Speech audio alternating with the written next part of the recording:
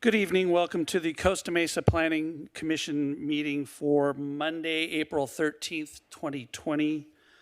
I call the meeting to order and need to state into the record that in order to minimize the spread of the COVID-19 virus, Governor Newsom has issued executive orders that temporarily suspend requirements of the Brown Act.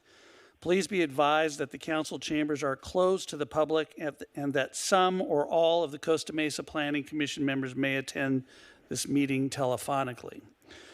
You are strongly encouraged to observe the Planning Commission meeting live on Costa Mesa TV, Spectrum Channel 3, and AT&T UVerse Channel 99, and online at youtube.com/Costa Mesa TV. If you wish to make a comment on a specific agenda item, please submit your comment via email to pcpubliccomments@costamesaca.gov. Again, that email address is pcpubliccomments@costamesaca.gov. Comments will be accepted continuously during the meeting and will be read into the record up to the time limit of 3 minutes. Any portion of comment not read aloud due to time restrictions will still be included in the record. In compliance with the American with Disabilities Act of 1990, if you need special assistance to participate in this meeting, please contact City Clerk 714-754-5225. Notification at least 48 hours prior to the meeting will enable the city to make reasonable arrangements to ensure accessibility to this meeting. Language translation services are available for this meeting by calling 714-754-5225 at least 48 hours in advance. And then the City of Costa Mesa thanks you in advance for taking all precautions to prevent the spreading of the COVID-19 virus. With that, please stand for the Pledge of Allegiance. I pledge allegiance to the flag of the United States of America and to the republic for which it stands, one nation, under God, indivisible, with liberty and justice for all.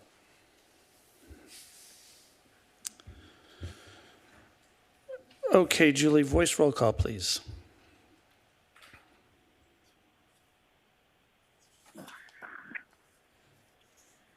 Commissioner Perkins? Present. Commissioner Russell? Present. Commissioner Colbert? Present. Vice Chair Harlan? Here. Chair Diarco? Here. Commissioner ZICH? Present. Commissioner TOURJE? Here. Okay, thank you, Julian. For the record, for the public, in addition to all the commissioners on the line, city staff present telephonically are Barry Curtis, Tarquin Preziosi, Bart Mejia, and Jennifer Rosales. In the chamber with the chair is Manu Ashabi, Jennifer Lee, Julie Colgan, the secretary, and Nancy Wynn for the city, and also present in chambers is Fire Marshal Neal. So with that, we move to announcements and presentations. We have none tonight. However, several general comments were received from the public relative, given the kind of very strange situation that we're all dealing with in terms of attempting to conduct city business while we're in this stay-at-home mode. We've received several requests from members of the public asking that we continue many of these public hearing items. I would ask City Attorney Tarquin Preziosi to provide the city's explanation on why we're proceeding as we are. Mr. Preziosi.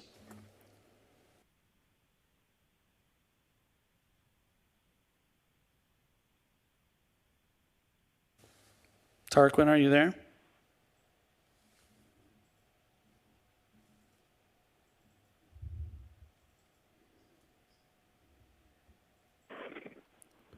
Mr. Preziosi, are you on the line? Mr. Chairman, I'll text him and see if I can get him on. This is Barry. Okay.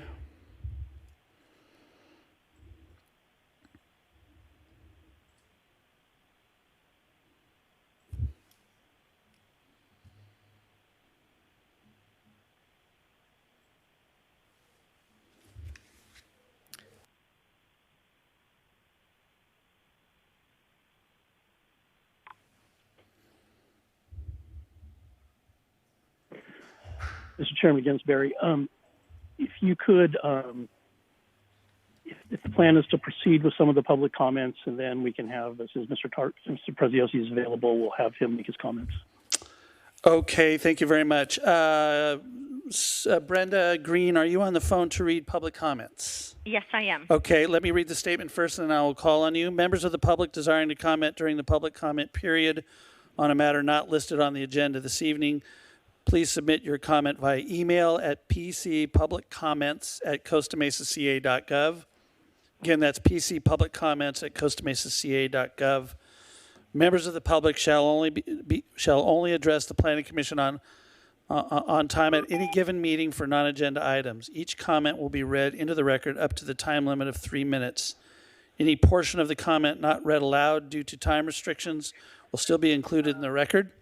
This time may be extended for good cause by the chair or by the majority vote of the Planning Commission. So, Ms. Green, I'd ask you to read the general public comments on items not on tonight's agenda. Thank you. Mr. Chairman? Very much. Yes, Mr. Chairman, Curtis. Mr. Preziosi is back on the line. Okay, so if you'll stand by, Ms. Green.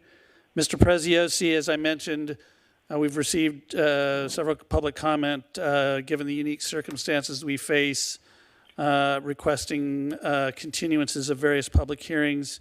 Mr. Preziosi, if you would please explain why we're proceeding the way we are. Thank you. Thank you, Chair DiArco. Our office is aware of the comments regarding whether or not these applications are actually for essential businesses. The legal issue in front of the city is that the business of the city itself, in timely reviewing and taking actions on pending projects, in and of itself is an essential function of the city of Costa Mesa. We note that the governor's emergency orders speak to whether or not certain businesses themselves may operate at this time and take some action regarding the meeting procedures of the Brown Act. These orders themselves have not actually relieved the city of its obligations to review and take actions on projects under the state land use law and related statutes. I'd be happy to comment further if you have any questions. Thank you. Thank you, Mr. Preziosi, for that explanation. Ms. Green, public comments, please. Thank you. First one is from Wendy Lease. What is essential business for the City Planning Commission tonight? Please continue these items to a better time. Is your review of this big new development on the north end of town that will generate more traffic really essential tonight? Is a new pot business essential? Is a 3,167 square foot sign program and development agreement superseding all other sign programs at Triangle essential on a busy site where residents have repeatedly voiced opposition? While the whole world is debating what is essential business, the city of Costa Mesa is going full speed ahead and acting disrespectfully towards its residents as if COVID-19 is nothing and city business can be conducted as usual at City Hall. The agenda is filled with 3 very controversial items that concern every Costa Mesan's quality of life and presented to the community on a holiday weekend during COVID-19. What are you thinking? All 3 reports require hours of time and concentration before one can make any cogent arguments and comments that might persuade you to rethink what the staff has recommended. City Attorney, please justify why these 3 items are essential when the world has postponed, delayed, continued, and ended life as we know it. How is discussion of these items essential to the main business of the city of Costa Mesa during COVID-19, and why can't these items be continued until a better time? 1 Metro West. The staff report and presentation will take a lot of time, but most residents defending their lives and families have little time to watch the meeting, absorb the 29-page report plus attachments, and send in comments after listening to the presentation, as would happen if we were present. Unfair. A new marijuana business, 10-page report. We have illegal marijuana businesses operating right now. Are they essential? Maybe the city should spend more time getting rid of them instead. And finally, the 18-page report about the planned signed program development agreement at Triangle. Residents are at an extreme disadvantage to review the nuances and exceptions in the plan and agreement because we cannot write fast enough to comment after we hear the staff report. Plus, some of us already have sent in our comment based on reading the report. Please consider the residents you represent and lack of ability of residents to comment to you. Continue these items for a few months. Allow residents to carefully review the projects and time to comment. Get rid of the illegal marijuana shops. Not being able to comment in person is a hardship and gives the owners an advantage. Please do not presume that the city is above the law, but please show compassion for Costa Mesa residents who care about these matters but are hard-pressed to make public comments under these conditions. This next one is from Robin Leffler. You have 2 public hearing items before you tonight that are of great concern to many members of the public. Unfortunately, the meeting will not be in public.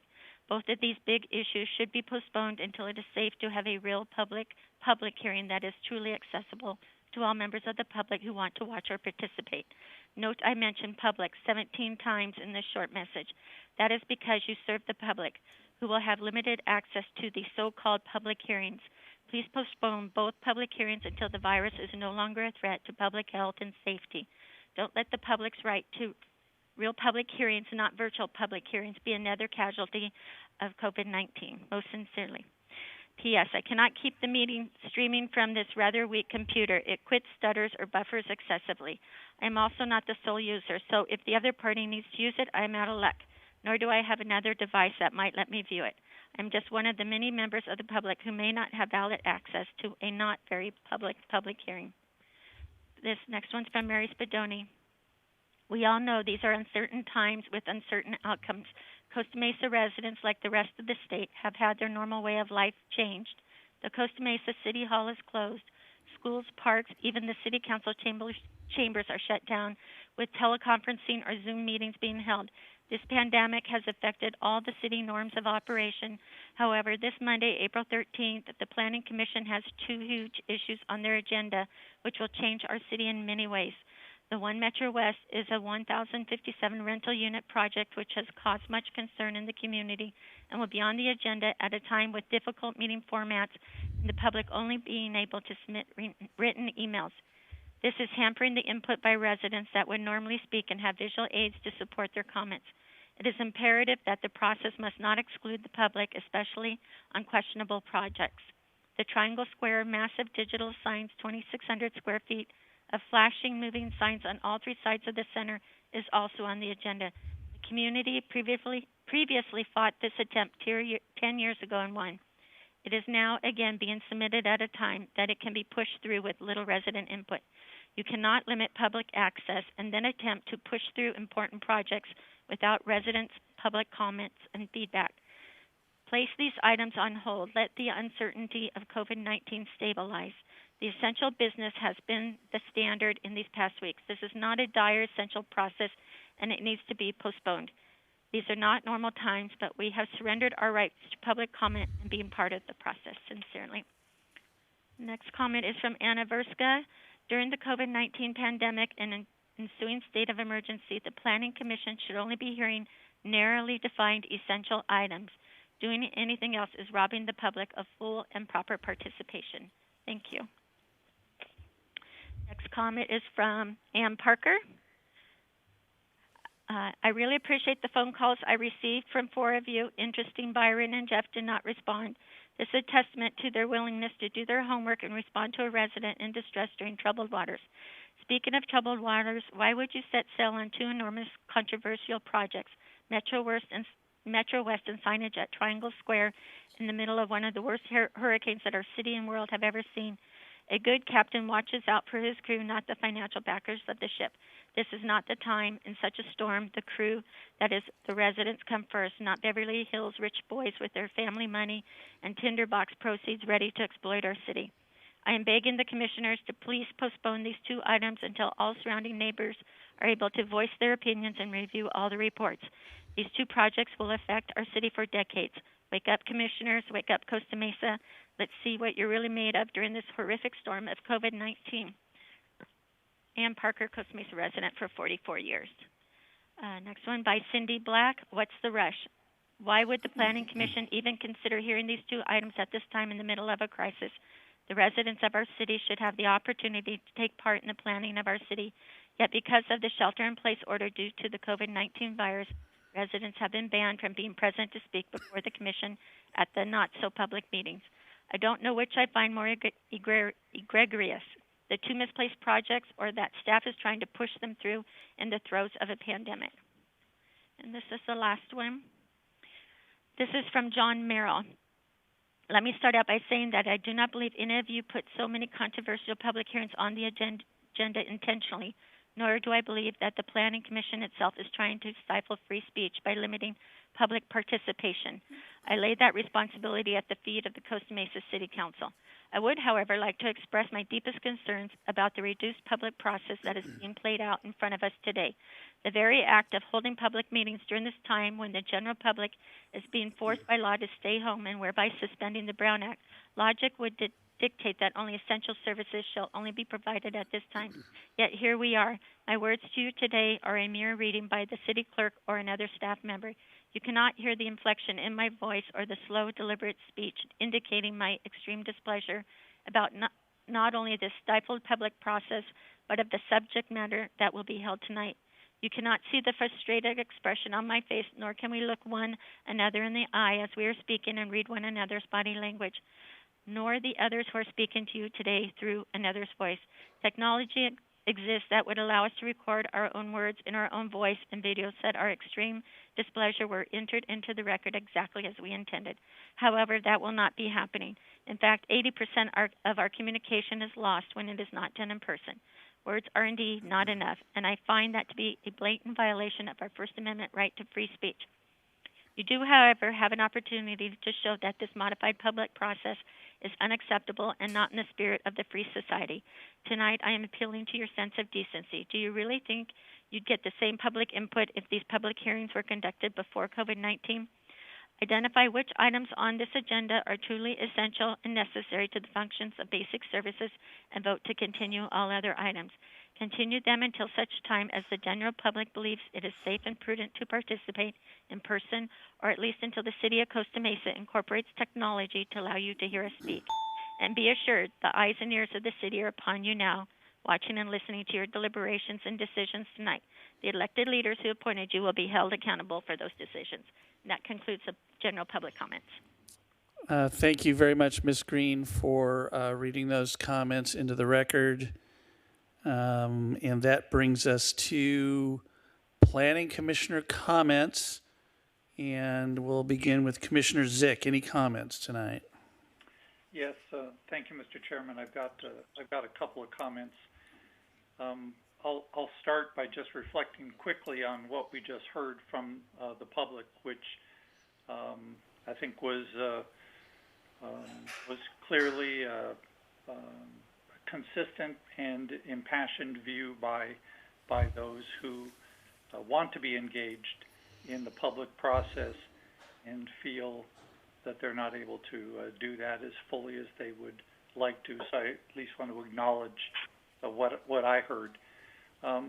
Second thing is, my heart goes out to all of those people, even on our call tonight, who are struggling to maintain as much normalcy as they can with their family, with their work life, with their personal and professional responsibilities. Clearly, these are unusual times, and I think everyone is doing their level best to cope and manage. And so, anyway, my heart's out to everybody who is struggling with that. I had quite a number of phone calls with people today, and what I was able to see in some of the correspondence that came in, it appears other commissioners were equally busy with this, and I felt it was a heightened level of public engagement, pre-meeting public engagement, and it could be due to several factors. I welcome the public engagement, though. I love it when our meetings are well attended. I love it when applicants call and want to get together to discuss their projects before meetings. So I love that public engagement. I think it's probably one of the most critical components of what we do. I don't think it's just a matter of reading a staff report and voting yay or nay. I think it's taking a lot of information in and reaching the best decisions we can, and the public hearing is a significant component of that input we receive. When I was talking to people about their general concerns and some specific concerns tonight, what I tried to do was to summarize two general perspectives that I have so that I could at least try to allay some concerns that people had that we might be moving too quickly, too hastily, skipping steps. It's kind of that general idea. And I know that my fellow commissioners share some of these same beliefs about their responsibilities, but one of the things that I look at is that every item that comes before us is essentially a discretionary approval request, whether it's a CUP or a development agreement or a variance, a variety of things, but they're discretionary approval requests. And it's because whatever it is that they want to do generally is not allowed by the current zoning, current ordinances, those sorts of things. And so I'm not in a mindset of rubber stamping things that come before us, and I don't think anyone else is. I'm really looking at what are the compelling benefits that a particular project or request brings. The fact that it is a discretionary approval and people are looking to get permission to do something that is not generally automatic within their land use rights, I take seriously. I think others do too. And then the other thing is that many of the decisions that we make when we approve something have very long-lasting, and in some cases, significant impacts. Ideally, they're all long-lasting, significant positive impacts, but I recognize that sometimes that isn't the case, and sometimes not everybody agrees that what we might think is a compelling benefit is to them maybe not so much. So I'm certainly aware of that. And again, I want to let people know that that I'm not looking at anything that we are working on, whether it's tonight or any night, in any sort of a superficial way. I'm taking it all very seriously. On the subject of the essential services, and I recognize from a lot of people that I talked to today and what we just heard Brenda read, people are concerned about this idea of essential services, and are we really working on essential services? First of all, in case there was any doubt, I don't think anyone thinks that it's any of the planning commissioners themselves who are making the determination that something is essential or not essential. I think that City Attorney very clearly and concisely expressed that in general the city's business is what has been determined and deemed as an essential service. And so as we go forward trying to conduct the city's business, by definition, it's an essential service.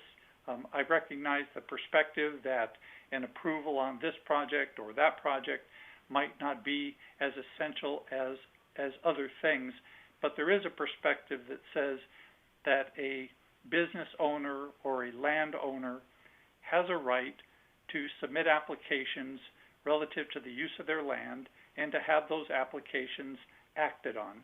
And that's the process that I think we're trying to conduct. And again, I think City Attorney very clearly stated that we are responding to what the City Council has, along with the City Manager, deemed to be the essential services within the city. So again, I just want to say that we're responding to that. I do also want to respond to this idea of the full public engagement. Clearly, it's a challenge for the public to be engaged in the fashion that we have constructed for them here out of necessity. I watched a recent Planning Commission meeting that the city of Santa Ana held. They struggled with the similar kinds of technological approaches. They didn't have technological breakdowns. We don't have those either. We have an excellent team that is supporting us.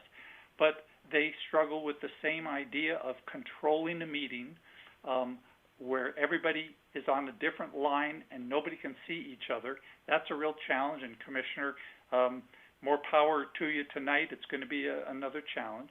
But the other problem that the city of Santa Ana had that they tried to overcome was by allowing the public to call into a central phone number.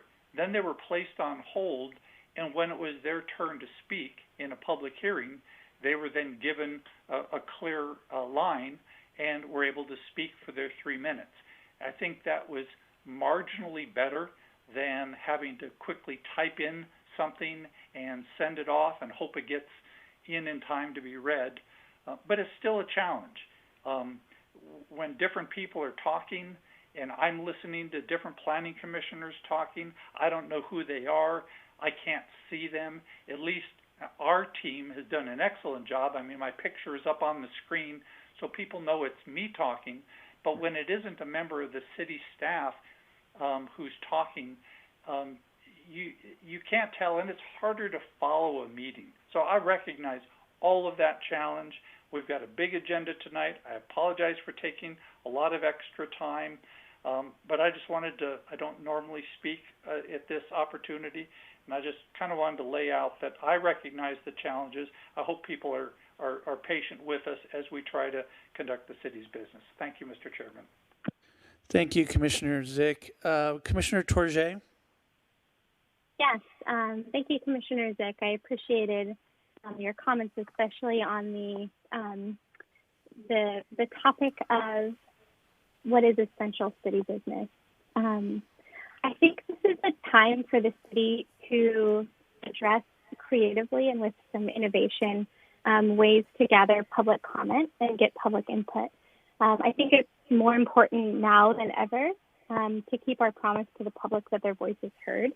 I know it takes time and resources to plan for and conduct robust public engagement, and I think anything like robust public engagement in the time of COVID-19 is difficult. But I appreciated Commissioner ZICH's comments about having a telephone line or a call-in number for people who do not have internet access to be able to talk with the Planning Commission and share their insights and share their thoughts. And I will continue to encourage the city to use different available means like live polling or any technological platforms that allow people to see their face. I've seen this employed in many different cities to varying degrees, and I think it is a technological challenge, but it's a challenge that I know that I believe that we should face with vigor. And I believe that our city staff is working really hard behind the scenes to make sure that the business of the city is done well and that people's voices are heard. With that being said, I'm going to upfront say that I would like to make a motion or a suggestion to continue planning public hearing item number 3. I think there are a lot of merits to the project, but I can't in good faith make a recommendation without more public input into the process, especially when it's been asked for so vehemently by the public. I understand that I joke a lot that this is what I do for a living is public engagement, and I know that there is never or rarely a situation where everyone feels like they were given the opportunity to speak to something. But I think that there is an opportunity for us to continue this item until there can be more public engagement until a further date. an unspecified date. So, Commissioner TOURJE, do you have a date in mind? So, because I'm sensitive to what you're asking, and in the motion, I also want to be sensitive to the applicant. So, I think, in fairness to them, we should provide a date certain on the continuance. Clearly, we have a significant project before us tonight that will that public hearing will carry on to the second meeting of April. So if I could have you suggest either the first meeting in May or the second meeting in May, that would be great. I would say the second meeting of May, contingent on the city putting in some type of public process to be able to have an additional resource for members of the public to provide comment. I don't think we need to wait until we do in-person meetings or engagement. I think that would be unfair to the applicant, but I also think that there is a way for us to find a more happy medium. So that would be the meeting of May 25th. The 25th is the holiday, so it would be May 26th. So, Commissioner TOURJE, if I could actually have you move continuance of that item to May 26th? Yes. I move continuance of any public hearing item number 3 until May 26th. Is there a second to that motion? Yes. Perkins, I will second. Okay.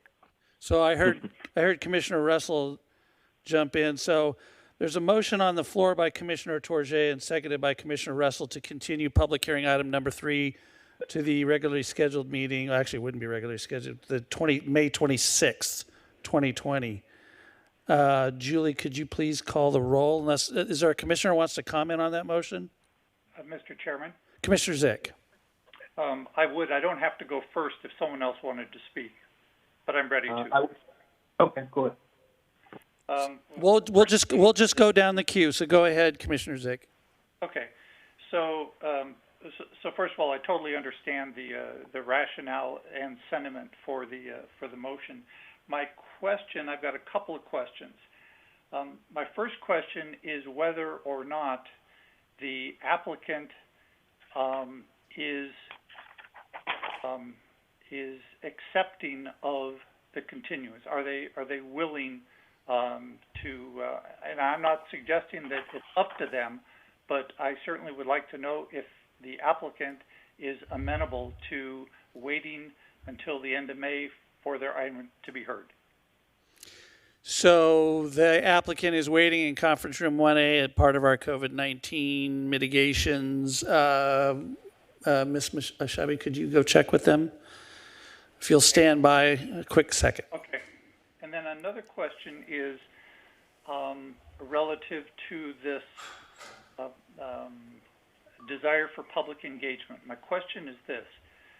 If the applicant conducted some public engagement between now and the end of May and determined that based on that they wanted to make changes to their application, is that something that the city is open to doing? In other words, can the applicant change their application if, as a result of public engagement, there's some compromises that they reach?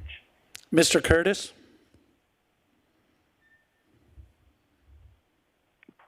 Mr. Chairman, sorry, I forgot to unmute myself. The question is, would the applicant be able to make further changes to the project in the interim? Is that your question? Yeah, so essentially modify the application after receiving or after doing some more public outreach. If the matter was continued to a later date, we would, if the applicant had further changes prior to development of the Planning Commission staff reports, we would entertain those. Okay, so that's good. So that being the case, and if the applicant is amenable to the continuance, then I certainly would support the motion. My concern and hesitance is that the public input that I've seen has been quite clear, quite one-sided, and quite a lot. And so I don't know what would change necessarily between now and May, except I hope the applicant would have more public engagement and as a result, either convince a whole bunch of people that this is a great idea or consider the concerns that have been expressed and make changes. So again, my support of the motion is contingent on the applicant being willing to accept a continuance in May. Okay, so thank you, Commissioner ZICH. The applicant is in chambers. Sir, are you speaking with Mr. Mateen? Okay, so there's commissioners who are would like to continue this item to May 26th for a variety of reasons. One of them is additional public outreach. And is a May 26th date acceptable to you? It is not, but I'd like to have the person on the phone communicate. Please, that so to me. if you can have him speak. All right, you're ready. Here, go ahead. Good evening, Commissioners. This is Spencer Calick on behalf of the applicant. Hopefully you can hear me clearly. We would say two things. First is we appreciate that these are somewhat unprecedented times, and this is a bizarre setup for a planning commission hearing. But we are not prepared to have the item continued this evening for the simple fact that we have engaged. This is a process we've engaged now in for about a year. We've engaged in a significant amount of public outreach. It's included 3 public meetings. It's included a survey that went to over 500 individuals in the community, and it included a significant amount of work on our part. We're also mindful that this is a planning commission meeting this evening, and we want the planning commission's input and hopefully approval of this project, and that there will be a subsequent city council meeting where there'll be time for more public input between now and then, and public input at the city council meeting, since this is a recommendation from the planning commission. So we would ask that we understand we're item number 3. There are other items ahead of us. We would ask that the commission allow us to move forward this evening. We'll wait our turn here until we're called in the agenda, and allow us to have our item be heard, because a lot of hard work and a lot of frankly businesses during this time are counting on it. Okay, thank you, sir, for your input. So, Commissioner TOURJE, you've made a motion to continue. Commissioner ZICH, Commissioner Russell seconded that motion. Commissioner Perkins, any comments on the motion? I think this is a call that I'm interested to hear the discussion of my colleagues on. I have definitely heard loud and clear from many members of the public, especially this item. There is a great concern that the residents have not had enough time to review this, and I am hearing them loud and clear on that. So, but as I said, I'm interested to hear what other commissioners are saying on this, and I definitely understand the challenges of balancing the needs to move applications forward, that this has been in planning a long time. A lot of work has gone into this, but also the needs to hear our residents and allow a robust public input. Commissioner Russell? Yeah, a couple of things. One is I certainly spent quite a bit of time today engaging with residents. Then there was really 2 issues. One of them was that they would like more time to review the issues and have time to speak. The second one is that there was a lot of negativity towards the proposal, and I think that it would be in the best interest of the applicant to take some time to talk to some of the other residents and do a little bit more outreach, because clearly there's a lot of concerns in the community about this this project. Commissioner Colbert. Thank you, Mr. Chairman. I am in a very difficult position as it relates to this item. A large part of me would like to deliberate on this item before, because I have spent this weekend contacting and speaking with a number of residents who, as Commissioner ZICH stated, have communicated that they are not in support of this. One part of that a number of those conversations was my attempt to explain what this sign package entails. And one thing that I did learn from a number of residents was that they were not completely informed or had not seen the renderings completely for this entire sign package. Further, there were a number of people that did not understand that the LED package or signs were a component of larger packages or signs related to directional or other retail signs that could be differentiated or separated during deliberation with a different motion. And so I took the opportunity to explain that to a number of constituents and wanted to get feedback. Now, I understand that situation we are in is unfortunate, and this is a recommendation. But the citizens of this community have spoken loud and clear on their stance. And, of course, I don't know in the next month what could happen. However, unless the citizens who seem to be, who have spoken clearly and expressed themselves in the past in 2010 or 2012 and were adamantly against this particular type of development, I'm not sure what will change in 2 weeks that didn't change in the past 10 to 12 years. And so those are my concerns. I'm not completely sure that I'm in support of the motion at this time, but I will await further deliberation from my colleagues. Thank you. Okay, Vice Chair Harlan. Thank you, Mr. Chair. I fear that we're venturing into territory of a public hearing at this moment by having the merits of this item, at least in part, discussed. My perspective on this is that I would support a motion to continue it. I am very mindful of the desire by the applicant to have this heard, as any applicant who has put in their time and effort and worked with staff, especially over a considerable period of time. I understand that investment, and I respect that. I am, however, a little troubled by the applicant's unwillingness to have the item continued if it is a project that can stand on its merits today. It can stand on its merits in a couple weeks when we would rehear it. So that's my perspective at this point, and I'd be supporting Commissioner TOURJE's motion. Okay, so thank you, Vice Chair Harlan. City Attorney Preziosi, do you have any qualms about the extent of the discussion on this motion relative to Vice Chair? Go ahead. Thank you, Chair Harlan. I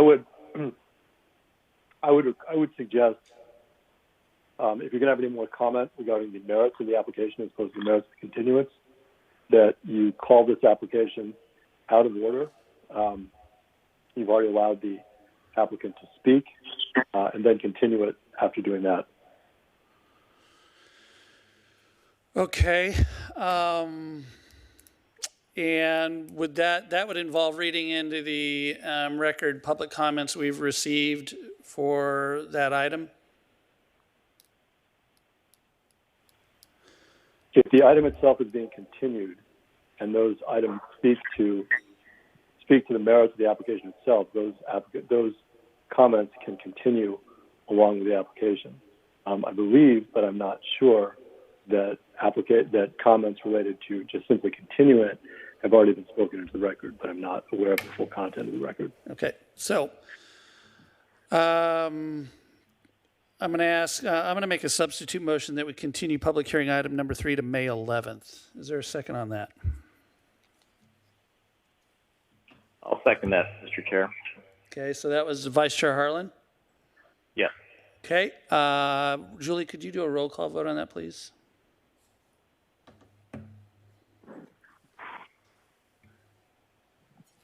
Commissioner Perkins? Aye.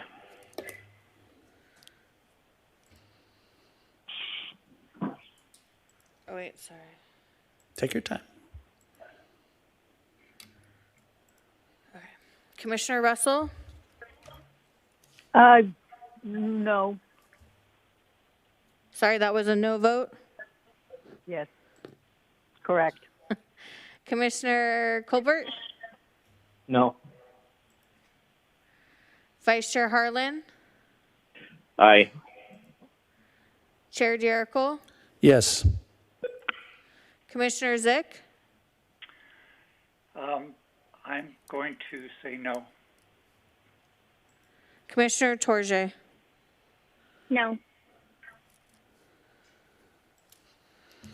Okay, so that motion failed with Commissioner Colbert, Commissioner Russell, Commissioner ZICH, and Commissioner TOURJE voting no, and Commissioner Perkins, Vice Chair Harlan, and Jericho voting yes. Okay, that brings us back to the original motion by Commissioner TOURJE, seconded by Mr. Chairman, Mr. Curtis. sorry, one clarification on the original motion. The date that was proposed, May 26th, would be a special meeting of the Planning Commission. It also could potentially be a meeting of the City Council that night. Because of that, we would recommend that if the Commission desires to push it out in that direction, that it be continued to a date uncertain. We will renotice it. We understand the desires of the motion, that either when we're back to holding public meetings with the public present, or when we have a better means of the public participating, either online or via telephone, that would be the desire for when this item would be brought back. Okay. Recommendation would be to continue to a date uncertain. Commissioner TOURJE, is that okay with you?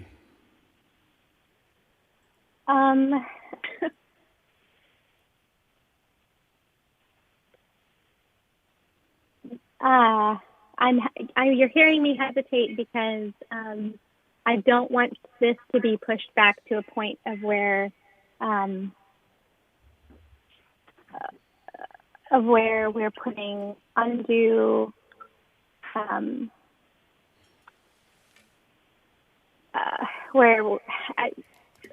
sorry, I'm hesitating because I would prefer to have a date that is within range for the applicant to know when they're expected to come back. Is there no option aside from May 11th or a date in the future? Yeah, well, Mr. Chairman, we could May 11th. recommend to a date uncertain. I'm sorry. No, Could recommend to a, sorry, I'll let you go. Go ahead, Mr. Curtis. I apologize. We could continue this to a date uncertain, but have the Commission direct us to come back during a date during the week of May 25th, which would either be the 26th or another date that week. We would renotice the hearing for that date, whenever that date is. Okay. Would we be able to speak on that? Well, we're not there yet, sir. Hold on. So Commissioner TOURJE, Mr. Curtis's recommendation is to come back with a date the week of May 25th? Is that correct, Mr. Curtis? That's what I... Yes, it would be continue to a date uncertain, but give staff direction to come back with a date during that week. Okay. Commissioner TOURJE, would your motion then be to continue it and ask staff to come back with a date on which we could hear this the week of May 25th? Yes. Okay. Commissioner Russell, is that okay? Yes, yes. Okay. Mr. Chairman, Commissioner ZICH? thank you. Before we take a vote, I want to say that I will not be supporting this motion, and the thinking that I have is that things are on our agenda, the staff determines what goes on our agenda, and it goes on our agenda when they're ready. And in my mind, they've made the determination that their work is complete and this staff report is ready to be on the agenda for our consideration. I recognize the public's concern relative to this issue of is this essential, and that's the spirit of the motion by Commissioner TOURJE, and I recognize that as well. But since the applicant is somewhat insistent that they want to have their items heard and receive a up or down vote tonight. As far as I'm concerned, the staff report is complete enough for us to hear it. I haven't heard the applicant's presentation, but I'm prepared to hear that. And based on the public comments that we have received, I think I feel comfortable with what the public has to say. Of course, there'll be even more comments that we'll be taking in during the public hearing of this item if we hear it tonight, and we can give the applicant their up or down result. And so again, because the applicant isn't willing to accept a continuance, I will not be supporting this motion. Okay, thank you, Commissioner ZICH. So the motion on the floor is to continue public hearing item number 3, asking staff to come back with a date certain, the week of May 25th, rather, I'm sorry, to hear this item. Julie, voice roll call, please. Commissioner Perkins? Aye. Commissioner Russell? Aye. Commissioner Colbert? No. Vice Chair Harlan? Aye. Chair Jericho? No. Commissioner ZICH? No. Commissioner TOURJE? Aye. So that motion carries 4-3 with Commissioner Colbert, Chair Jericho, and Commissioner ZICH voting no. Okay, that brings us to Commissioner Perkins and Commissioner comments. You're up. All right, thank you very much.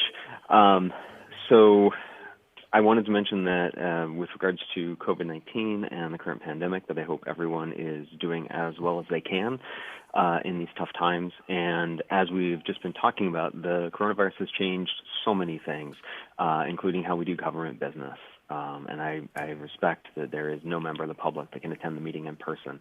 I've received a lot of emails, and as we've been talking about with regards to the wisdom of moving forward, and I wanted to talk about that a little bit.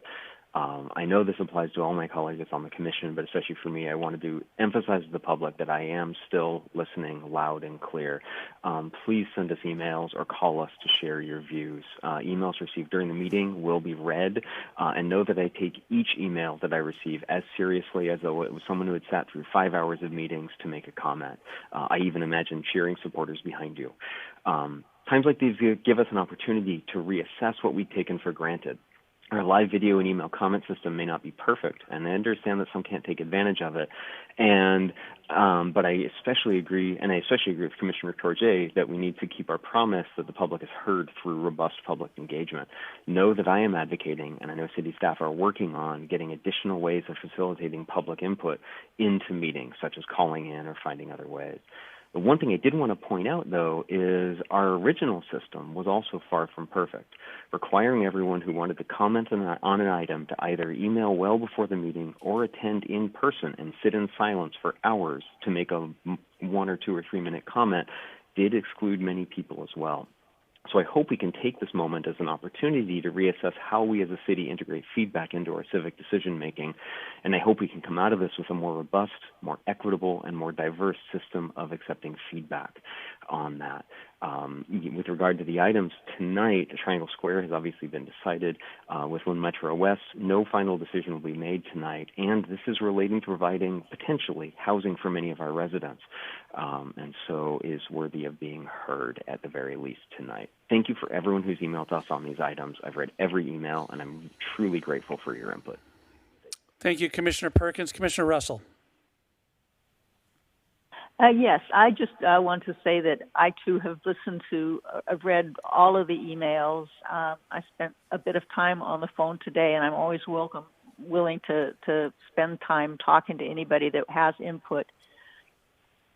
And that we just need, I think, I agree with my colleagues that we need to keep looking at different ways to engage the community during this very odd time in our lives. I think the engagement that we've had has been pretty remarkable, and it's unfortunate that everybody doesn't feel that they've been heard. But do send emails, call the city, leave a message. I think we'll all do our best to get back to you and hear your concerns. So that's really all I have to say. I know some of the things that we're doing tonight don't seem important, but they are things that I think that the city and the city staff and all of us feel like they need to move forward on. So we will do our best to keep everybody engaged. Thank you. Okay, Commissioner Colbert. Thank you, Chair Arco. They say necessity is the mother of invention. So as I think about these times, I rethink the way that the public engagement process will proceed moving forward in cities across the country. This weekend, I spent hours similar to that I would spend in the past researching, contacting, emailing, and speaking with citizens related to the items before us, but also speaking with some of my colleagues in the planning field and at cities to understand how they're engaging in public process. I've been fielding questions throughout social media platforms, researching in LinkedIn groups, and just trying to understand how people are dealing with these unique and uncertain times to ensure that the public's voice is heard. Initially, during our past meeting, I felt very uncomfortable with even moving forward with votes on items that were related to residential developments, which would have long-term impacts and long-term to the community in neighborhoods in which citizens could really not be heard on items in a manner in which we were familiar. However, over the course of this past week, I have began to rethink that and rethink how we think about who is able to engage and how they're able to engage in these meetings. As Commissioner Perkins stated, a lot of individuals don't have the liberty or privilege to stay or come to a meeting and speak for 3 minutes meetings due to their work schedules and various other impediments that prohibit them from participating in this process. While we have email opportunities or those who can participate in YouTube comments, a lot of those things don't enter the public record, and a lot of voices go unheard just simply due to the manner of their lifestyle and no fault of their own.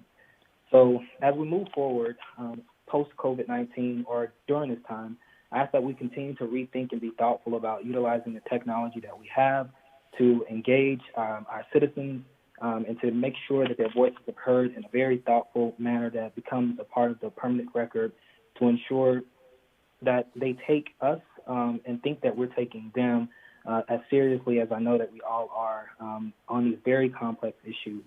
One thing that I attempted to do, which extended the period of a number of phone calls today and this weekend, was provide more detail and really dig into the nicks and crannies of things that a lot of people just don't have the opportunity to spend their time doing. These reports are long, and staff invest a lot of time in constructing them and to ensure that all of our questions are answered or incorporated, but also that the applicant's questions are answered or incorporated into the document. Understanding that, I just ask that the public understand that staff is working and we are working and being thoughtful to ensure that the decisions that are being made are being doubly thought about and researched, and we're putting in much effort and making a lot of sacrifices to our families and our personal lives during this time to ensure that we make the best and most informed recommendations to council. And so I say that all to say to stay healthy, remain faithful in the government and individuals who have been appointed to represent you, and know that we take this seriously and we hear you. Thank you, Chair. Thank you, Vice Chair Harlan. Thank you, Mr. Chair. I want to be brief because I know we have a hefty agenda ahead of ourselves. But I do think it's important for me at the moment to express some appreciation to my colleagues and city staff.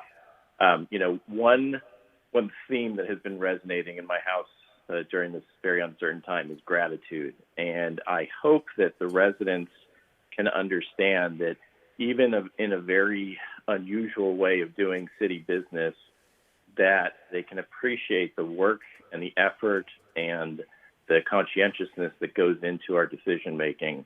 I've heard every single one of my colleagues note how much effort they've put in, what they've done. I want the public to understand that even if we don't respond directly to an email or a phone call, the work is being put in. I know we shouldn't have to explain ourselves, but that's kind of the nature of the forum that we're in right now. But I want to thank each and every one of them for the work they're doing, and also for the public to understand that we are not a monolithic group here. We have a variety of opinions, skill sets, backgrounds, and experience, and we bring all of that to each Planning Commission meeting. So thank you, commissioners. Thank you, staff, especially for putting this together. I think we are doing our best to serve the public here, and I want to assure people that we will continue to do so. Thank you. Thank you, Vice Chairman. So just a quick couple of comments. I am proud of this community. My wife and I, in our home isolation, sit out on our front porch just about every evening, as long as it isn't raining cats and dogs. Kind of watching the world go by, the new kind of isolated world, lots of young families, kids on bikes, riding bikes with mom and dad. And I'm noticing two things. One, that in a way it's a silver lining because families are kind of reconnecting and spending some time together and connecting with mom and dad who aren't rushing off to work every day. And also for the tremendous work that the staff is trying to put in, running around wearing masks and gloves and operating on a bit of a skeleton crew, and our first responders in our fire department, police department are still out there protecting us and serving us. Those, I've been alive 6 decades plus one, and this is the most extraordinary thing I've ever experienced. So I'm proud of the Costa Mesa community for taking seriously this idea that we need to knock this virus down by staying at home and isolating from one another.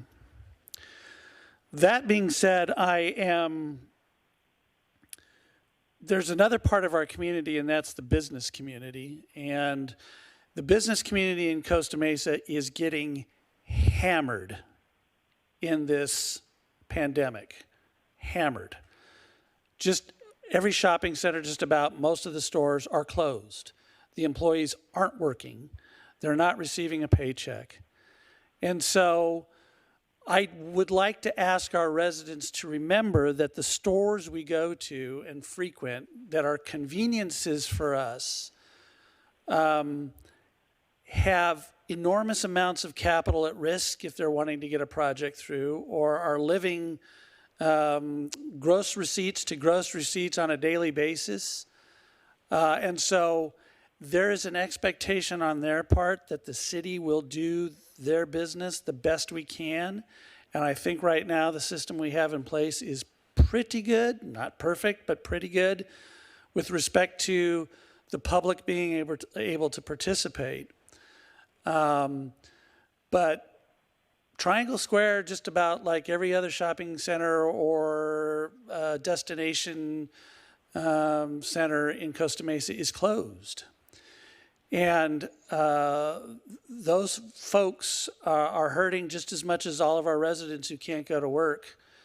And they see their government not performing for them when we take their application that's been moving forward for a while and shove it off for 6 more weeks while they remain closed, while their tenants are requesting rent forbearances.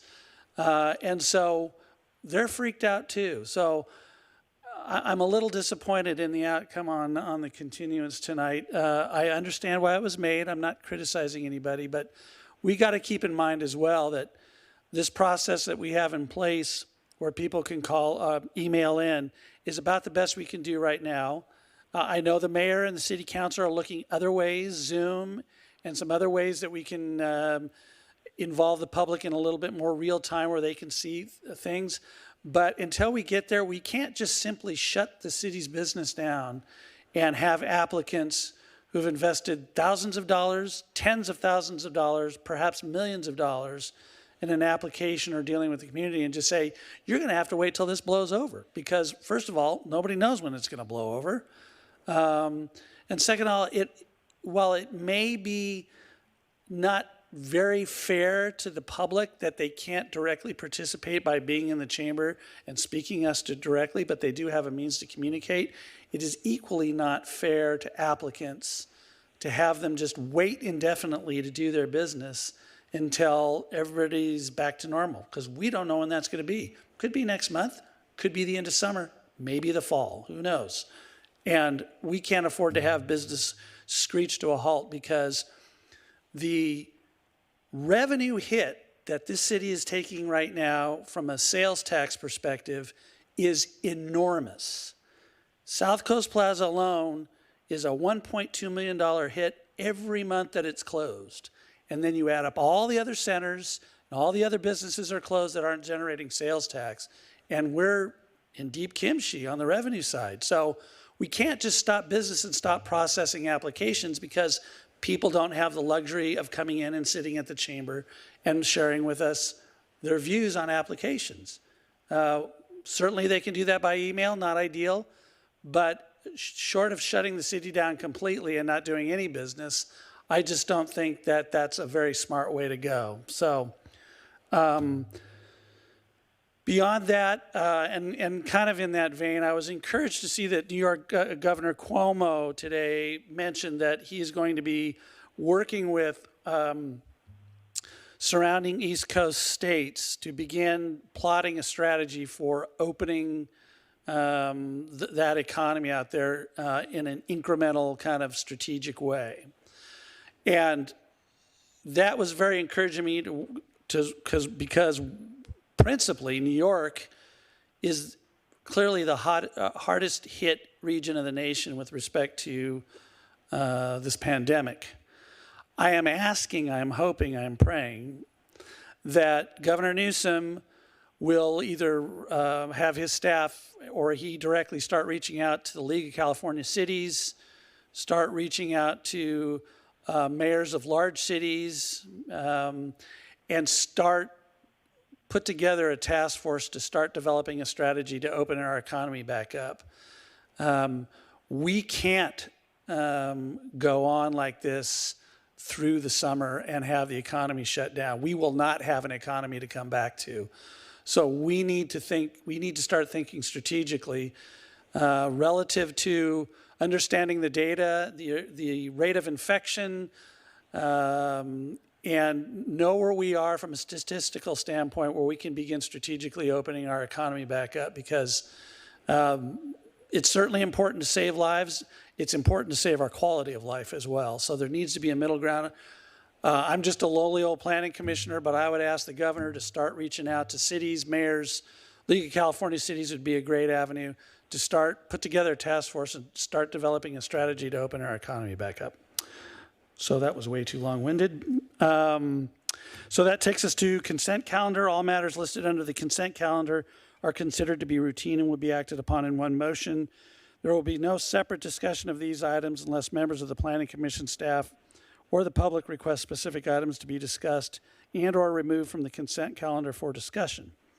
Members of the public desiring to comment on a consent calendar item, please submit your comment via email at pcpubliccomments@costamesaca.gov prior to the start of the consent calendar period. Please include the consent calendar item number to be addressed. Each comment will be read into the record up to the time limit of 3 minutes. Any portion of the comment not read aloud due to time restrictions will still be included in the record, and then items removed from the consent calendar will be discussed and voted upon immediately following Planning Commission action on the remainder of the consent calendar. Commissioners, we have 7 items in the consent calendar tonight. All of them are minutes from previous meetings. I will start real quick to say I will be recusing, or not recusing, but abstaining on the vote of the September 23rd, 2019 minutes as I was absent. Commissioners, any other commissioners who are absent from any of these meetings who want to announce abstention on those items? Commissioner ZICH? I was in attendance on all meetings. Okay, thank you. Commissioner TOURJE. I'd like to abstain from October 14th and December 9th of 2019. Okay, thank you, Commissioner. Commissioner Russell? I'll be abstaining on the September 23rd. I was not there. Okay, thank you. Commissioner Colbert? I was present at all meetings. Okay, and Vice Chair Harlan? I was present at all meetings. Okay, and so, and again, I will be... Chair? Commissioner Perkins, I'm sorry. Yes, so I was only appointed on November 25th, so all prior meetings I will be abstaining from. Thank you, sir, very much. Again, I'm abstaining on the September 23rd minutes. I move the consent calendar. Is there a second? Second. Okay, seconded by Commissioner ZICH. Julie, roll call, please.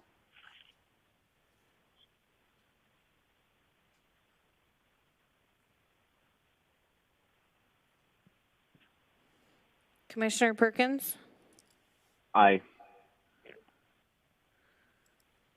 And sorry, you're abstaining from, it would be September 9th through the November 14th one? Correct. Items 4 through 7. Thank you. Commissioner Russell? I'll be abstaining on September 23rd. Other than that, aye. Commissioner Colbert? Aye. Vice Chair Harlan? Aye. Chair Dierickle? Abstaining on September 23rd minutes and aye on the balance. Commissioner ZICH? Aye. And Commissioner TOURJE? Abstaining on October 14th and December 9th. Aye for the rest. What was the second one? Sorry, I can't understand. December 9th. September 9th? December 9th. December 9th.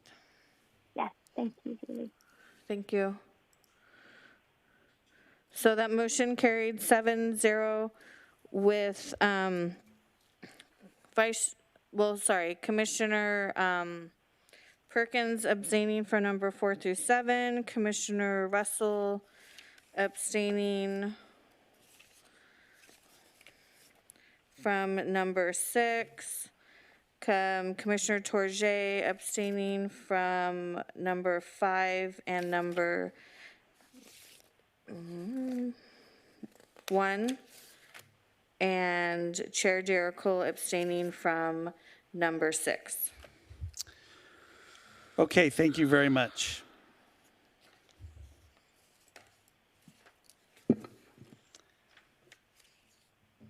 All right, that brings us to public hearing item number 1. Julie, could you please read that? Public hearing item number 1, draft environmental impact report, general plan amendment GP-20-01, rezone R-20-01, specific plan SP-20-01, master plan PA-19-19, tentative track map T-19-01, and development agreement DA-20-02 for development of a mixed-use project, 1 Metro West, located at 1683 Sunflower Avenue. This is a call to report any ex parte communications. Commissioner ZICH, any ex parte communications? Mr. Chairman, this is John ZICH. I met with the applicant 4 or 5 weeks ago. I've kind of lost track. Okay, Commissioner TOURJE. I also met with the applicant 4 or 5 weeks ago as well. Okay, Commissioner Perkins. I also met with the applicant's representative, Brent Stoll, before. Okay, Commissioner Russell. Yes, I've met with the applicant probably 4 or 5 weeks ago. I also have met with them a couple of times before I became before I became a commissioner, and one other additional time discussing specifically affordable housing with the applicant. Okay, thank you. Vice Chair Harlan. Yes, I met with the applicant. Okay, and I have met with the applicant on different occasions, probably over the last 18 to 24 months, just understanding various design concepts as they came forward and allowing me to ask questions. So with that, Mr. Chairman, yes. this is Mr. Colbert. Chairman, this is Mr. Colbert. I met with the applicant on March 3rd. Thank you, Commissioner Colbert. I'm sorry I missed you on the queue. Thank you very much for reporting those. Ms. Nguyen. Thank you. Good evening, Chair and Commissioners. My name is Nancy Nguyen. I'm Associate Planner with Development Services Department. The item before you tonight is for the proposed One Metro West project located at 1683 Sunflower Avenue. So just a quick brief intro into our Planning Commission hearing tonight. So staff does intend to present the project over the course of 2 meetings. For tonight's Planning Commission, staff will present information on project background and details of each planning application request. The development agreement, fiscal analysis, response to comments received on the draft environmental impact report, as well as other final environmental impact report related documents, and the project's resolution with conditions of approval will be presented and provided at the next regular Planning Commission meeting. Staff requests the Planning Commission receive presentations, take public comments, and continue the item to the next Planning Commission on April 27th, 2020. A little bit of background on the project. So start off with the vicinity map. The project is 15.23 acres net acres in size, and as mentioned earlier, is located at 1683 Sunflower Avenue. The site is bounded by Sunflower Avenue to the north, South Coast Collection, or SoCo, Retail Center to the east, the I-405 freeway to the south, and industrial and logistical uses to the west. The project is currently occupied by office, warehouse, and manufacturing uses, including Secure Paper Factory, Robinson Farmer, South Coast Baking, and Decora Light Industries. The existing site is zoned as MP, or Industrial Park, and it also has an existing general plan land use designation of industrial park. Here are some of the existing photos of the existing conditions of the property. So it is currently fully developed with industrial uses as mentioned earlier. So the proposed project would demolish the existing buildings, surface parking, and landscaping in order to accommodate the new project. The One Metro West project includes the following applications and requests. A general plan amendment to change the land use designation from industrial park to high-density residential. A rezone from MP zone to PDR HD, or Planned Development Residential High Density. A specific plan to establish site-specific zoning regulations. A master plan to provide site and floor plan details as well as schematics. A tentative tract map to subdivide the property for condominium purposes, and a development agreement between the city and project applicant. The project also requires the following tree removal. Excuse me, the following, let me try that again. The project also includes the following applications and requests. Tree removal, which is subject to the Parks, Arts, and Community Services Commission for the proposed tree removes along Sunflower Avenue, which is in the public right-of-way. A public art plan, which would be subject to the Cultural Arts Committee, and as well as other construction-related permits. In addition, the project is also subject to the Airport Land Use Commission for Orange County. The Airport Land Use Commission, or ALUC, has determined that the project is located within the Airport Environment Land Use Plan for John Wayne Airport, and therefore is subject to their determination for consistency with that plan. So Measure Y requires, inter alia, that any proposed amendment or change to the city's general plan or zoning code or adoption of a new specific plan that meets specific criteria be submitted to the voters at either a general or special election. Measure Y also contains several exceptions, 2 of which provide that the measure does not apply to the extent that it would violate state or federal laws or to affordable housing projects required by state or federal law. So I'll now go over an overview of the project and provide a more detailed project description. So as mentioned, the One Metro West project is proposed on a 15.23 net acre site. The proposed project would redevelop the existing industrial site into a mixed-use development with proposed off-site improvements along Sunflower Avenue, in addition to improvements to the existing bicycle trail connection to the Santa Ana River Trail. The mixed-use development is proposed with residential, office, retail, and open space uses, as shown here in this land use plan exhibit. To be a little bit more specific, the proposed mixed-use development would include 1,057 dwelling units proposed to be rental with a minimum of 105 units as affordable, 6,000 square feet of ground level retail, 25,000 square feet of a standalone office building, and 1.5 acre open space proposed to be publicly accessible. Off-site improvements include a road diet along Sunflower Avenue and undergrounding the existing utility lines and poles. Details of these off-site improvements will be discussed later in this presentation. This is a view of the ground level site plan of the proposed project. It depicts the proposed buildings and its location, as well as the different uses. So the site includes 3 residential buildings, 1 office building, and an open space area at the western corner of the project site. Entry to the project site is along Sunflower Avenue via 3 different driveways. So this shows the proposed buildings on site. So as mentioned, the site includes 3 residential buildings, buildings A, B, and C, and 1 office building. Each residential building includes its own parking structure, with the office parking provided within building A parking structure. The residential buildings also feature amenities on elevated courtyards and rooftop terraces. So the next slides will go over each of the planning applications and their requests. So the first one is the general plan amendment. The proposed general plan amendment is required in order to accommodate the proposed mixed-use development, since the property's current industrial park land use designation prohibits residential uses.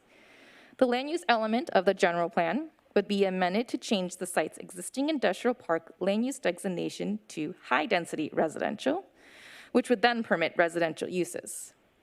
The amendment would also establish the site-specific density of 80 dwelling units per acre, with the maximum building height of 98 feet for the proposed project.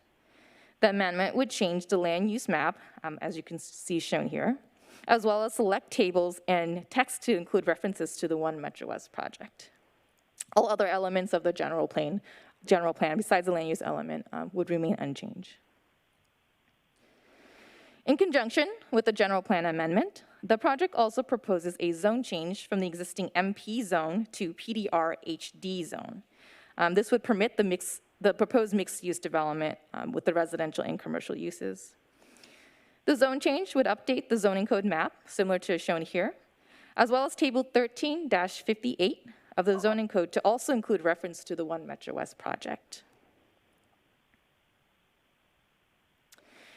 So the project includes a specific plan, which would establish site-specific zoning regulations for the project site. When a specific plan is adopted for a specific development site, it becomes the zoning code document for that site. The One Metro West specific plans includes development standards, design guidelines, and infrastructure plans similar to a zoning code. So development standards are the minimum and maximum requirements, including building setbacks, parking, open space, building heights, and permitted uses. Design guidelines are criteria and examples for the architecture of the buildings, the various project components, including the retail and office, and the overall site planning. The master plan and any future construction plans submitted for plan check would be required to demonstrate consistency and compliance with the specific plan. So the master plan provides the site plan, floor plan, elevations, and all other project details required to show consistency and compliance with the specific plan requirements and standards. So as mentioned, it includes site plans, floor plans, it also has building elevations, has sections, landscape plans, details of the open space and then Sunflower Avenue improvements, color palette, as well as additional project renderings. The residential buildings are proposed, the residential buildings are proposed at varying building heights with a maximum of 98 feet, or 7 stories. The tallest building is Building C, which is located adjacent to SoCo. So Building C includes the 6,000 ground level retail component of the project. The lowest building in height is Building A, which is located along, adjacent to the freeway. Building B is located in the central location of the site and would include ground level units facing Sunflower Avenue. The office building is proposed to be a standalone 3-story office building. Even though the property is within the Measure X zone of the city, which, just a refresher, Measure X zone is where all the cannabis-related uses are permitted to be in for the city, besides retail. Even though the property is within the Measure X zone of the city, cannabis uses would be strictly prohibited at 1 Metro West and is specified in the specific plan for the project. So the following slides show the north elevation of the residential buildings. For Building A, this is the view from the internal open space corridor. Again, Building A is situated along the freeway, with the building's parking structure actually being the component of the building that faces the freeway.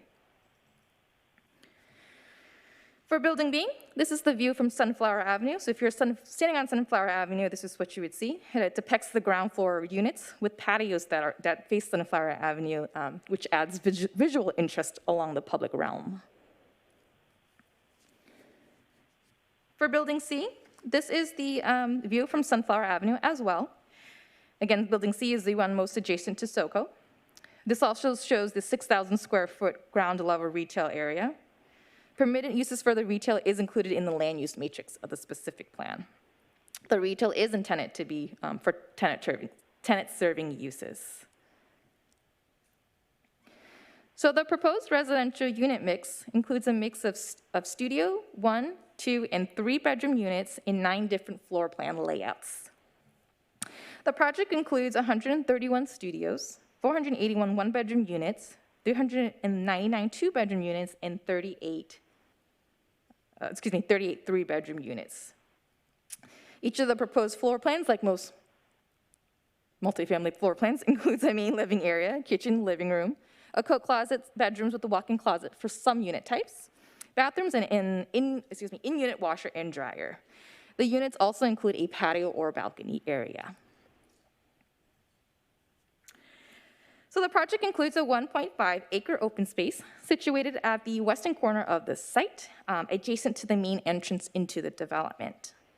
The open space would be privately owned and maintained, but available to the general public through the dedication of a public access easement. The open space is intended as a passive open space area with substantial landscaping, seating, and resting areas. It'll also include exercise areas for yoga and other similar fitness programs, art pieces, and as well as shade structures. A 1,500 square foot community room accessible from the open space is integrated within Building B, and that would also be available for public and private events, subject to the terms of the development agreement with the city.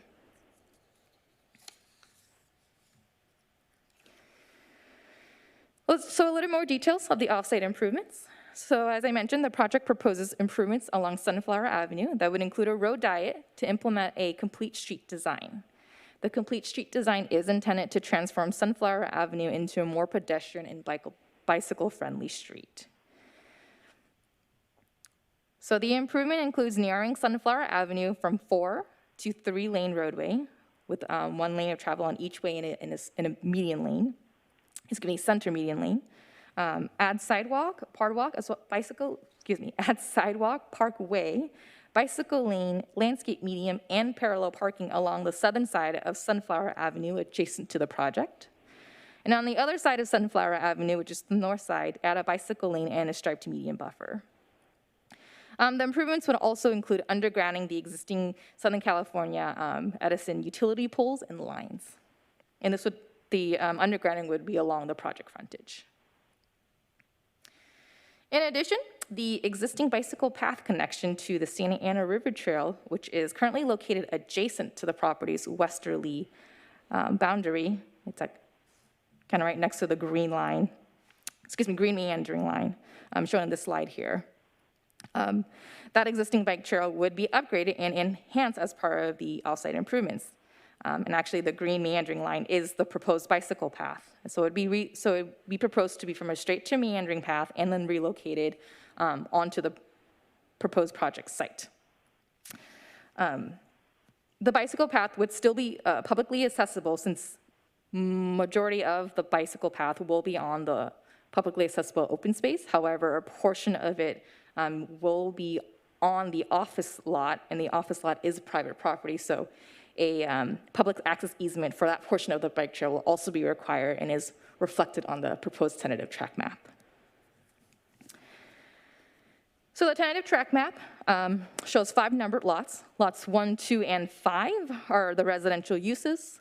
Lot 4 is the open space, and lot 3 is the office. Again, as I mentioned in the previous slide, the portion of the relocated bicycle trail connection a portion of it would be on the office lot, so that one would have to require a, easement for public access. The project also includes a development agreement between the city and the applicant. Details of the development agreement will be presented at the next Planning Commission meeting.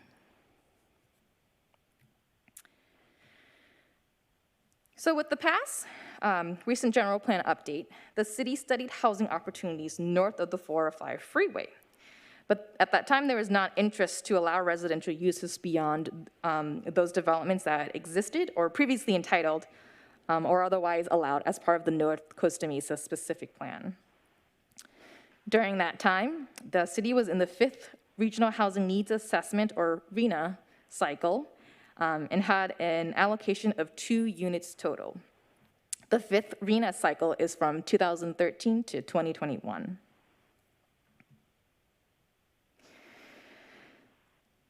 So high-density projects approved north of the 405 include 3400 Avenue of the Arts, the Enclaves at South Coast, Wimbledon Glen, and more recently, Halcyon House and 580 Anton. The proposed One Metro West project would represent a change in land use policy that would allow for residential development north of the 405 freeway. Not only that, it could also result in more redevelopment of the predominantly and historically industrial zone properties in the area into residential developments. The latest project in similar context to the Baker block, apologize.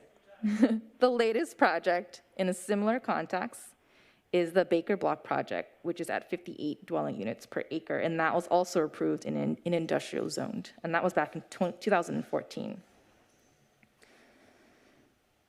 So with the upcoming 6th RHNA cycle, this land use policy change may be something the city may have to consider, especially given the significantly larger RHNA allocation total.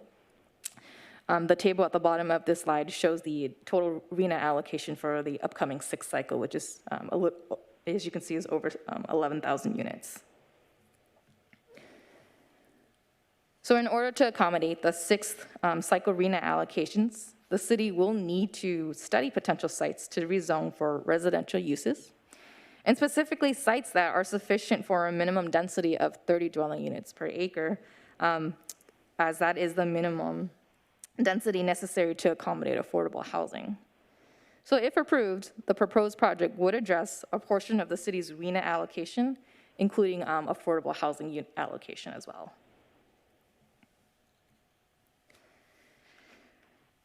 The project's proposed density of 80 dwelling units per acre is in line with other existing high-density developments in the city, including Costa Mesa Motor Inn, Baker Block, Sakioka Lot 2, 580 Anton, and Halcyon Apartments. The latter 3 examples are also similarly situated north of the I-405 freeway as the proposed project.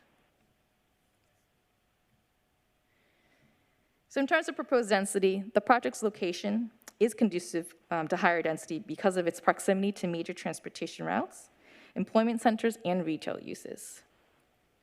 The overall site size and design as well provides adequate area for building setbacks, circulation, and emergency access, as well as open space opportunities. The specific plan would also include design guidelines to ensure that the overall site design and scale of the buildings avoid mass and bulk that are sometimes associated with high-density developments.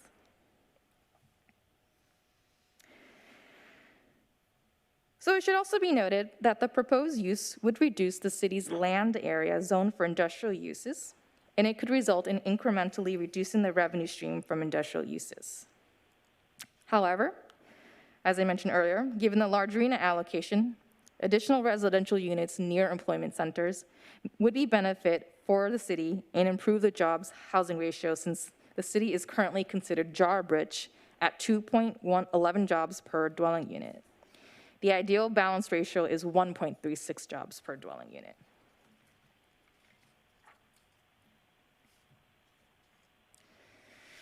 So I just want to quickly show the Measure X boundary to acknowledge that the property is within the Measure X zone, where cannabis-related uses, except for retail, are permitted in the city. Rezoning this property for the proposed mixed use would remove the possibility of Measure X uses locating on this property in the future. And as I mentioned earlier as well, the specific plan would prohibit Measure X uses on the site, which also results in the loss of potential future Measure X revenue for the city.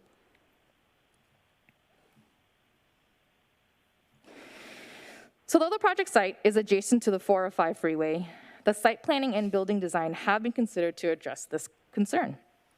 The concern of placing residential along the freeway. So no dwelling units face the freeway, and all units are designed to be directed toward the internal courtyards and open spaces. The parking structure for building A would further act as a buffer for the residential buildings. The specific plan also includes design guidelines and development standards related to noise to ensure future residents can have quiet enjoyment of their space. A health risk assessment, or HRA, was required as well due to the project's proximity to the freeway, as well as its location in an industrial setting. The HRA concluded no significant health risk identified.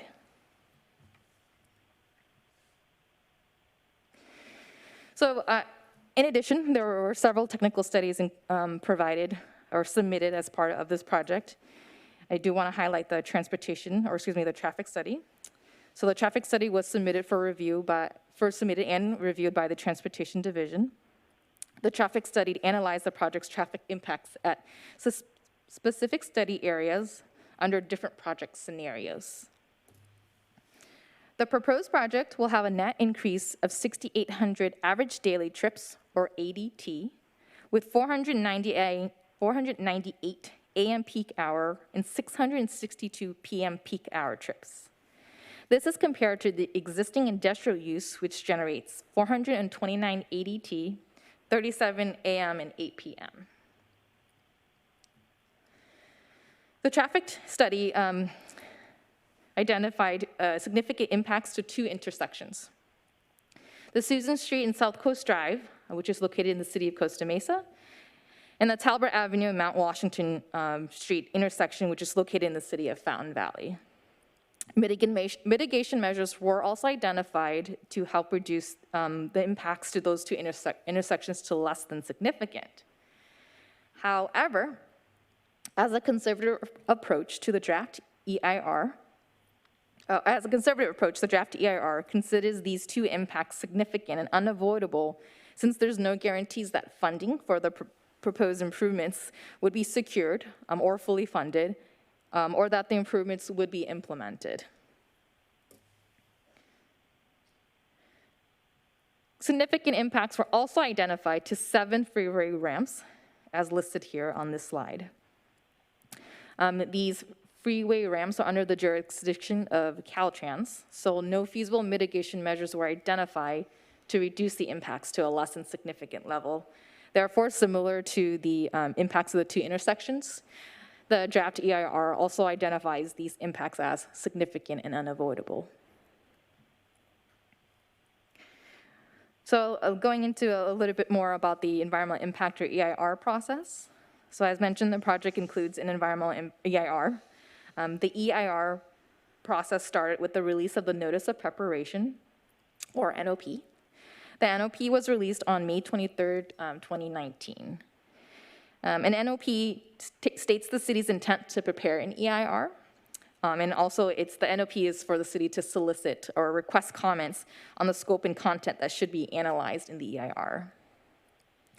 The NOP was available for a 30-day public comment period, ending on June 21st, 2019, and during that NOP period, the city received 35 comments. So those public comments were then considered to prepare the draft EIR. The draft EIR was then prepared pursuant to the California Environmental Quality Act, or CEQA, guidelines. A notice of availability was then released on February 7th, 2020, and this notice was to notify the public of the 45-day public comment period on the draft EIR. However, due to unforeseen circumstances surrounding COVID-19, the public comment period was extended through March 30th, 2020 to allow the public additional time to review and provide comments. Approximately 90 comments were received during the notice of availability public comment period. So the draft EIR identifies potential impacts as a result of the proposed development.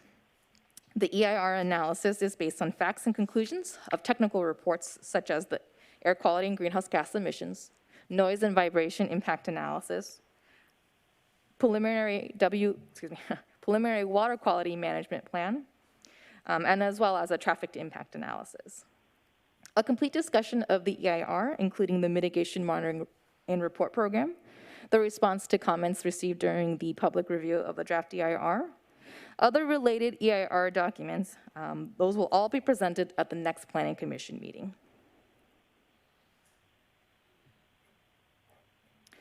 So staff recommends that the Planning Commission conduct a public hearing, including receiving presentations from staff and the applicant and taking public comments, and continue the item to the next regular Planning Commission scheduled for April 27, 2020.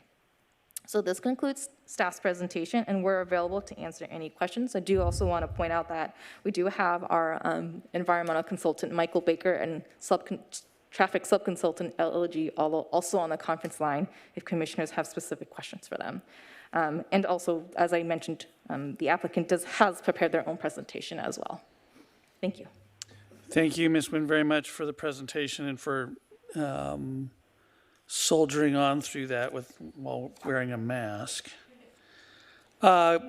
Commissioner ZICH, do you have any questions of staff? I do, Mr. Chairman, thank you. In no particular order, so let me just start with this. You mentioned a 2016 general plan update. And I know that in May of last year, so almost exactly a year ago, the Planning Commission conducted its 2018 annual review of the general plan, and at that time recommended to the City Council approval of that, which they did. And I want to ask you your thoughts about two particular land use element priorities that were in that fairly recent review of the general plan. LU 1.3, so under the land use element, LU 1.3, strongly encourage owner-occupied housing to improve the balance between rental and ownership housing opportunities. So my question is any part of this project ownership housing?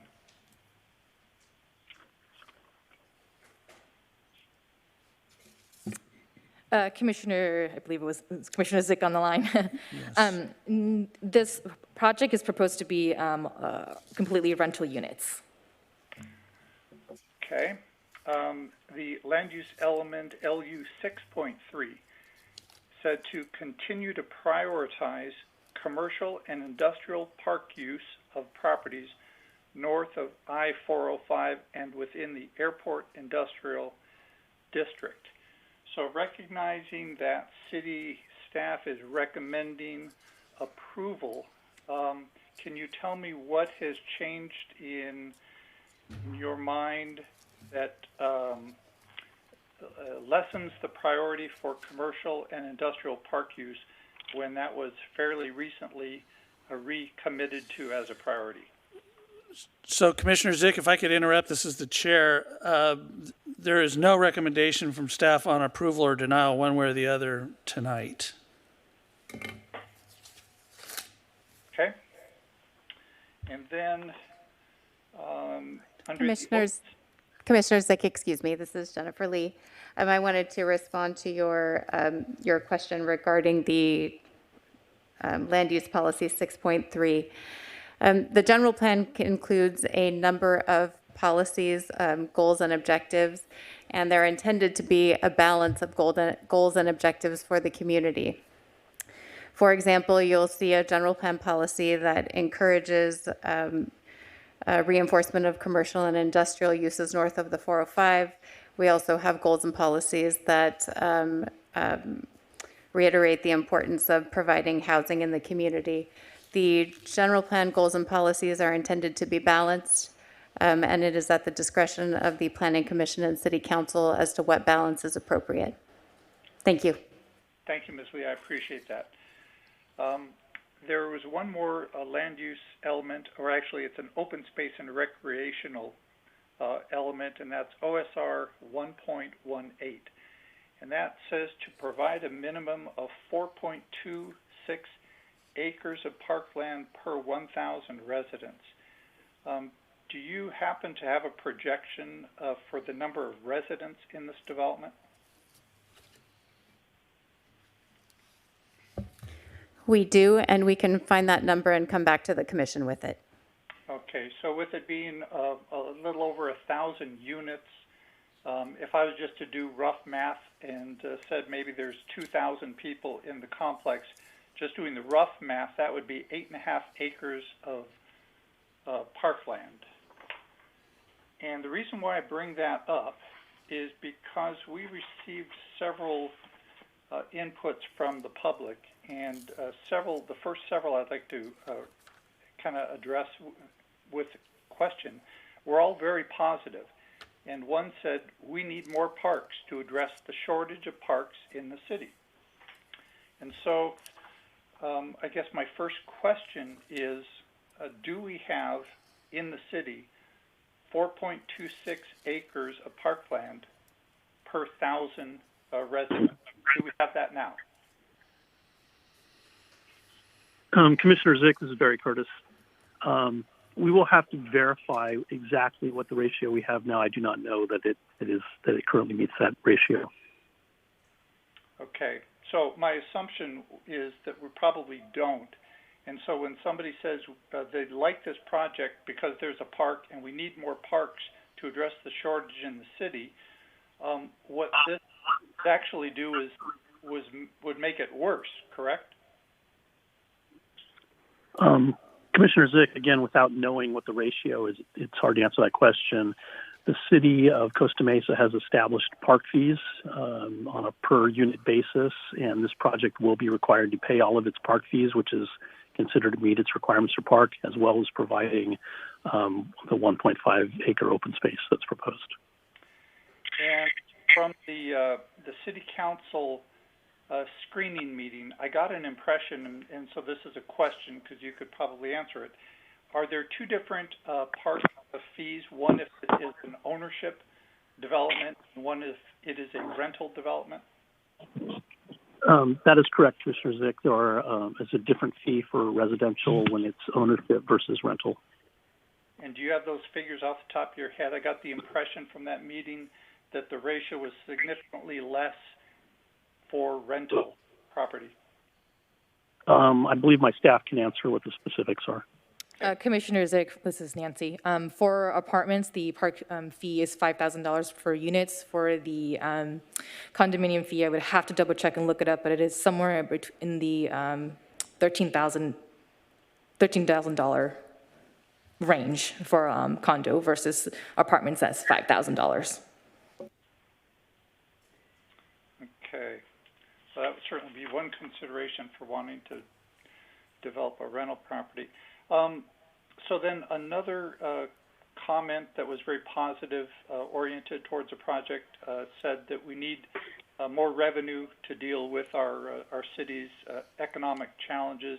I think you indicated that it's in the next meeting that we're actually going to see the fiscal analysis and those sorts of calculations. Is that correct?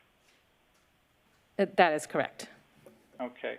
And then there was another person that was very favorable towards this project, and I've heard this comment from a number of people, maybe even people who are on our commission, saying that we need more housing in the city for people who can't afford to buy the property that's in the city.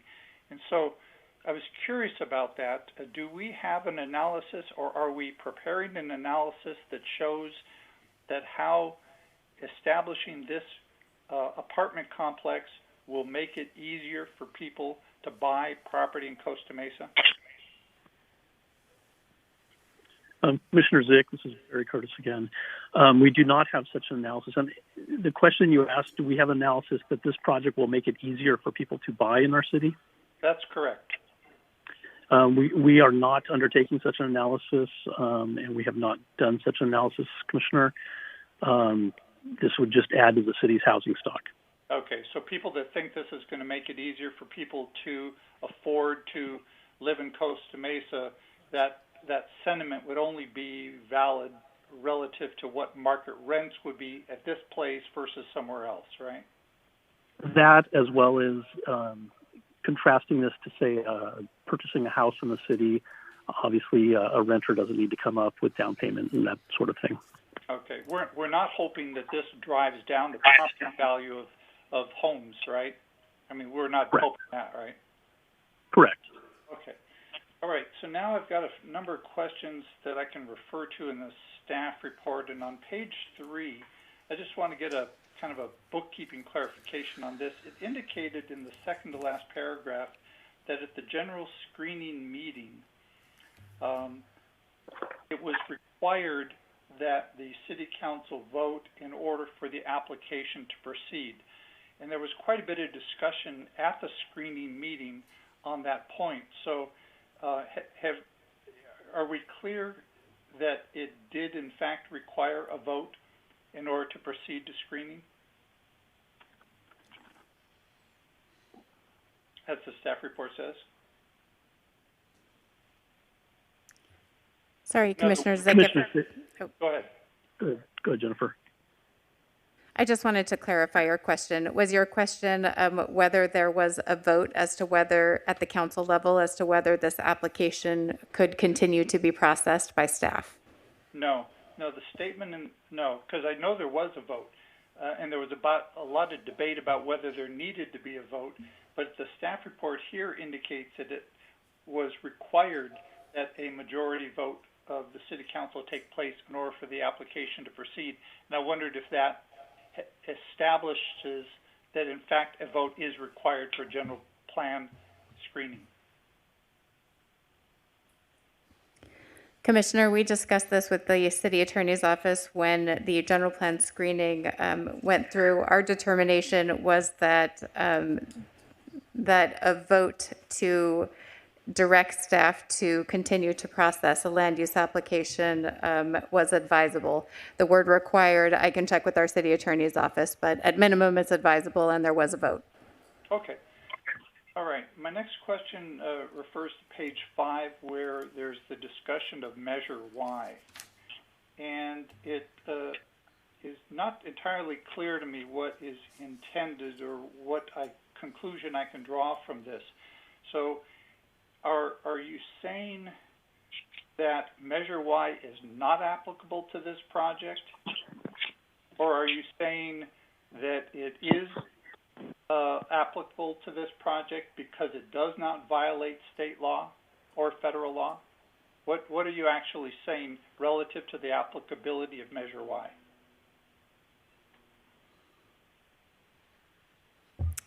Mr. ZICH, if I may. Yes, Mr. Preziosi. Thank you, Chair D'Arco. Commissioner ZICH, the city has not yet made a determination, a final determination whether or not the One Metro West project would or would not be subject to Measure Y. So we have not actually made that determination at this point. Okay, so I can understand that the applicant might not want to see or might hope that the Measure Y is not applicable. So my question is, how is that determination going to be made, and when is it going to be made? Commissioner ZICH, I can't give you a definite time frame for when it will be made. It would likely be made prior to the deadline for it being placed on the ballot, however. Okay, well, that was. And if your determination is how it's going to be made, it would likely be a analysis done by my office in consultation with staff. Okay, so would it be a sort of a legal determination, or is it a preference where maybe the city council could say, for example, we really don't think it's applicable, so we'd rather not put it on the ballot? Is it a discretionary kind of thing, or will it be an absolute legally based determination? Determination would be an application of the law as it exists to the facts of the project, as well as general state law that involves land use matters. Okay. All right. Well, thank you for that. My next question is on page 14, or I referenced page 14 of the staff report. And this relates to the RENA analysis. So first of all, the total number, the 11,727 that's shown there, is that a final allocation, or is that still a preliminary allocation? Mr. Curtis? Commissioner ZICH, it is still subject to appeal. The city will likely be appealing our RENA, but the likelihood of the number changing significantly is very small. Okay. In the city council's screening meeting, and I didn't see this kind of information in the staff report, so this is what leads to my question about it. Councilmember Guinness referenced a total number of housing units in the city, existing housing units in the city, and it was something on the order of 40,000. I didn't write the number down. And in that context, she also referenced that the general plan has a calculation showing a capacity, if all residential zoned land is built out as it's zoned, a capacity of some 50,000 units. And again, I didn't write that number down, but the delta was approximately 9,000 to 10,000 units that existed between what we have now and what the general plan capacity showed, and that's separate from rezoning any land at all. So could you help me understand what those two numbers are? Because obviously that relates to the RENA allocation and the feasibility of our hitting it without doing something dramatic like a general plan rezone. Sure, Commissioner ZICH. Your numbers are essentially correct. The existing number of units in the city is a little over 40,000. I don't have the numbers in front of me. And the general plan did talk about a number that was closer to 50,000 as far as a potential build out. The problem with that is that the vast majority of those additional units are locked up in overlays and specific plans that do not, that we will not, I feel safe saying that we will not, we likely will not be able to have those considered by the state, because either no units have been developed over the last almost 10 years or longer for some of those, and the cities basically has not been approving units in those areas. So the state is going to be looking at how we're going to deal with this differently if nothing's been occurring over a decade or more for some of these. We will almost certainly be looking at fairly substantial rezones if we are to meet the proposed RENA. So relative to the two explanations or potential reasons why that hasn't happened. So one, you mentioned that we haven't received any applications or apparently any interest in development. And my first thought about that is, well, that's what the market is saying, is that there isn't a case to be made for doing it, but that may not be the case. Is there an analysis or an understanding as to why there has not been any new residential development consistent with that opportunity? Commissioner ZICH, there's most likely a number of reasons. One of the reasons typically is that the overlays and the specific plans don't allow residential at a high enough density that it supports development in those areas. That's partly one reason. Another reason is potential that there aren't sufficient sites available or large enough sites available for development to occur. A large part of this, these units that you're talking about, are on the west side, and they're mostly smaller lots that make those up. And we've had, some development in those areas, but nothing like the housing units that potentially could have been built upon. Do you think that if some of those in those overlay zones, if we allowed densities on the order of 80 units per acre, there'd be more interest in building there? On a site-by-site basis, Commissioner, potentially. Obviously, the more profit you could make off a site versus the land value, the more likely somebody at some point is going to decide to develop it. Again, you need to look, though, at the context of where it's appropriate to put the higher densities. And if, some sites may be appropriate for very high densities like that, other sites may not. Okay. So my next question is on page 15, and it's at the very top of the page where it says that the proposed density of 80 dwelling units per acre is appropriate, given the property's location, size, design, and it says that the higher density residential development is beneficial because it is a self-contained development with a mix of uses. So I guess I don't fully understand that idea of it being self-contained with a mix of uses, given that there's only 6,000 square feet of retail, and yes, there's a 25,000 square foot office building or creative office building. I guess I don't know how it is that those two components, help me understand better the thought that this is a self-contained mixed-use development.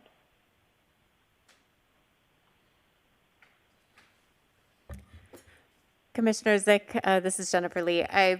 The reference to self-contained, I think, is a reference to the fact that the site is a 15.23 acre site that is capable of accommodating the number of units proposed with a design that doesn't have substantial bulk and mass and design concerns. The mix of uses on the site, it is a mixed-use project by virtue of having a mix of retail, office, and residential units. It's obviously its location within a jobs-rich area adjacent to SoCo, which has a number of retail outlets. From a horizontal mixed-use perspective, it's also a mix of uses from an area perspective as well as the site itself. Okay, all right, I understand that. Okay, on page 17, there's a discussion about the compatibility with the Measure X zone. And I've got a couple questions about that. When we were entertaining applications last year, I don't know if it was that long ago, maybe it was, I recall there being several applicants who were discussing the difficulty of finding appropriate space to lease in the Measure X zone. I recall there being a couple applications where there were compatibility issues with the spaces where they wanted to locate, and there were really not many options for them to lease anywhere else to get a more compatible property. And so when we look at this property, which is in the Measure X zone, and by virtue of this application, essentially taking it out of the Measure X zone, I'm wondering if that hampers our potential for having the Measure X zone be sort of this big, robust, I don't know, pride of Costa Mesa area that some people hope it will be. So have we looked at that? The loss of this being reducing the size of the Measure X zone, have we looked at the economics of that, or is that part of what we're going to see at the next meeting? Commissioner ZICH, the fiscal analysis will address in general the idea of industrial property and specifically industrial property in the Measure X zone being removed from the potential to have Measure X use. As to your question regarding just the Measure X area in general, whether or not a specific site is used or applied to be used for cannabis-related manufacturing or distribution has a lot of different factors associated with it, including but not limited to whether or not the building or the site is constructed appropriately with appropriate, for example, fire code compliance for a manufacturing use. So there are a number of factors that go into whether or not a property would be viable for a Measure X use. But certainly development of housing on this particular site would remove the possibility of Measure X manufacturing or distribution at this location. Okay. And when we were talking about the Measure X zone initially, and maybe actually if I looked ahead in the other staff report, I might find the answer to this question, but at one time there was a distance requirement that would have made a number of the buildings in that complex invalid for being within the Measure X zone because of the proximity to Moon Park, but that since got changed, which allowed the buildings all the way to the southern end of that office park to be used for cannabis businesses. Do I have that correct? That Moon Park there used to be a conflict there that got removed? Commissioner ZICH, this is Barry Curtis. You're correct. When Measure X was approved, there was a radius, I think 500-foot radius around Moon Park that made portions of the neighboring property, made Measure X uses unallowed on portions of the neighboring property, also made the building on the proposed site, on this project site, exempt from Measure X as well. Okay, so I'm looking at the top of page 18 where it talks about sensitive land uses such as playgrounds have caused separation conflicts with Measure X. And I think the idea or the rationale for making the statement here was to point out that no Measure X business would be allowed or conducted as part of the specific plan for this project. But I'm wondering about the 1.5 acre park space and how it is located immediately adjacent to the Measure X zone. So was there a separation conflict there, or is that not viewed as a separation issue? Commissioner ZICH, this is Nancy. That's not viewed as a conflict because state law specifically, cannabis state law specifically prohibits proximity next to playgrounds, daycares, schools, and other areas where children would play and learn. And furthermore, the open space is intended to be passive and would not include a playground or a little kids play area or tot lot. So our view is that this 1.5 acres of parkland would not be used for children? Children would be present, however, the space is not intended to be solely for children's use. And state law, Commissioner ZICH, has a specific definition for most of these terms, and there was an analysis of whether or not any of the uses proposed as part of the project would conflict with any of those specified uses, and it did not conflict. Okay. On page 19 in the discussion of noise, it indicates that and I have two questions about this, that indicates there are going to be double paned windows. Does that also mean that the windows are non-operable, non-openable on these apartments? So as part of the condition of approval that will be presented at the next Planning Commission meeting, it does include a condition for an acoustical analysis to be submitted during the plan check process. And if during the acoustical analysis that's submitted recommends that the windows be fixed, non-operable, then the construction plans would need to demonstrate compliance with any of the acoustical analysis requirements. And so if the windows needed to be fixed and double paned like that, then there would also have to be, by definition, ventilation and or air conditioning provided to all the units, correct? That is correct. Okay. And it also talks here about the outdoor areas being exempt from any noise standards. So whether that's, we're talking about the park or the balconies or the patios or the roof decks, there's not even a noise analysis needed there, because no matter how noisy it is, those areas are exempt from any noise standards. Is that correct? For those specific exterior outdoor areas, that is correct. And this is similar to the exemptions that are included in the urban plans.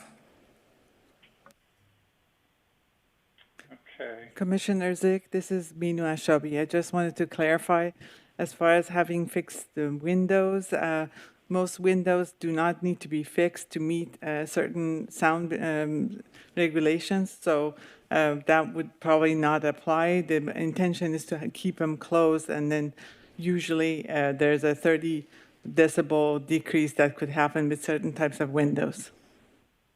I see. So they could still open them if they didn't mind the noise from the freeway, or they could close them if they wanted to block the noise out. That is correct. Okay. All right. And then on page 22, where it talks about the level of service, and this was covered in the staff report, but I just kind of want to make sure I'm understanding it.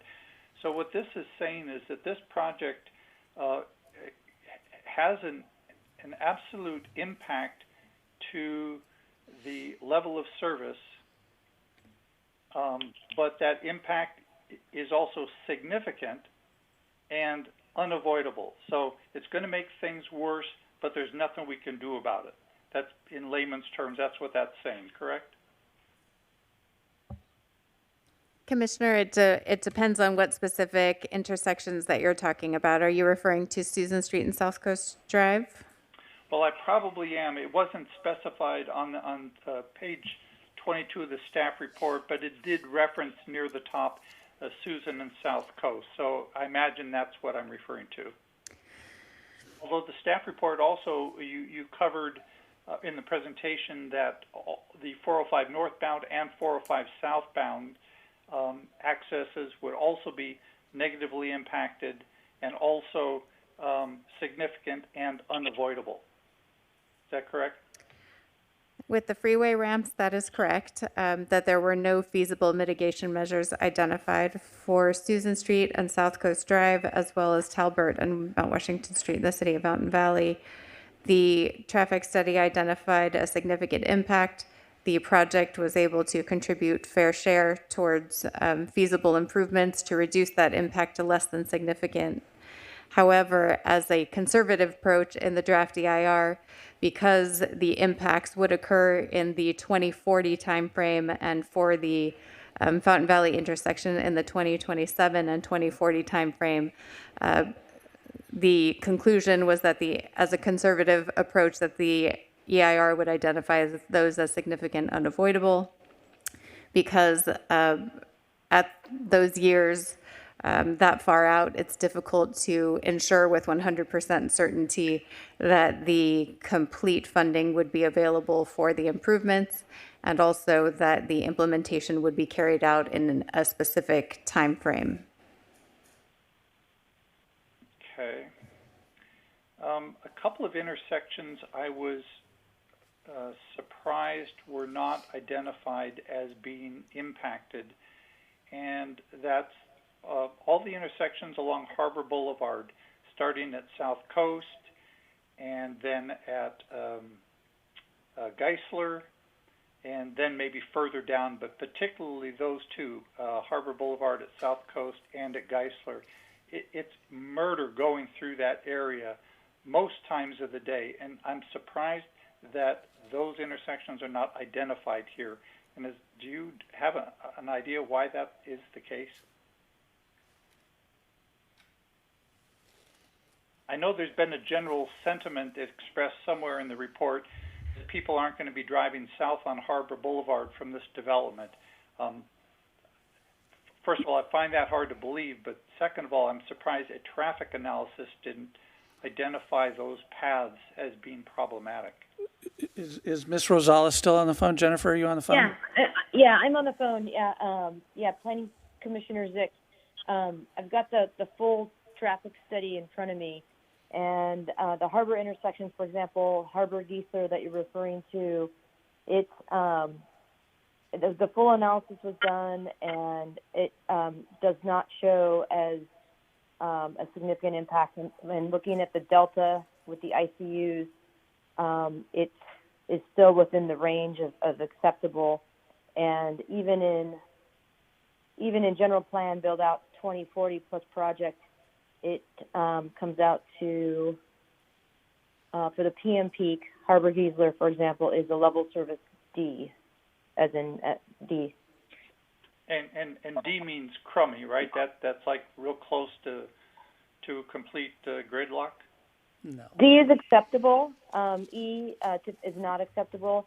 If it is an E or an F, we also look at the change of delta, so it can't be more than 0.01 in terms of a change. But this particular one came out to be a level service D.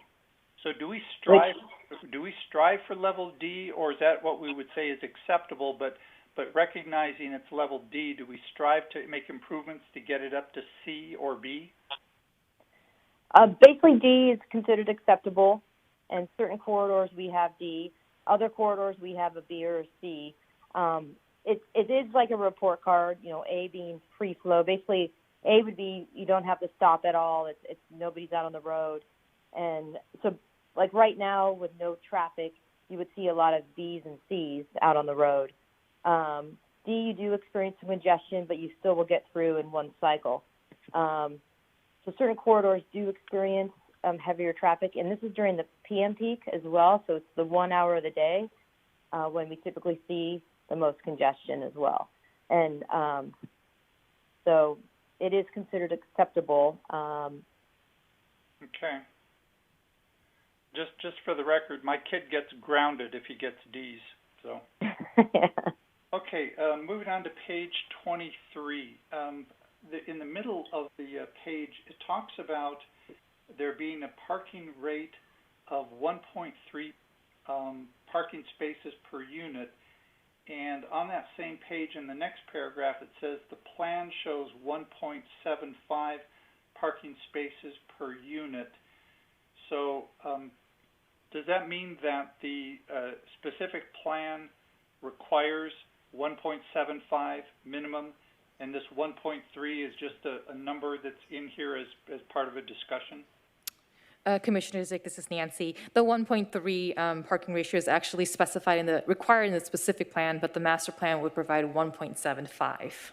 So the master plan at 1.75 would exceed the required of 1.3. Okay, so we're getting 1.75.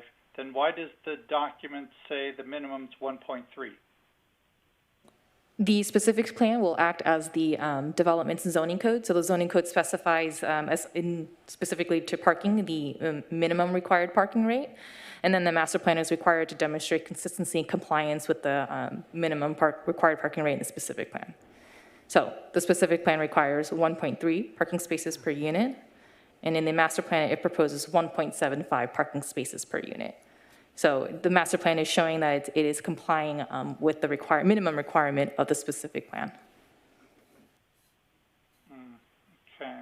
Part of the reason I'm asking about that is I drove past a large apartment complex in the city, one that's been around for a while that I'm familiar with, and I noticed something new in their front parking lot, and it was that visitors had to pay for parking. And I was quite surprised by that. Is that something that is allowed and is a function of the apartment complex management that they can do that if they want?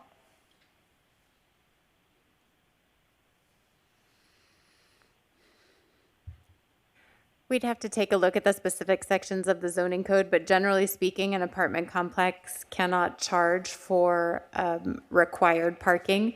If it was surplus parking, then the code is open as to whether or not you can charge. Okay, okay. Well, that's good to know. I'll have to follow up on that one then. On page 25, where we're talking now about this project as conformance with the general plan, you talk about the housing element objective, encouraging the conversion of existing marginal land to residential, etc. Is somebody calling that existing parcel marginal land? And we're not. It's viable industrial land, correct? I mean, we're not calling it marginal land, and then that's why we're trying to convert it, correct? I would not call it marginal land. It is a viable industrial property with a viable industrial building. I think that if my colleagues here could talk a little bit about the tenants in the building and vacancy rates. I don't think the intent here was to infer it was marginal, only that it is industrial, and in terms of an analysis of a highest and best use, depending on whether or not we want to keep industrial land uses north of the 405, I think that was the intent of the discussion on page 25. Okay. Okay, in the staff report, or in the presentation, you identified, it might be in the staff report too, 105 affordable units. Can you tell me what is our definition for affordable? What does that mean?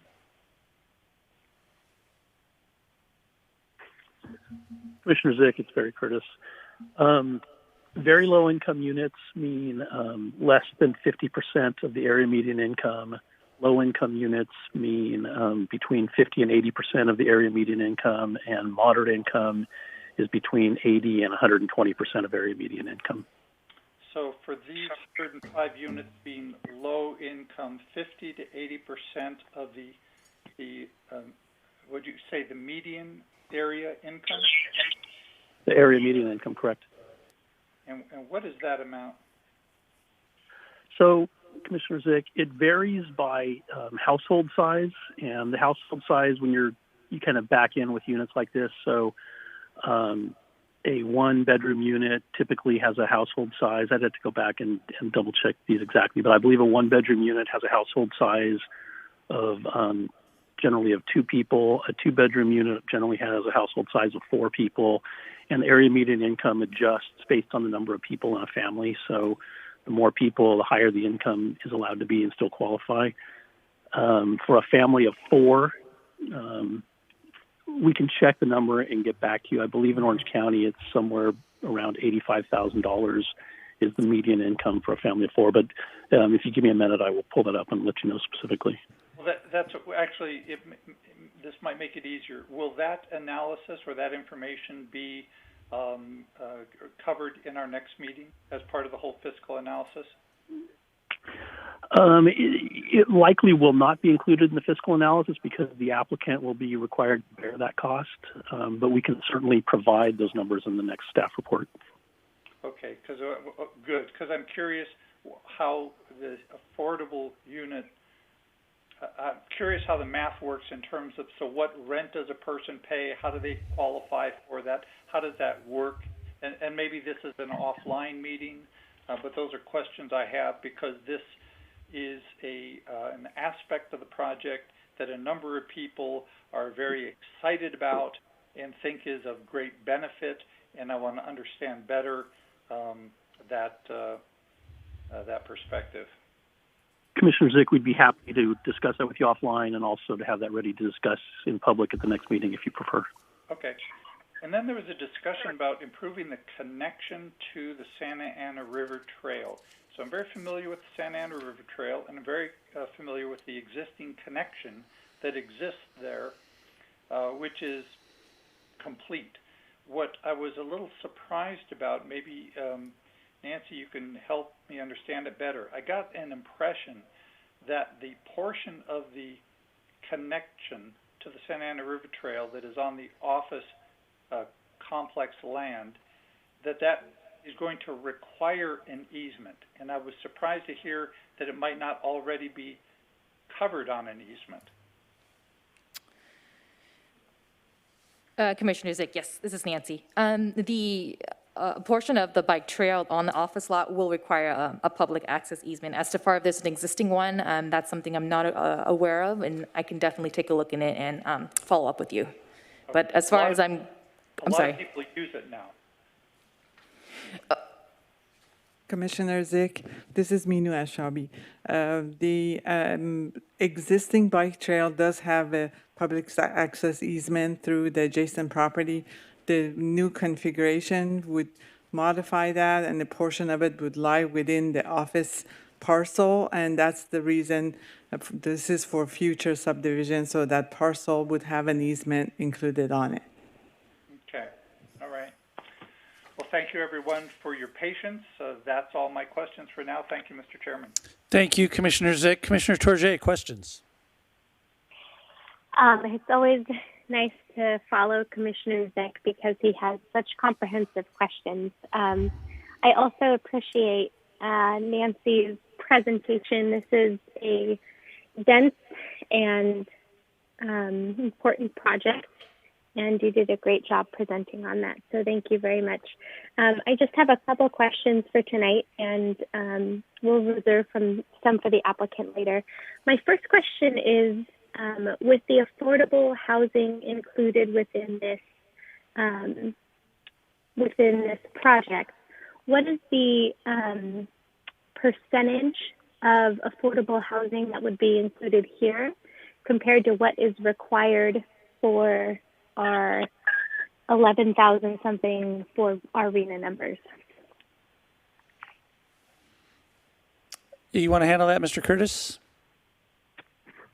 I was hoping somebody else would jump in. Well, I can relieve you of duty if you'd like, or we can have somebody else do it. Commissioner TOURJE, we'll have to look up. I'll have to look up the specifics and get the ratios for you for what's in the RENA. The applicant's proposal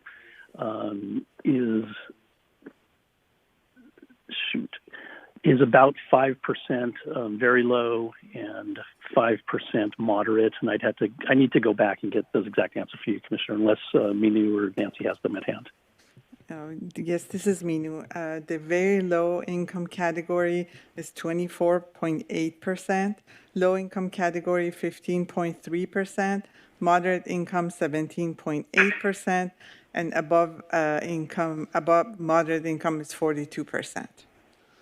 And we knew that's the RENA, correct? That's the RENA, correct. That's how it's distributed. Okay, so my line of questioning there was clarifying that this would address a significant portion of our future RENA numbers. Thank you for clarifying that. My other question is this specific plan that is proposed by the applicant covers only the property, the triangle for this one Metro West. Has the city, is there, I guess first question, is there another specific plan that covers this area with the adjacent manufacturing, light industrial uses, or will this be the only specific plan? Commissioner TOURJE, the only specific plan north of the 405 freeway is the North Costa Mesa specific plan that does not include these parcels. It basically ends where the IKEA site is and where the new Steel Wave project is located. That's the boundary of the specific plan. Okay. So we'll have a specific plan that ends after IKEA, and then zoning that's not part of the specific plan, and then we pick up a new specific plan with this one Metro West project. That is correct. It won't be connecting to the other specific plan. There are a few parcels in between. Okay. And would those parcels be, let's say there was, I know we have approved or have other projects come through with those parcels, but if there were to be another specific plan proposed in that area, would there be any thought in the future about, I know this is speaking really far in the future, but would there be a way to combine the specific plans or think about amending the specific plan to include future specific plans? It could be either way. It could, the boundaries of this specific plan could expand, or there could be another specific plan that abuts to this one. Mm-hmm. It's such a general question, and I'm just thinking about the gap in a specific plan for that area when there's so many similar uses. So that's helpful to hear about what could be in the future, especially with this specific plan covering such a small area in that region. I think that's all the questions that I have for right now. Well, okay, thank you, Commissioner TOURJE. Commissioner Perkins. Thank you very much. Great presentation, great staff report to help us get through and understand all of this and the materials here.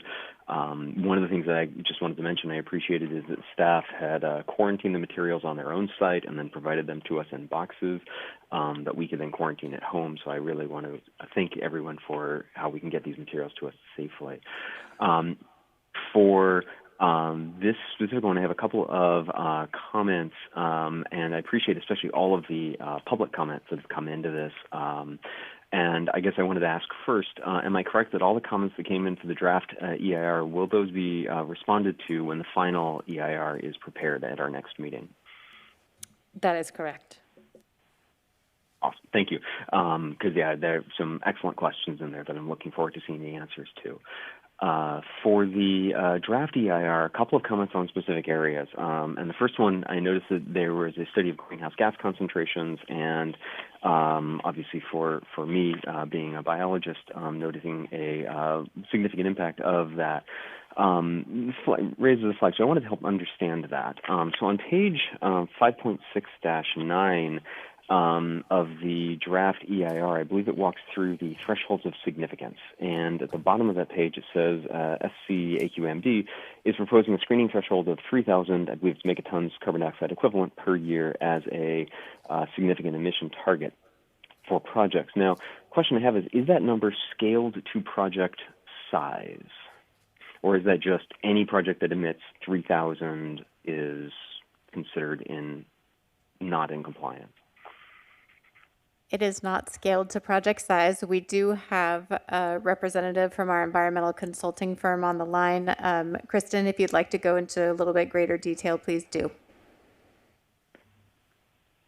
Hello, thank you very much, Jennifer. My name is Kristen Bogue. I'm with Michael Baker International, and I'm working directly with city staff on the environmental impact report.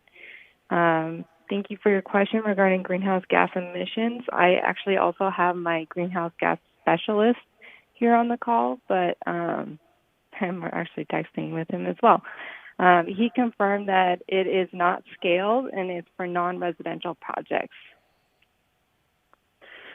So I guess one question I have in trying to sort of understand the level of sort of impact here, if we aren't scaling it to the size of the project, it sort of seems like we are necessarily going to be finding that any large project is going to be highly likely to be emitting large amounts of greenhouse gases. So I guess one question that would help me understand is, let's say we were to divide the three proposed buildings, I should say, into three different projects, given that we are not exceeding the greenhouse gas, we're about doubling the greenhouse gas emission thresholds. If we were to cut this project into three separate projects, would we be exceeding the greenhouse gas emission thresholds?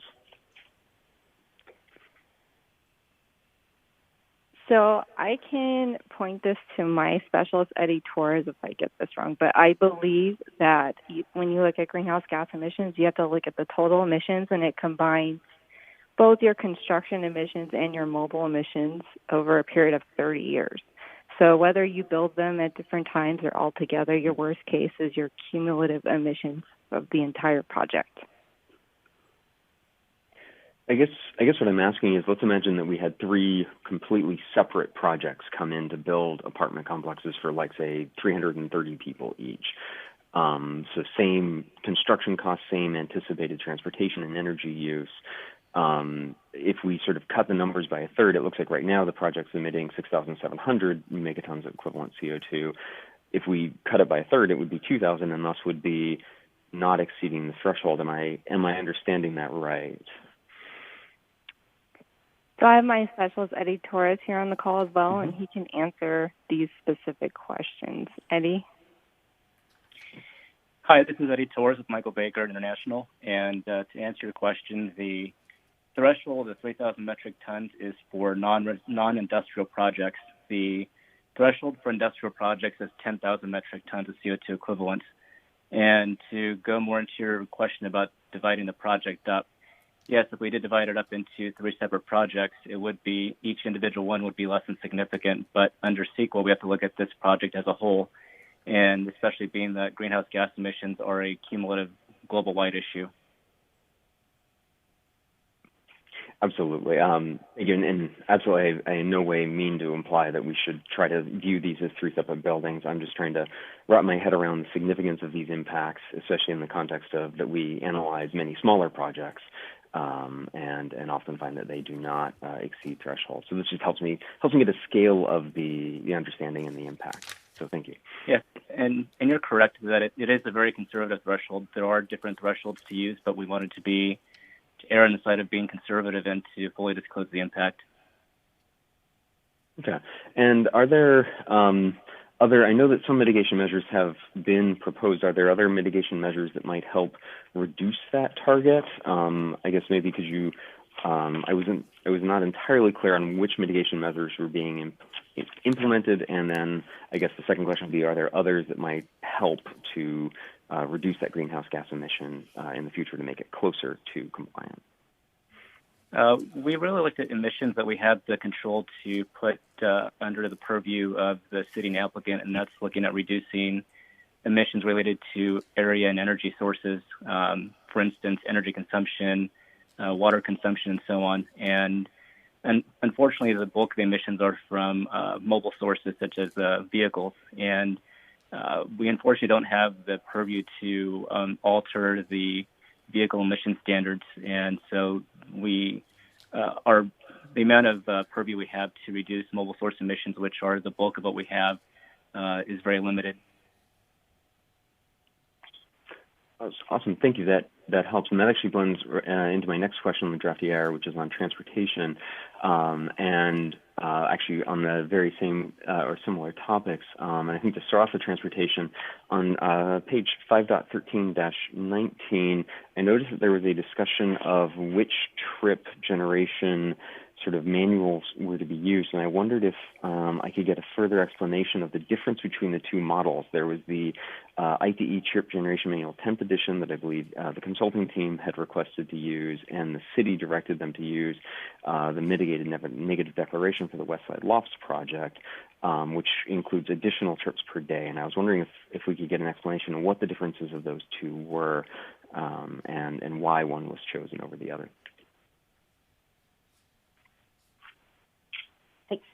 Councilmember Perkins, not Councilmember, I'm sorry, Planning Commissioner Perkins.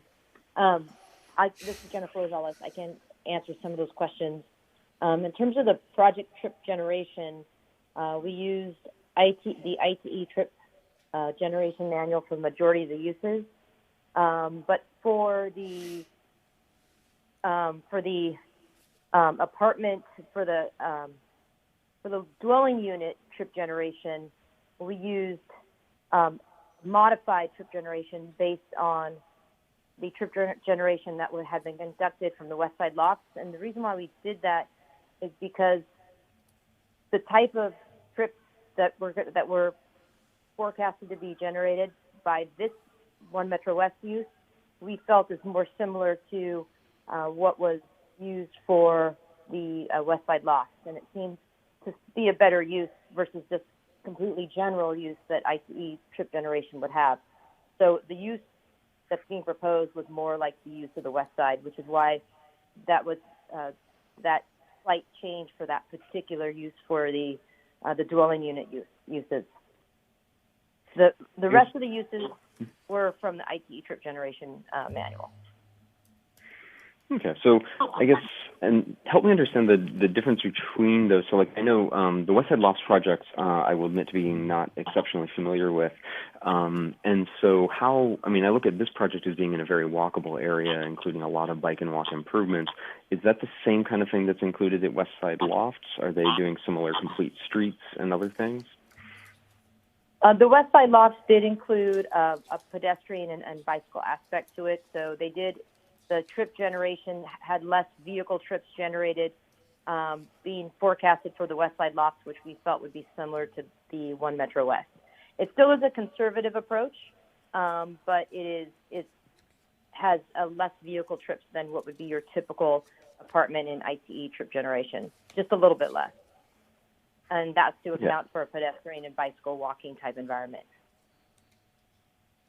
Okay, I guess when I was reading it, it almost sounded like the West Side Lofts actually had a higher trip generation than the ITE manual 10th edition. So that's one of the reasons I was sort of asking, is since we're so bike and walk heavy on this project, it seemed odd to choose one that has a much higher trip generation, other than we just want to be conservative.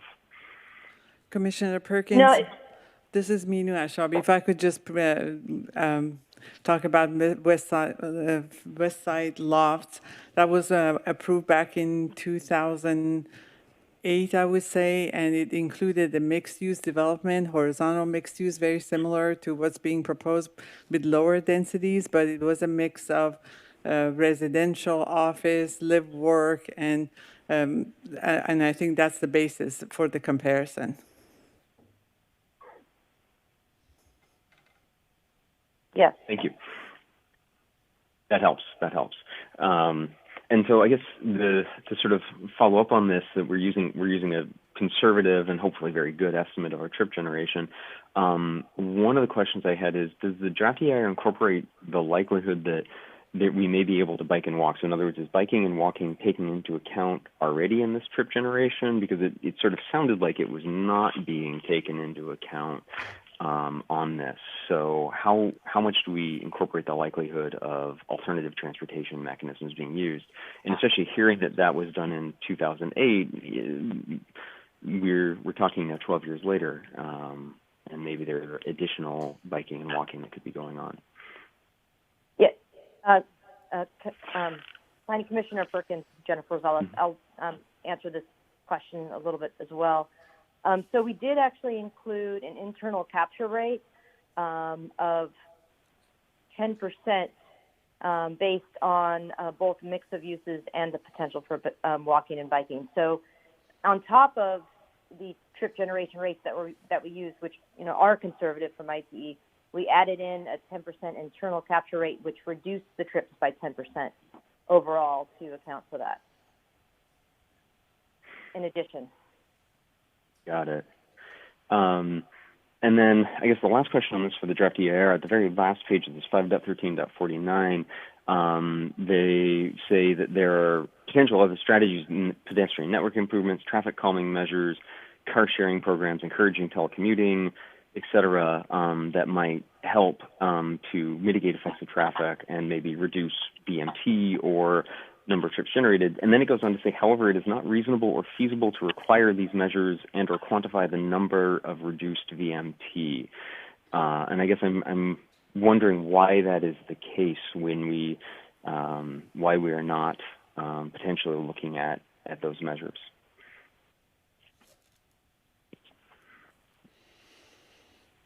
Kristen, can you respond to that question, please? Yes. So it's my understanding that you're asking if the mitigation measures for reducing BMT are reasonable and feasible.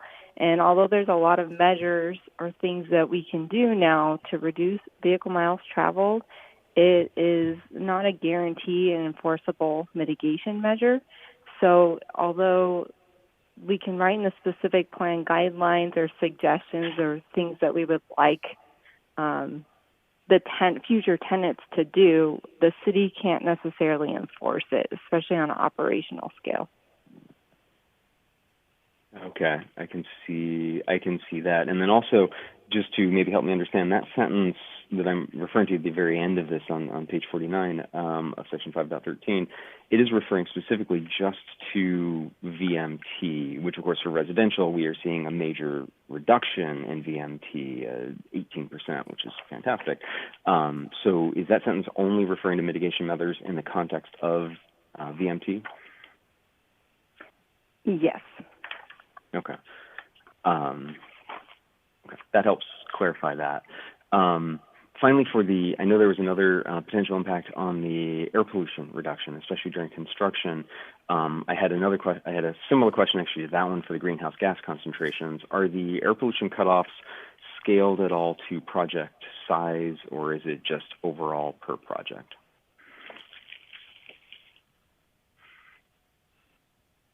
And I can take this one, Eddie Torres. Again, they're not scaled. They're the South Coast AQMD regional threshold of significance. So they have a threshold for a regional scale and for a localized scale, and they're not scaled per project. And our emissions that are unavoidable are related solely to the application of architectural coatings and paint. The rest of the emissions were mitigated to below significance. Okay. Great, thank you. And it again helps to understand the scaling on that. Had a couple of questions on the affordable housing. I think like a couple of my other fellow commissioners, I'm curious to see what the mix of the affordable housing in this development is. Are they proposing very low or low income? And I'm fine with that being in the next staff report. And then I was also wondering, will those affordable housing units be placed in a particular area in the complex? Will they be mixed into the complex? I remember from the housing study session materials, it was recommended that affordable housing be mixed within rather than in a separate area. So I was wondering if that has been discussed at all. Commissioner Perkins, it's Barry Curtis.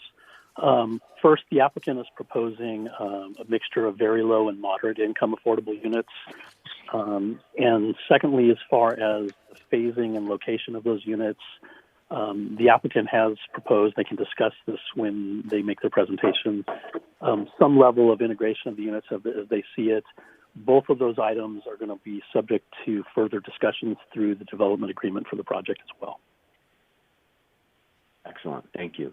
And I guess from a staff level, is there a possibility of requesting and or discussing more affordable housing as a component of this project? Is that something that is feasible to talk about at this point? Commissioner Perkins again. Absolutely, the Planning Commission is looking at the project in totality. As I indicated, though, through the development, those items will be further discussed. That will be coming, the development agreement will be coming back to the Planning Commission on your April 27th meeting, and ultimately subject to City Council approval. Excellent, thank you. Yeah, I just look at our RENA targets and the percentage they want on very low, and low is high. So the other question I had, and this is a smaller one before I get to a couple of my final ones. So on page 16, you described the amount of employment, page 16 of the staff report, it described the amount of employment that is going to be generated by the new use. I was wondering if we had data on how much employment was generated by the current use, because it said there was an increase, but I did not see any data on what the current employment was. Commissioner Perkins, this is Nancy. I can answer that question. So in the draft EIR, it actually notes that there is about 70 existing employees at the industrial uses. Great, thank you. I appreciate that. And so getting back to a little bit of transportation-related questions, one of the things that I was wondering about for helping understand, and Commissioner ZICH asked about this as well, when we're trying to look at why there isn't a significant impact of lots and lots of residents being added, I was wondering, would it be fair, and I think the staff report said this, that we have a overabundance of jobs compared to housing in our city. And so net, more people are commuting into our city than going out of it. So would one way to understand these traffic impacts be to essentially say by adding more people in the city, they're going to be going sort of counter commute, if you will. If it is that, more people on the morning commute are coming into the city, so these people would be going out, or also maybe even going short. Is that a way to maybe conceptualize the results?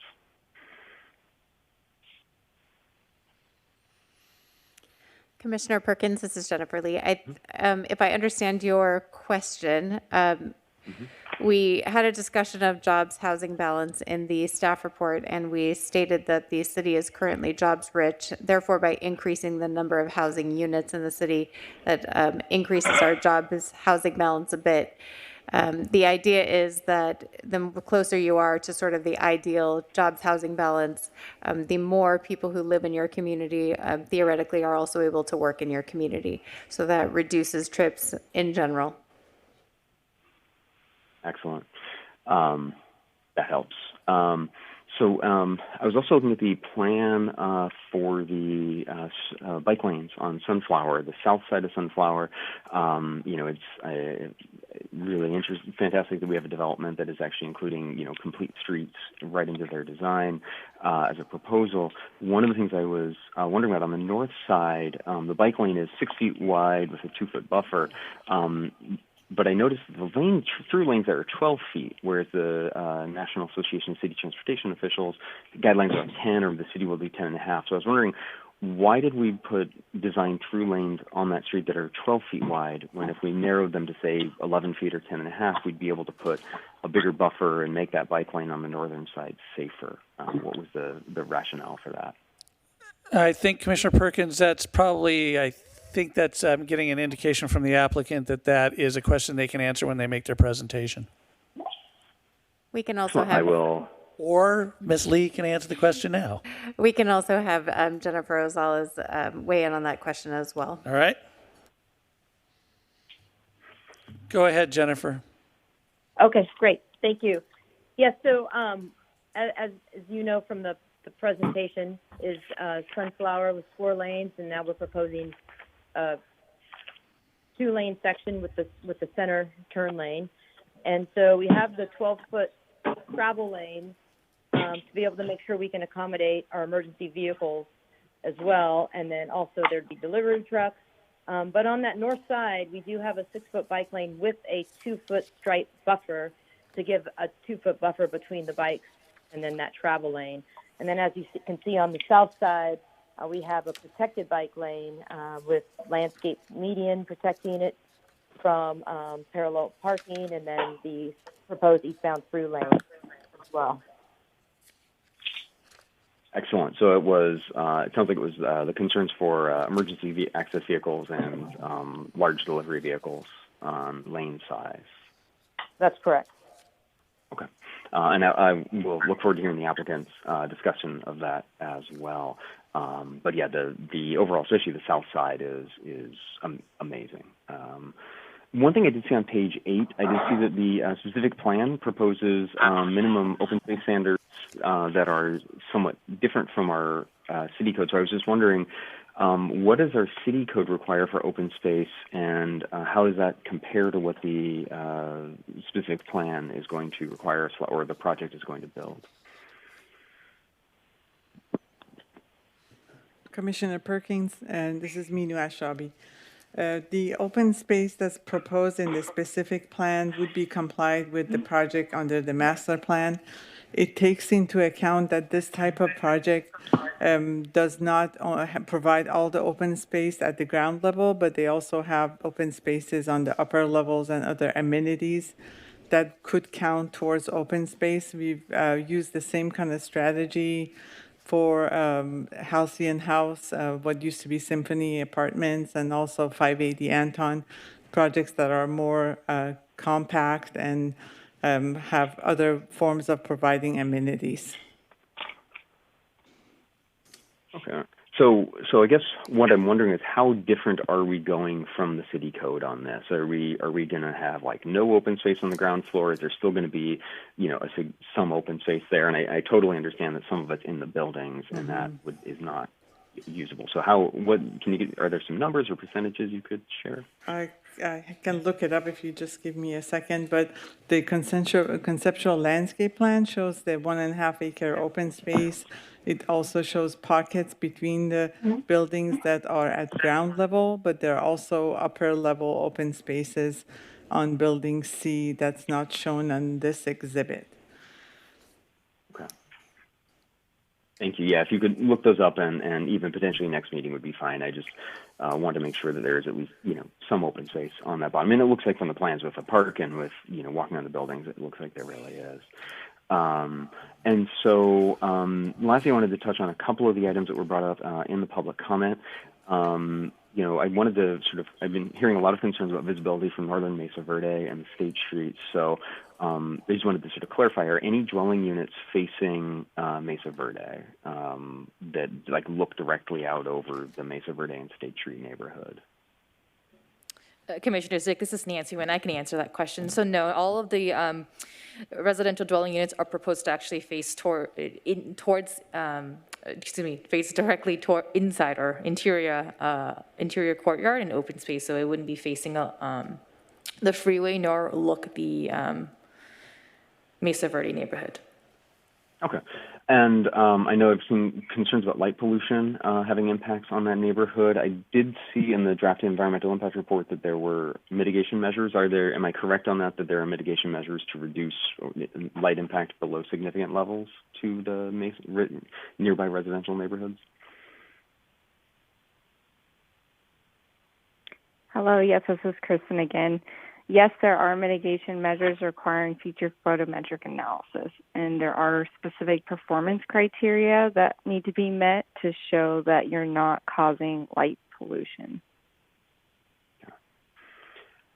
Thank you. And I know we had gotten questions about visibility from North Mesa Verde. I know the master plan had a diagram illustrating it. So I was wondering, though, could we get potentially more mock-ups or evaluations of how visible or not visible this is from Mesa Verde? I know from my own time spent in Moon Park, I can't see anything over the freeway. But of course, I don't live in that neighborhood, and I hear residents saying they're concerned about seeing it. So I was wondering if we could potentially explore more views or more mock-ups of what it would look like from there, because I know there are many concerned residents there. Commissioner Perkins, yes, we'll be happy to have that be a focus in our staff report to the commission at the next meeting on April 27th. Okay. And then I just wanted to a final one. I know and some of the draft environmental impact report comments addressed the question of creating cut-through traffic through Mesa Verde. I live in Mesa Verde myself, and I was wondering if we could potentially examine that. I guess I'm personally confused as how this project will create cut-through traffic through Mesa Verde. I would love to help be informed on that, and I was wondering if that was something our public services or transportation departments had looked at.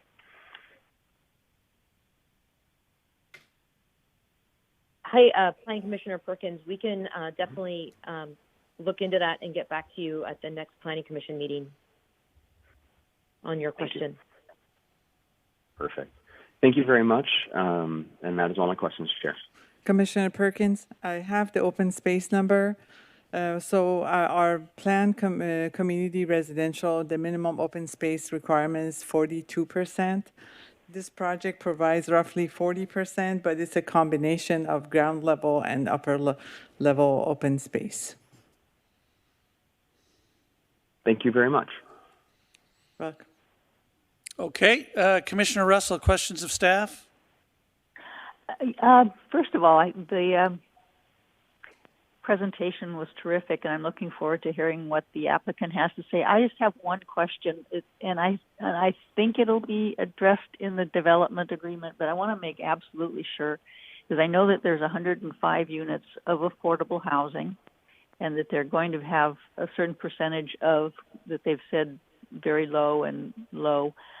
Is in the development agreement, is it going to be specific about how many of the 3-bedroom units are going to be very low and how many of the 2-bedroom units, so that that we can be very specific about what the expectation is going to be? Mr. Curtis? Yes, Commissioner Russell, the intent is for the DA, the development agreement, to fully lock down types of issues. So yes, we would be talking about the mix of the number of units at each income level and the mix of those throughout the project. Okay, very good. Thank you. That was I think the only question I had left after everybody else's questions. So thank you. Thank you, Commissioner Colbert. Thank you, Mr. Chairman.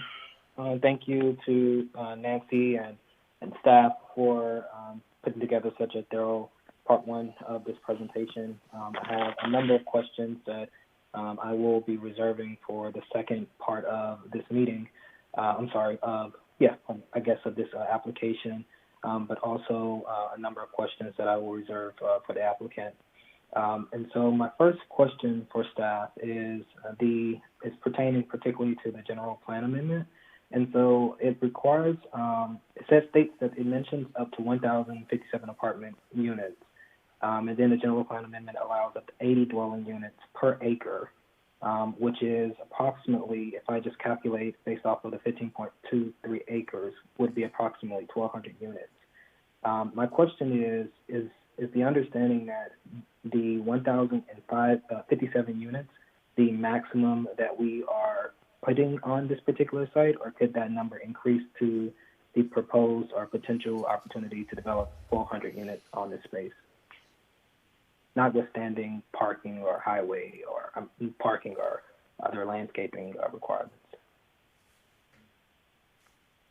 Mrs. Shabi. Commissioner Corbett, were you taking into account the 1.5 acre open space into your density calculation? If that's the case, No. that's how you come up with the higher number. But for density, we use the net area, so it would be minus the 1.5 acre. Okay, so the maximum allowed on the property site would be 1,057? Correct. Okay, and never to exceed that amount on the site? That is correct. Okay, and I noticed that in the staff report that it states that properties had been approved with higher density counts in the past than what were proposed. Do you have any awareness of the applicant proposing to reduce the amount of units in any case? Or is the 1057 the standard and firm number? It's our understanding that that's the desired number. Okay. My next question is related to the airport land use decision. And my particular question is, what decision factors play a role in the case that the airport doesn't support the general plan? I understand that it will go to city council and potentially be approved or overturned by a 2/3 vote. But what authorities does this commission have or body have to recommend, and what potential changes could that make to the planning commission's decision or recommendation to council? Commissioner Colbert, this is Barry Curtis. We've discussed the matter with the staff for the Airport Land Use Commission. Normally the issues, I guess the only issue in this case that would likely have any impact would be the overall height of the project. And the project is significantly below that height. So it's almost a technicality in this point. This project is so far away from the flight paths and the airport, but it is within those review areas that require them to take a look at it. Okay. In terms of height, the project is significantly taller than the surrounding or adjacent properties. Has the applicant or staff discussed a massing strategy to prevent this property from standing out significantly from other developments around it?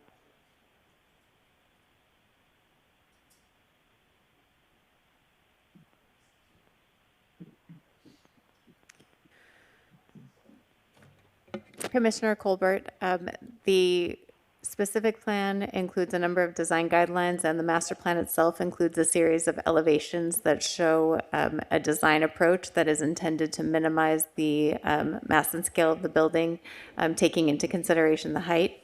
I'd ask the applicant to address that specific question in their presentation regarding the design, and if you have any remaining questions, we'll be happy to answer them. Thank you, Ms. Lee. The portion of the trail which was indicated in earlier discussions, which will require an easement, my question is particularly related to the public access piece and the maintenance of that. Mr. Mejia or maybe Mr. Lawless could potentially answer who would maintain that portion once the easement is granted for public access to the city. So it's the trail connection, and who's responsible for the maintenance of that trail given the easement? Is that correct, Commissioner Colbert? Just, Mr. Chairman, that's correct. Right. The applicant is. Yes. And would that be outlined within the developer agreement, or how would that be? Probably in the development agreement, and also the conditions of approval. Correct. Okay, thank you. In terms of understanding that this project will be phased, I'll save this question for the applicant. On page 14, it mentions the RENA numbers, and although we have discussed this, I have an additional question for staff related to the RENA. And I think Ms. Lee alluded to it earlier in a response, but I just want to get clarification on it. How much of this would count towards the RENA and this account for? But in this case, if this project is not complete by the end of this particular RENA cycle in 2029, hypothetically, although we were proposing 2025, would this project or the designation of this particular zone, if approved, would it count in the subsequent cycle, or how many cycles could this particular site count for in terms of reducing that or meeting those RENA numbers? Commissioner Colbert, Curtis, I can answer that for you. So the first part of your question, more likely than not, the entire project would count towards the city's RENA. The number of affordable units would count towards the affordable categories, and the rest of the units would count towards the above moderate category. Because there are several thousand units that are not required, that are not affordable in the RENA as well. And then your question regarding multi-phasing, multi-RENA phasing, basically RENA typically and housing element is counted towards units completed during a cycle. So if part of this project was finalized and part of the units were occupied during this forthcoming RENA cycle and part of them subsequent in the next cycle, they would typically be both, they would be counted towards the cycle in which they were finalized and occupied during.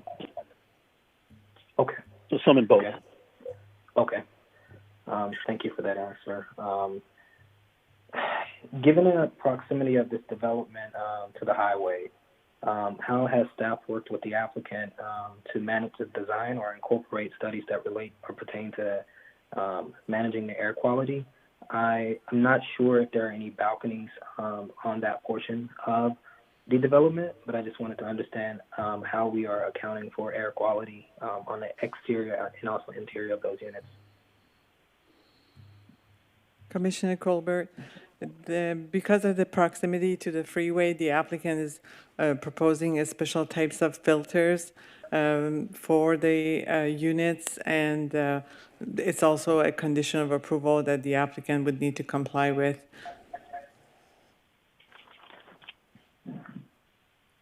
Okay. They're referred to as MERV 13, so they provide special infiltration for the interior of the units, and there are no balconies facing the freeway. Okay, thank you. That was a concern of mine. I just wanted to make sure. In terms of the mitigation measures, I wanted to understand from staff, or maybe this should be reserved for the applicant, how many spaces that we're dedicating for electric parking, and if staff has thought about creating, maybe since this is a specific plan, specific parking guidelines that would be inclusive or more sustainable vehicles as we move forward in the future for this project particularly. Commissioner Colbert, this is Nancy Huynh. I can answer your first part of the question, which is about the EV parking spaces. So that's actually a requirement that comes out from the California Building Code, not necessarily the zoning code.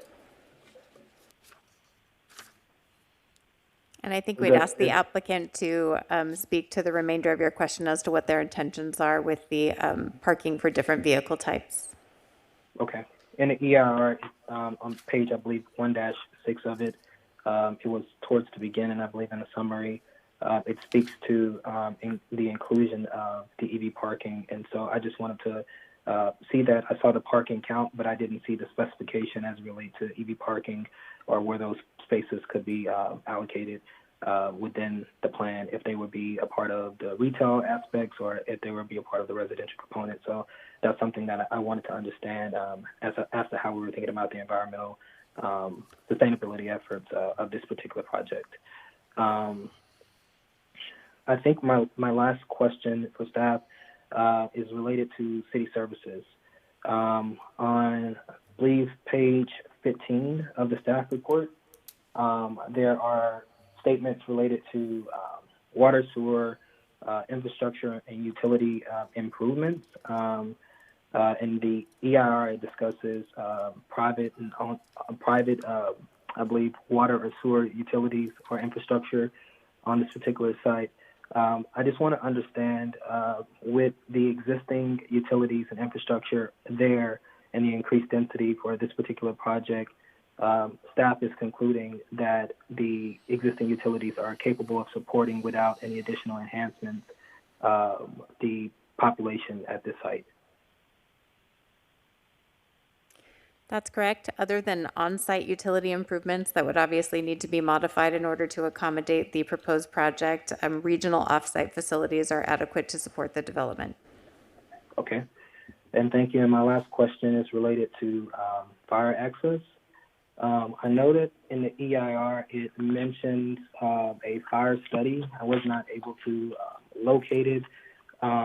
Maybe I should do additional digging as it relates to this, but I wanted to understand that with the increased density and the proposed increase of density in this particular area as it relates to residential, has staff or the fire department maybe done an analysis as it relates to not only response time, but the proposed or potential to have to create another station? I'm not sure which fire station is in close proximity to this and what the distance is, but just is that something that staff or the department has taken into account when thinking about the future developments in this area? Our Fire Marshal John Neal is here and can answer that question if you'll give me a moment to transfer the mic. Okay, thank you.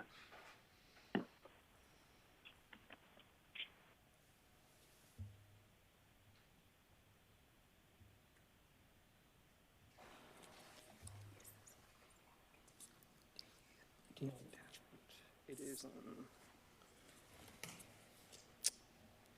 Fire Marshal Neal here. We're trying to get the attachment for you so that you can see the study. It is referenced in the staff report. So let me pull that up for you.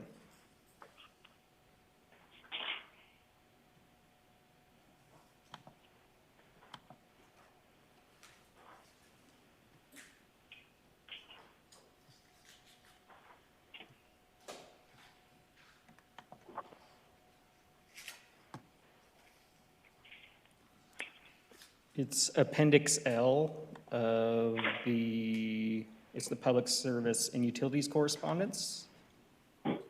So, Manu, do you have the best path to get to that?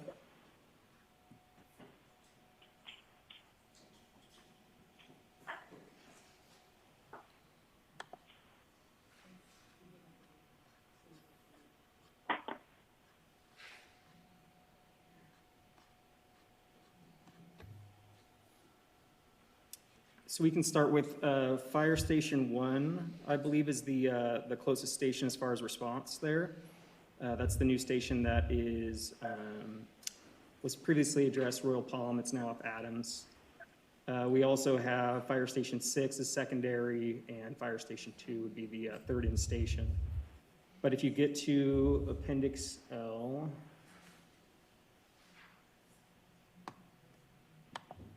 Yes.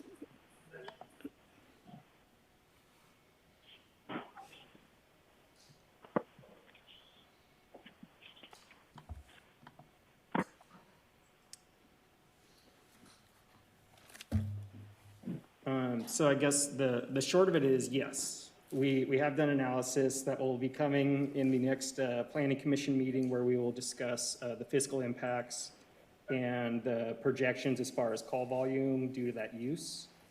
As far as, I guess, maybe could you restate the other questions that I haven't addressed yet? No, I think you've addressed it. I guess my question was simply related to, are we accounting for future capacity of residential units and the needs for city services in that area? And I think your portion of this response answers my first question. The subsequent, I'll do a DIANNE now. I'll review the appendix and have a number of questions during the second part of this presentation at our next meeting. Thank you. Perfect. That is okay. Question, Mr. Chair. Okay, thank you. And does that conclude your questions, Commissioner Colbert? Yes, sir. No further questions. Okay, Vice Chair Harlan. Thank you, Mr. Chair. And thank you again, staff, especially Nancy, for guiding us through all of this. The report has done an excellent job of putting into context this proposed project in a number of topic areas. Most of my questions have already been asked of staff, so the only ones I do have remaining relate to housing, and in particular the RENA cycle. So I'm wondering if staff has available the number of affordable housing units that have been built since basically in the last decade during the last RENA cycle. I know we only had 2 units as our requirement, but you happen to have available what the actual number constructed was?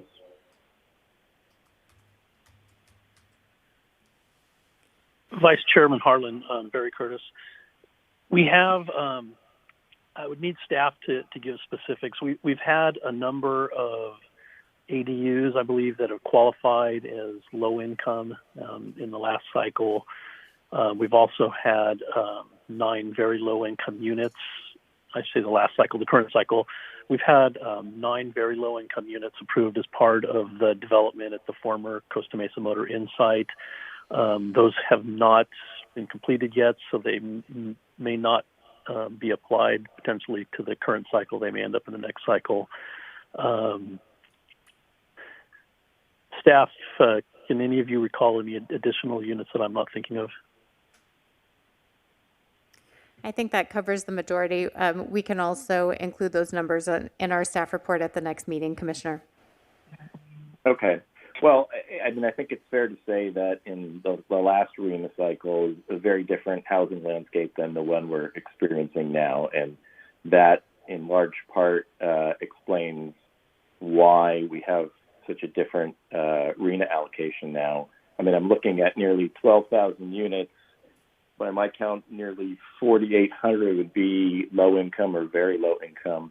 And we've had such a difficult time building in the past. I'm curious of how we're actually going to accomplish these goals, not just zoning for and planning for, but actually constructing. So it seems like there's this project may make a dent of sorts in that number. What I am curious about, though, is the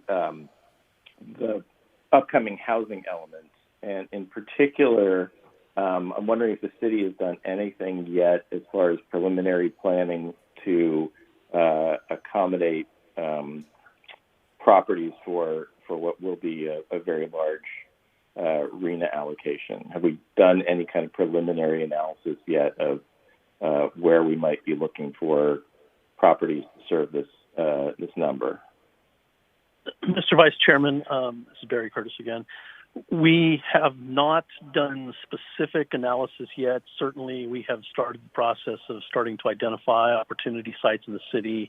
At our last study session before the City Council, we talked about some opportunities for revisiting some areas of the city, as well as areas that might be opportune for either upzoning or even rezonings. Okay. I think that's about all I have for now. I'm sure I'll have some questions for the applicant, so I will turn it over to the chair again. Thank you. Thank you, Vice Chair. I have just a few kind of questions that hopefully we can get through pretty quick. So I've asked this question before. Why are we seeking a rezone to PDR HD? Why would we not just rezone the property as one Metro West specific plan? Chair, if I may, it is acceptable to rezone a property to a specific plan zoning designation, or to establish a base zoning district, and then also to approve a specific plan over the top of it. In this particular case, it has been the city's past practice to have a base zoning district and then adopt a specific plan over the top. So although staff has no objections to establishing a specific plan zoning designation, it just hasn't been implemented that way in the past. If we were to do it all over again and we did a citywide look at how to zone specific plan properties, we may very well go the direction that your question points to. But since it had not been done that way, we wanted to be sure to approach it in a consistent way. Okay, thank you very much. Switching to traffic analysis. So the EIR examines the potential traffic impacts of the proposed project from both LOS analysis and a VMT, vehicle miles traveled analysis. So my question is that beginning July 1 or under SB 743, if I'm reading the 2020 CEQA guidelines correctly, LOS no longer is a analysis to determine environmental impact. Is that correct, Ms. Rosales? Yes, Commissioner, it would be for CEQA analysis for the environmental side. However, for the city of Costa Mesa, we will be developing traffic impact study guidelines that include both level service and VMT. But for CEQA purposes, level of service analysis is no longer viable, really, after July 1? That's correct. Okay. One thing I'm interested in relative to the EIR for the final EIR, I took a particular note of the South Coast Air Quality Management District's letter relative to what they claim is a failure of the lead agency to examine, to analyze air quality relative to overlapping of construction and the actual operation of the community. In other words, some construction may still be going on as residents are moving in. And AQMD is suggesting as a mitigation an upgrade of airborne mitigation from Tier 3 to Tier 4 equipment and Tier 3 particulate filters. I want to make sure that we address that letter in the final. And if we did indeed not analyze overlap, my preference would be we just assume that it needs to be Tier 4 and T3. But that's just my opinion. Also on, so I guess the question is, did we analyze overlap, operational and constructional overlap? And maybe Ms. Bogle from MBI can answer that question. Chair, also, we have a response to comments that we are preparing and intend to present the specifics of to the Commission at the next meeting. We're happy to focus in the staff report and our presentation on the SEAQMD letter in particular and respond to that question at your next meeting. Okay. And then I'm also interested in Mesa Water District's letter relative to the requirement of a hydraulic model. I just want to make sure that we have water infrastructure in place and that we're meeting the requirements of the various public utilities that would serve this proposed project. Absolutely. We'll focus on that one as well in our presentation of the final EIR in response to comments. Okay. The other, some other questions the applicant can answer that I have. So my two questions and what I'm going to be focusing on the most in reviewing the EIR is the greenhouse gases and the traffic. But I think for now I'm good. Oh, so I want to make clear, and I think some of the other commissioners asked this question. So in doing the parking study, essentially what we did is that we examined some other similar projects and did a parking utilization study and found that in most of those similar projects that the parking utilization showed 1.3 spaces per unit. Is that correct? Correct. The parking study, the 3 sites that they looked at, they took the rates that they examined and then averaged it to 1.3. And that parking study was conducted by the applicant? By LSA, on behalf of the applicant. And we peer reviewed it, I'm assuming? Correct. Okay. So the baseline, the minimum, based on that parking study would be 1.3. However, the applicant's proposing 1.75. Yes, so 1.3 is required in the specific plan, which It's is the minimum. Yes, and then 1.75 provided, correct, in the master plan. Okay, in the master plan. So let me ask you this question from a traffic standpoint, particularly as it relates to GHG. Was the 1.75 number used versus the 1.3? I would have to defer that to our environmental In other words, consultant. if you're allowing as many as 1.7 cars per unit to go in and out, presumably, those are cars that are moving and emitting greenhouse gases. So was the air quality analysis take that number into account? So Chair, Yes, this is Kristen. Oh, go ahead, This is Kristen Begg with Michael Baker. The air quality analysis used the same assumptions as the traffic analysis regarding trip generation. So it really more focused on the number of cars that would be generated based on the square footage and number of units, not necessarily the number of parking being provided. Correct. And Chair, if I can add although parking numbers are related to trip generation, they're not necessarily apples to apples. So trip generation is what the environmental analysis is based on. We can focus on that as well if that's a question from the commission. Okay, no, that clarifies it for me. Thank you. Mr. Chair, if I could clarify. Yes, Ms. Shabi. As far as the parking, there's a parking per unit requirement, but then the applicant is proposing using a portion of the parking that's in building A as sort of like a shared parking situation with the office. So 1.75 is basically if you were to use parking ratios strictly for the residential, but it doesn't take into account that shared parking scenario. Okay, great. Those are my questions for now. I'm going to ask for a 5-minute break before we ask the applicant to come up and make their presentation. Thank you.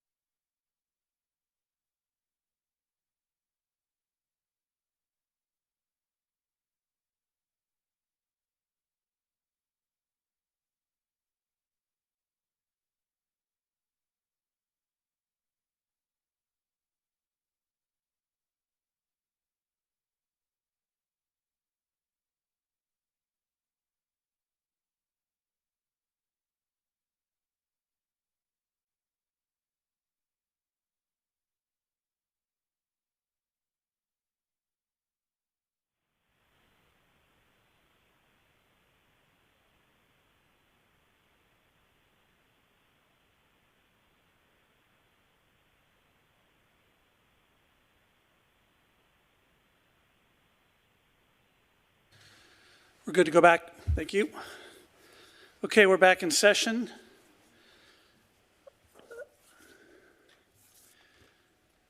Commissioners, are you still with us? Yes.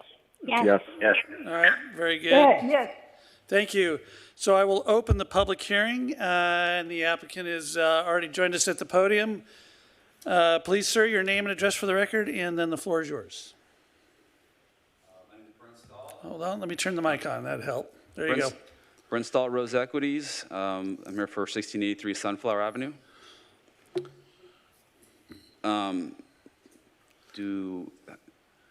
Nancy, how does this? There you go. So first of all, I apologize for the mask because I try and get used to it. This is a pattern that's my wife is. She's a burgeoning mask maker, so this is the one that she likes. I also have this design here that in case I have to call someone on my bat phone, they have a mask so they can wear it when they talk to the microphone here. But I apologize. I'm trying to get used to this. If I'm mumbled, then I'll try and work through it. We'll let you know. So my name is Brent Stahl. So first of all, thank you, Mr. Chairman, Vice Chair, Planning Commissioners, and everyone joining us online, staff. And my name is Brent Stahl, partner at Rose Equities and director of our One Metro West community. Thank you for your opportunity today to present our plan. First, I want to commend your staff for the diligent work with our team over the last 3 years, culminating in the One Metro West specific plan, the One Metro West master plan, the EIR, and the staff report before you today. I'd also like to thank our staff for the very hard work in organizing this hearing in a way which allows for the public to continue to participate in a meaningful way, while at the same time adhering to current public safety standards. Lastly, I want to recognize the many community members that I have had the opportunity to work closely over the past 3 years, all of whom cannot attend here tonight, but that wrote letters of support. Rose Equities is a family-owned company that has been building neighborhoods and connecting communities since 1949. With our long-term development partners, also family-owned businesses, we plan, build, manage, and hold real estate for generations. Rose Equities has the resources to look beyond the near horizon and not be pressured by investors and take a vision to reality. Evidence of our long-term commitment can be seen in the timeliness of our architecture, the enduring quality of our methods and materials, and is supported by the foundation of our community involvement. We at Rose Equities, our partners are committed to contributing to Costa Mesa's prosperous, sustainable, and always bright future for decades to come. We've assembled an exceptional team of local consultants and one expert architectural team from afar, Rockwell, to help us with our wayfinding and placemaking. One Metro West is located in the far northwest corner of Costa Mesa, immediately adjacent to Fountain Valley to the west, Santa Ana to the north, and Santa Ana to the north. More specifically, it is bound by Sunflower to the north, SoCo to the east, an ever-expanding 405 freeway to the south, and industrial and logistics uses to the west. The idea of creating this mixed-use residential neighborhood north of the 405 was conceived years ago. The South Coast metro area had matured into a cultural arts center of Orange County and had included a full spectrum of uses, services, and amenities. Then, housing was added. The northwest portion of the city is no different. One Metro West is the right idea because it acts like a red ribbon around the area. It's the inclusion of high-quality, highly amenitized residential mixed use, along with pedestrian and bike infrastructure, which complements the surrounding uses. Our open space, service-oriented retail, and creative office round out the idea of One Metro West. And we are a neighborhood already. The neighborhood is made up of 5,000 jobs today and 3,000 jobs on the way. It includes great bones like the Santa Ana River Trail, vibrant dining and retail at SoCo, great companies like Vans, and great places like the Hive and the Press. And forward thinking has led to great timing with the critical need to provide the city with additional housing with very little land still available. And looking forward, economic development will be a critical path forward for our nation and the city. In short, we are the right idea, the right neighborhood, and the right time. Costa Mesa has always been known throughout the county for being an incubator of new ideas. From a land use perspective, this started with moving the 405 a little south in the 50s so Henry Segerstrom could build his regional mall in Costa Mesa when Santa Ana wouldn't allow it. Today it means having the opportunity to live local. And what does live local mean? It means being able to it means being able to live walking distance from work. It means spending more time with family and friends and not driving as much on our roads. It means being able to potentially drive a car light or live a car light lifestyle. It means live, work, and play are at your doorstep. And finally, live local today means providing the much needed housing that will attract and hold top talent, which is such a driver in today's innovative economy. As the general plan advises, Costa Mesa needs to anticipate, adapt, and plan ahead in order to remain attractive to new businesses, their employees, and stay economically and culturally sound. How is the city anticipating the coming changes? Is it planning ahead? Approving communities like One Metro West north of the 405 is a future pillar of a neighborhood and part of smart planning. One Metro West is fundamentally driven by three important principles: land use, economic, and environmental. First, land use and land planning. The 3,000 jobs coming to the press will demand upwards of 2,500 units to the area. Accepted, universal, and strong land use principles suggest housing should be located in close proximity rather than far. Regarding economic, One Metro West is the result of the result of the market being allowed to function. We need housing, and the market indicators are screaming for it. Also, there's no doubt our economy will look different as we emerge from this health crisis. What will Costa Mesa look like? Where others don't have the long-term outlook to see the city through the changes over the coming decades, we are here. We're stepping up for our neighborhood. We're stepping up for the city, and we're here and in a city which needs us more than ever today and tomorrow. And lastly, every major environmental group touts infill housing as a key component for environmental sustainability. One Metro West is the way it is because it's excellent land use policy, it's excellent economic policy, and it's an excellent environmental policy. The transition of One Metro West neighborhood has already begun with the likes of SoCo in the press. One Metro West is the next piece in this transition. Consider the following land planning fundamentals. Number one, the current building has served its useful life and is being underutilized with temporary users. Number two, One Metro West will start bringing employment balance to a place that employers and residents need and want. Number three, studies of adding apartments near jobs in Orange County have shown as many as 40% of the residents will live where they work. More importantly, this keeps traffic off the freeways in our local arterials. Number four, there's a very distinctive land pattern coming into Costa Mesa in the morning and leaving in the evening. The majority of traffic generated by One Metro West moves opposite this land pattern, or this traffic pattern. Number five, the new types of jobs that are coming to Costa Mesa will demand highly amenitized neighborhoods, stunning architecture, and a walkable community to restaurants, open space, services, and jobs.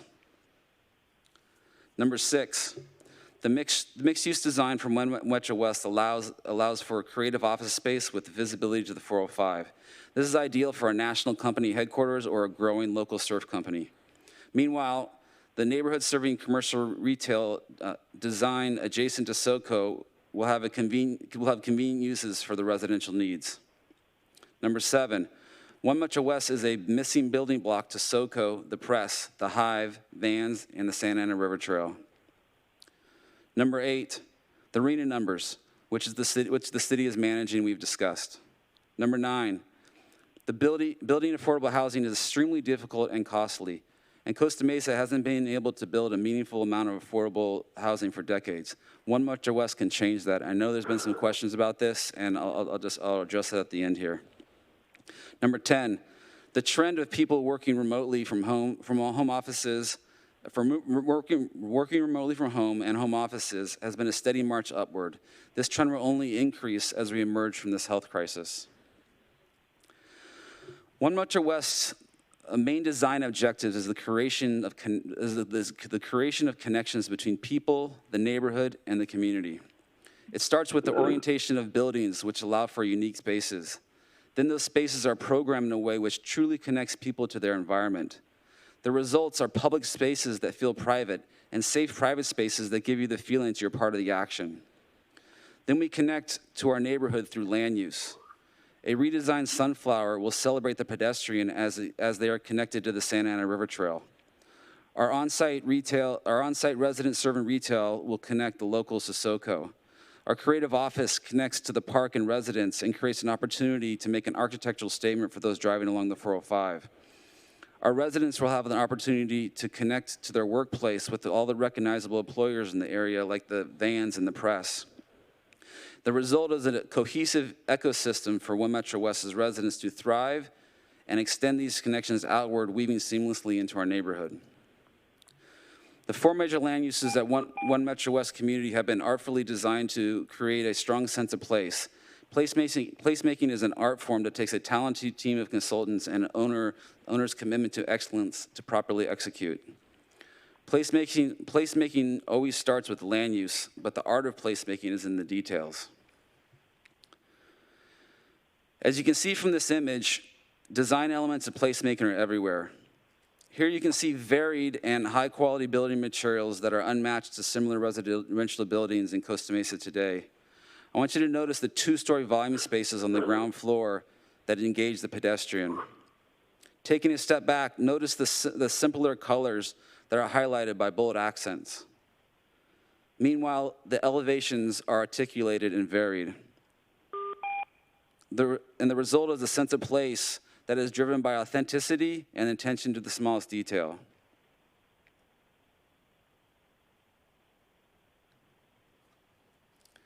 Looking left to right on this image, that's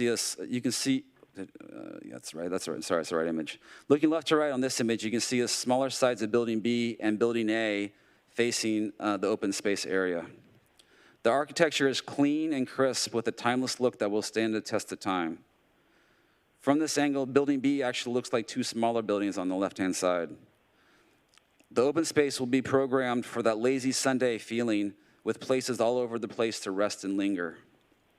Here on the lower left of the screen, you also see the start of the bike path linkage to the Santa Ana River Trail.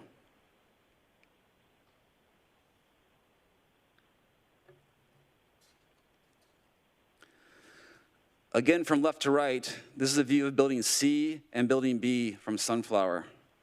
The entrance to both buildings is shown in the middle. Building C on the left has 2-story elements on each corner of the building and recessed balconies at the 3rd floor and above. The ground floor has 2-story retail facade and no balconies facing Sunflower on the residential floors above. This is varying from Building B if you look to the right in terms of the balconies. Building B has facades that blend with the same vernacular as Building C, but different in style and appearance. The result is a great variety of architecture that have lasting appeal. Everything in One Metro West starts with the eye level of the pedestrian. Here you can see Sunflower Avenue being converted to a complete street where the biker and pedestrian experience drive the design. Varied and interesting ground floors connect the pedestrian to the architecture and give them a sense of discovery. The pedestrian feel as one travels through the areas will be truly memorable. I know there was a question about lane widths, and I'll go ahead and address it here by one of the commissioners. I think it was Commissioner Perkins. We spent a lot of time working on the design of Sunflower. There was certainly a number of different constraints as it relates to obviously safety and other uses in the area. We landed at something that certainly satisfies everyone's needs, and including obviously the fire department. To understand the design of the plan, you need to understand the design of the plan, you need to understand the varying parking structures. Building A has a parking structure that is used to buffer the freeway and is attached residence on 3 sides. Because the office and residents use parking at different times, this garage is also shared between the 2 uses. Building B has a podium parking structure with one level of parking on the ground level in the center of the building and two full levels below. This allows units to either face the interior courtyards on the ground floor. It allows units to face to face the open space corridors to the south or Sunflower Avenue to the north. It is a very unique component of the podium parking design. Building C is a wrapped style building where parking is at the same level as each individual apartment home. This style also allows for rooftop amenities.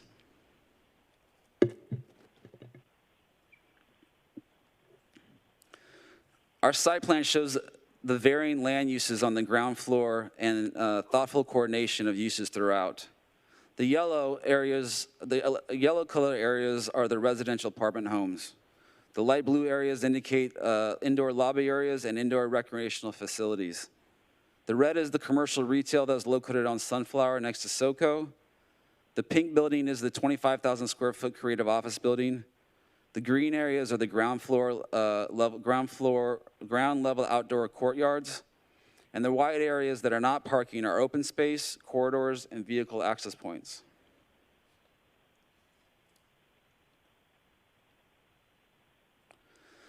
The second floor works in close coordination with the first floor, but there are many large volume spaces in the blue and red areas that I wanted to point out.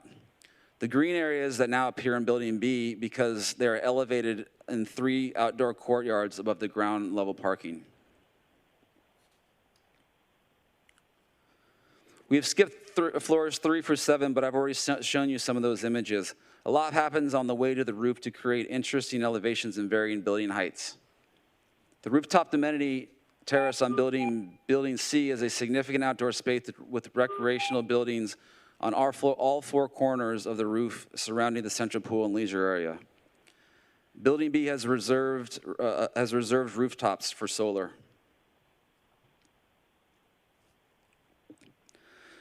The recreational design plans for One Metro West have been an abundance of opportunities for both indoor and outdoor activities and amenities. These activities can occur within buildings, in courtyards, recreation corridors, on terraces, on rooftops, or in the open space. The flow of these spaces and how they connect were thoughtfully laid out. Some unique indoor examples include the library, work-from-home offices, a community room, a bowling alley, chef's kitchen, movie theater, and meditation room.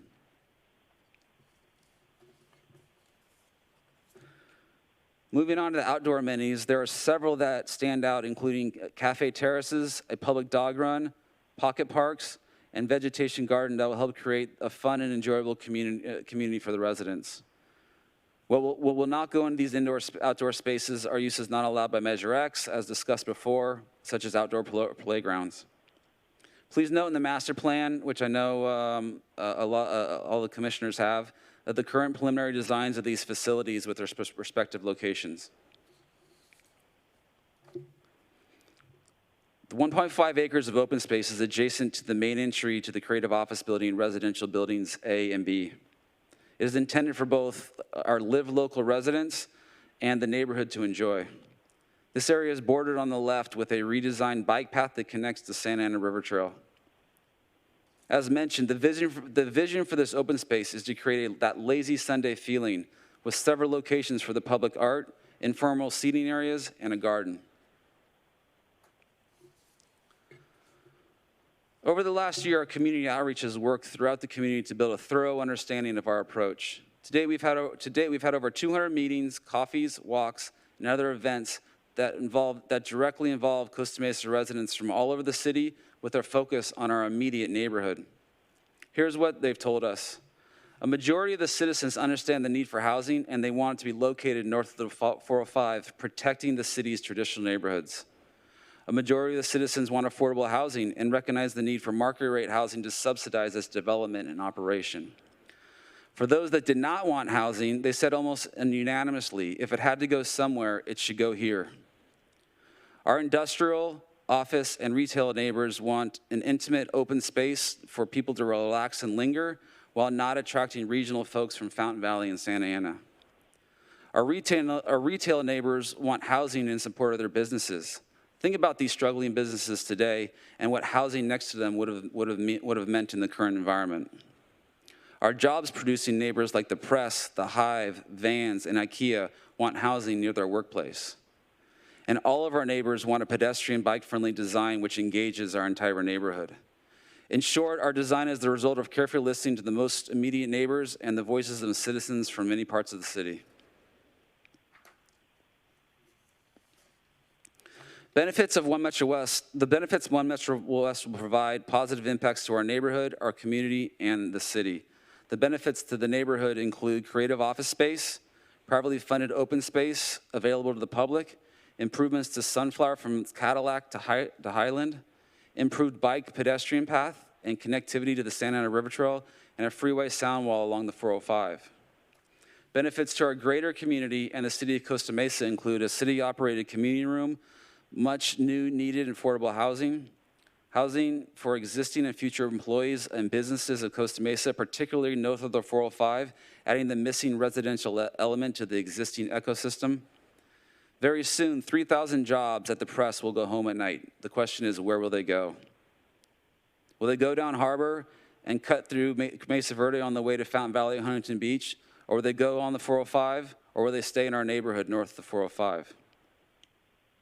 Up to 40% of One Metro residents will work north of the 405 in the surrounding employment center, which will reduce commute times, distances, and travel to the rest of the city. And One Metro West residents and employees will frequent local residents and restaurants and retail businesses, adding to the economic vitality of the area north of the 405 and the entire city. As mentioned, there will be at least three elements. I know there's been more discussion of the EIR and the conditions of approval today, but there'll be these three elements that we'll discuss at our next Planning Commission meeting. The first one is the fiscal impact, which will be positive, the economic impact, which will be very impressive, and finally, we'll discuss the development agreement, which we're collaborating on the city with. We look forward to these in-depth discussions on a future meeting. In short, One Metro West is the red ribbon around the neighborhood. It's the right idea. One Metro West is among 5,000 jobs today, 3,000 jobs on the way, and adjacent to great land uses like SoCo and the Santa Ana River Trail. It's in the right neighborhood. And finally, the critical need for new housing, jobs, and economic development are paramount for Costa Mesa's future going forward. It's the right time. I want to close with this image because it shows so much of our neighborhood. And we are a part of a neighborhood. We're a missing part of a neighborhood. This is a neighborhood north of 405 that has been very different needs than the traditional neighborhoods of Costa Mesa. Costa Mesa has, throughout its history, successfully fostered two often diverging attributes which are connected with great communities. Those two are the charm associated with the neighborhoods of Eastside and Westside Costa Mesa, along with the economic strength of the areas north of the 405. Looking forward, the city should continue to address these dynamics of building an economic base needed to maintain all the traditional elements worth holding on to. It can do so while leveraging the benefits of north of the 405 and minimizing the impacts that are in place within the area today. What a fortunate place for the city to be in. Thank you for the opportunity today. Our team is available for answering any questions that you may have for a proposed community. And I know there were some additional questions that I've written down. Do you want me to try to address them now, or? So if you have those written down in front of you, why don't you go ahead and do that, and then I'll let the commissioners ask you some questions. Thank you, Mr. Stahl, for your presentation. Thank you for the time. So the first question that I have noted was in reference to the affordable housing. This is the specific numbers of the 105 units mentioned in the staff report were 63 very low units and 42 moderate units. And the question about whether or not these will be mixed throughout the community, these will be proportionally mixed throughout the community, as well as proportionally mixed with the number of 1 bedrooms, 2 bedrooms, et cetera. It'll all be spread out proportionally. Obviously, this is a subject that's still being discussed in the development agreement. I know Commissioner Colbert talked about the question of massing.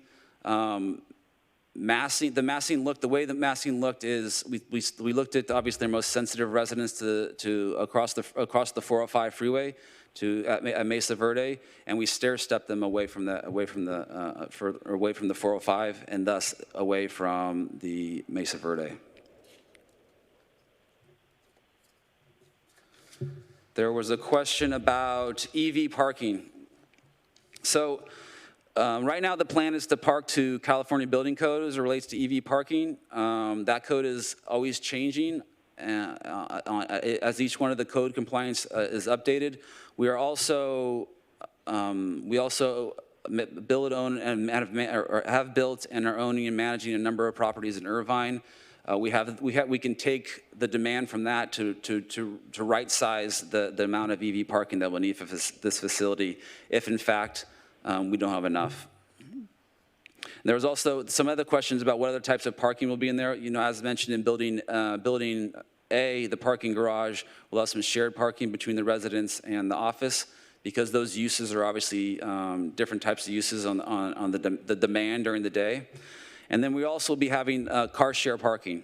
And this is something that I use on a monthly, bi-monthly basis for my family. I live a car light lifestyle. I do live in Santa Monica. I have 2 kids, and we have 1 car. And it's a great option for our family to have a car share vehicles that are spread throughout the city. All you got to do is you take your phone, you push in your code, and you can use the car for 1, 2, 3, 4 hours. So we will have car share parking on site. Again, this is something newer for Costa Mesa and Orange County. The number of parking, we'll obviously have to right size it for whatever that happens to be. I'd imagine starting off with 2, 3, 4 spaces, and as we need more, we'll certainly upgrade it, because at the end of the day, the idea of living a car light lifestyle is happening all over the country. Obviously, more and more of our citizens are no longer getting driver's licenses, and we want to show that if Orange County, that this particular area north of the 405, with this particular project or community, with these surrounding uses, you can live a car light lifestyle. And those are some of the questions I had written down. Okay, thank you, Mr. Stahl. Commissioners, Commissioner ZICH, any questions for the applicant? Thank you, Mr. Chairman. I've got a couple. Let me start, Brent, by saying that was a very impressive presentation. Hear your knowledge of and enthusiasm for this project is extremely high, as it should be. You were quite an ambassador for this project, and it's clear why you have the job you do, because I think you've articulated quite well the way you see this project being the right idea, right neighborhood, right time kind of a project for the city. So I have a couple questions relating to the idea of community engagement. And let me ask a question this way, and it's not intended to be a trick question. So I'm trying to understand something about, or I'm trying to assess, I think, the importance or lack of importance of the residential community, the residents of Costa Mesa, either liking or not liking this project. So I'm kind of, with that in my head, I'm trying to understand community engagement. So let me ask the question first this way. Since your development is not immediately adjacent to any existing residential area, and I used to live in the State Street, so by definition, I recognize that they're right across the freeway from you, but in many respects, they're not immediately adjacent to your development. So my question is this: does it really matter to you whether or not the residents of the State Street like your project or not? So there are members of the State Streets that do like our project. Obviously, we all have different opinions on any kind of growth, whatever it happens to be. I certainly hoped, I would like the opportunity to sit down with as many people as I can to have the discussion. I have reached out to as many people as I can. We've had meetings in State Streets. So the answer is it's not a trick question. You know, we do the best we can, and I'll just leave it at that. Okay, so do you have a sense that the vast majority of the people that you've met with are as enthusiastic about the project as you, or do you think it's something that they would sort of need to see built and warm up to before they would? So my immediate neighbors of SoCo, the industrial users, press, Hive, Vans, they are all enthusiastic. They are screaming at the top of their lungs that this is something that we need. It is the missing land use in the neighborhood. And as far as the question about warming up to things, you know, the city does have projects of this type in the city. I don't know how people think about things like 580 Anton or Baker Block, or even our stuff in Irvine. Unfortunately or fortunately, there is no more land in Orange County. The land pattern that I grew up with and that I know most of Costa Mesans, certainly the land pattern it was developed with, I grew up in Lake Forest, it just doesn't exist anymore. If we are going to provide housing that the market is going to respond to, like I said, either fortunately or unfortunately, this is the type that is actually financially viable and that the market responds to. It meets that cross section, that cross point, and is that for my parents that grew up in Lake Forest? It may not be, but it is for the 3,000 people at the press. It most certainly is. It is for the 700 or 800 people that currently work at the Hive. Okay. So, and I get that, and I can certainly see the attraction that the employers in that area would have for this sort of project. You're obviously aware of the existence of Measure Y, and you're all probably too well aware of why Measure Y exists, the reason that exists. And so my question to you is, do you, I'll say it the way I'm thinking about it. Do you respect the intent that the voters had when they approved Measure Y to be able to give projects thumbs up, thumbs down at the ballot box? Do you respect that enough to subject your property to Measure Y, or are you intending to try to make the case that Measure Y should not be applicable to your project? I think I respect Measure Y the way it was written. I respect it as the law of the land, and we will abide by the law. Okay, I think I understand your answer there. The retail component of your development, could you, it's probably very early to answer the question, but do you have an idea of what kind of retail businesses you expect to fill that space? So we do. There are a couple of places in Orange County and LA County when you have a larger set of units in one community like this that are in close proximity. There is a small grocer that is willing to come in and occupy the space because they need between 600 and 700 units in order to be financially viable. I would imagine certainly if they want to take the whole space, I mean, we would love if someone like that would take that space. They typically take between 4,000 and 6,000 square feet, and that's our idea for right now. So primarily that retail is grocery, is that what you're saying? Yeah, it's the term that's been used a little bit because it is familiar more so in the East Coast is like a little bodega. It's a higher end convenience store with with all types of, even pre-made foods and some of the essentials, even toilet paper and stuff like that. Okay.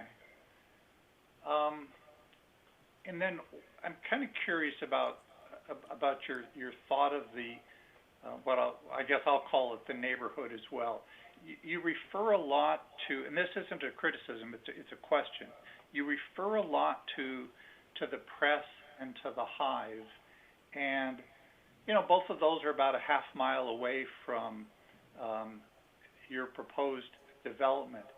And between those two, obviously there's AAA, there's Vans, but even to the north of where you are, there's a significant number of employers and businesses in that area.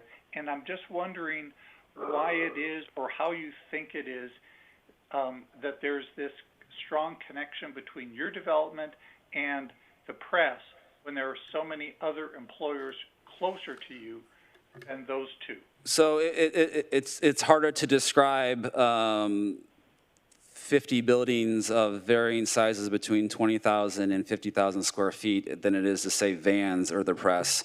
But we have, it's clear there's 5,000 jobs that are currently in the area, and 100% we are designed for those employees to either live at 1 Metro West or to use Sunflower, our retail, our open space. Most certainly, it was not an omission, other than it's just easier to speak with some of the bigger tenants.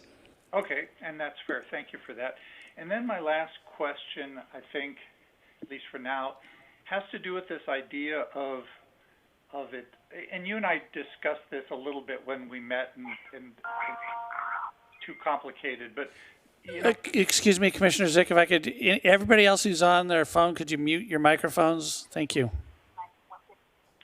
The comment that we hear from a lot of people when it comes to housing in Costa Mesa is that we need more housing, we need affordable housing, and that those are kind of buzzwords. It probably means 10 things to 10 different people, but I think what a lot of people have in mind when they say that is they're talking about being able to buy property. And so I'm wondering why it is that this is a 100% apartment rental complex and not any home ownership.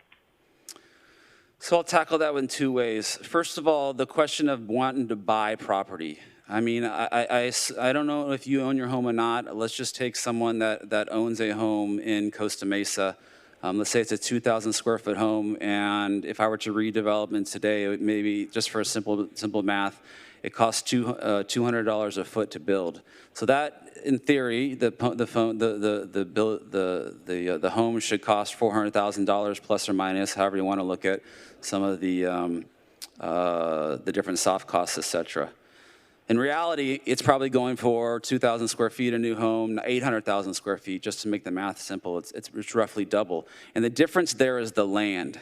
And until every single landowner, homeowner, business owner, every single owner decides that their land is not valuable and they want to put it into the pool of everybody else, it's going to continue to be hard for people to buy single-family homes. That's just the nature of a good, which is land, which is finite, and that's going to continue to go up as more places continue to get more and more people, and there's less land. It's harder to build those for sale housing.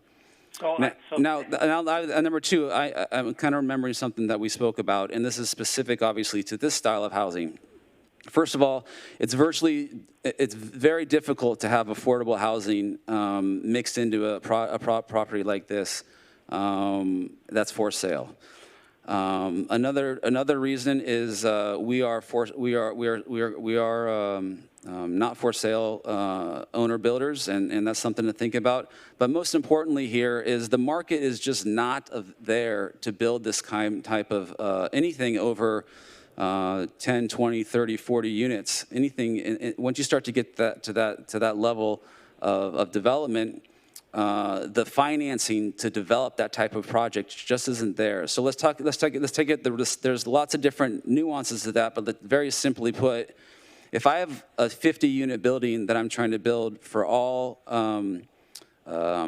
condo, per se, then before I get my construction loan, I have to pre-sell that to about, the number is a little bit different, but it's roughly half. I have to pre-sell that to half of the people, and they have to put down their deposit of $25,000, $50,000, whatever it happens to be, and then those people we have to tell those people, I need you to come back in 2 years while I go and build this. Okay. And because of that, it's just that the market is not there for that type, and that's another reason why you don't have this type of stuff being turned into condos. Okay, and we talked about that aspect of it, and so I appreciate that part of the answer. So what I'm hearing is when people talk about wanting to have affordable housing, it's fair to say this project isn't designed to give people affordable housing unless you define affordable as an affordable place to rent, like this apartment complex versus any of the other major apartment complexes that are in Costa Mesa versus any other major apartment complex in the vicinity. If people are concerned about affordable housing, they must be only talking about renting apartments, because this project does nothing to address affordable for sale property. Would you agree with that? That's correct. That's a ship, and I'm gonna, one day get my parents' house, and I don't think I'm gonna want to sell it for any cheaper than it's worth. So unless people are starting to sell their houses for cheaper, it's not gonna happen. Right. Okay. I appreciate that.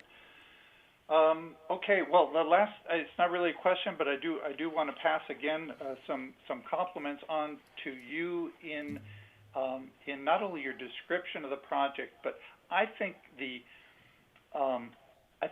architecture of the project is attractive and appealing. I think the way you've interwoven variety and the amenities and all the different kind of spaces, I think it feels to me like, and I'm not an architect, I'm an engineer, but it feels to me like it's been very well designed from an architectural standpoint. I can't speak honestly yet to my sense of the scale and this idea that it's the right place.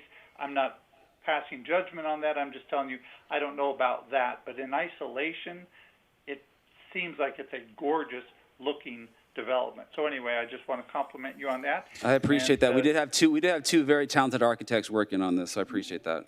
I don't doubt it. And so thank you for that. I'll turn it back over to Mr. Chairman. Thank you. Okay. Commissioner TOURJE, any questions of the applicant? Yes. I have a question or a quick clarification on something that Commissioner ZICH mentioned a few minutes ago. In terms of affordability, I would say that as a renter, I'm often looking for renting affordability and not necessarily looking for homeownership. And so I think there's a difference in types of people who would be looking to live in different places as well. In terms of density, Mr. Stoll, did you or Rose Equities consider a higher density as part of this project? We did consider a What was the limiting factor? So we did consider a higher density. We limited their density to this because the design made it more. It felt better throughout the project. So it wasn't a financial decision as much as it was a design decision. So the corollary to that is, 580 Anton's a good example. They're 125 to the acre. That's a style of development that is similar style to this. So in terms of style, I mean by construction type, and the financial model for that is relatively the same as what we have here. Once you go any more dense than what's at 580 Anton, and this is obviously less dense, but it is a similar construction type. Once you start to get more dense than 125 to the acre, then you go to a high rise, and that significantly changes the model, and really going to 10 stories doesn't necessarily help. You probably got to go to 14, 15, 16 stories before it kind of starts to make sense. So for the city to, I've heard some comments and heard from some folks suggesting that we put all of our affordable housing or all of our RENA numbers in that location and perhaps increasing the density, but staying at this density keeps it more in that smaller scale yet high density feel. That's correct. And, at the end of the day, we're going to own this for decades, and we want it to feel right and look right and be a good, nice place for people to live. So that's why it is the way it is. And you just keyed up my next question. How many developments has Rose Equities invested in that they've stayed with us for the long term? Like what percentage? So we've been in business going back to I have very fortunate to meet my partner 15 years ago, and his family goes back to their Holocaust survivors going back to New Jersey to the 50s. For this cycle, we really started developing building communities like this at the end of the last cycle. The types of apartment buildings started to resonate with a different type of tenant. So on this cycle, we have 3 in Irvine right now, a couple in New York, and 1 in Connecticut we're entitling. And your intention is to stay with those developments for the long term as well? Yes, that's correct. Okay. And how you mentioned that you have 3 developments right now in Irvine? That's correct.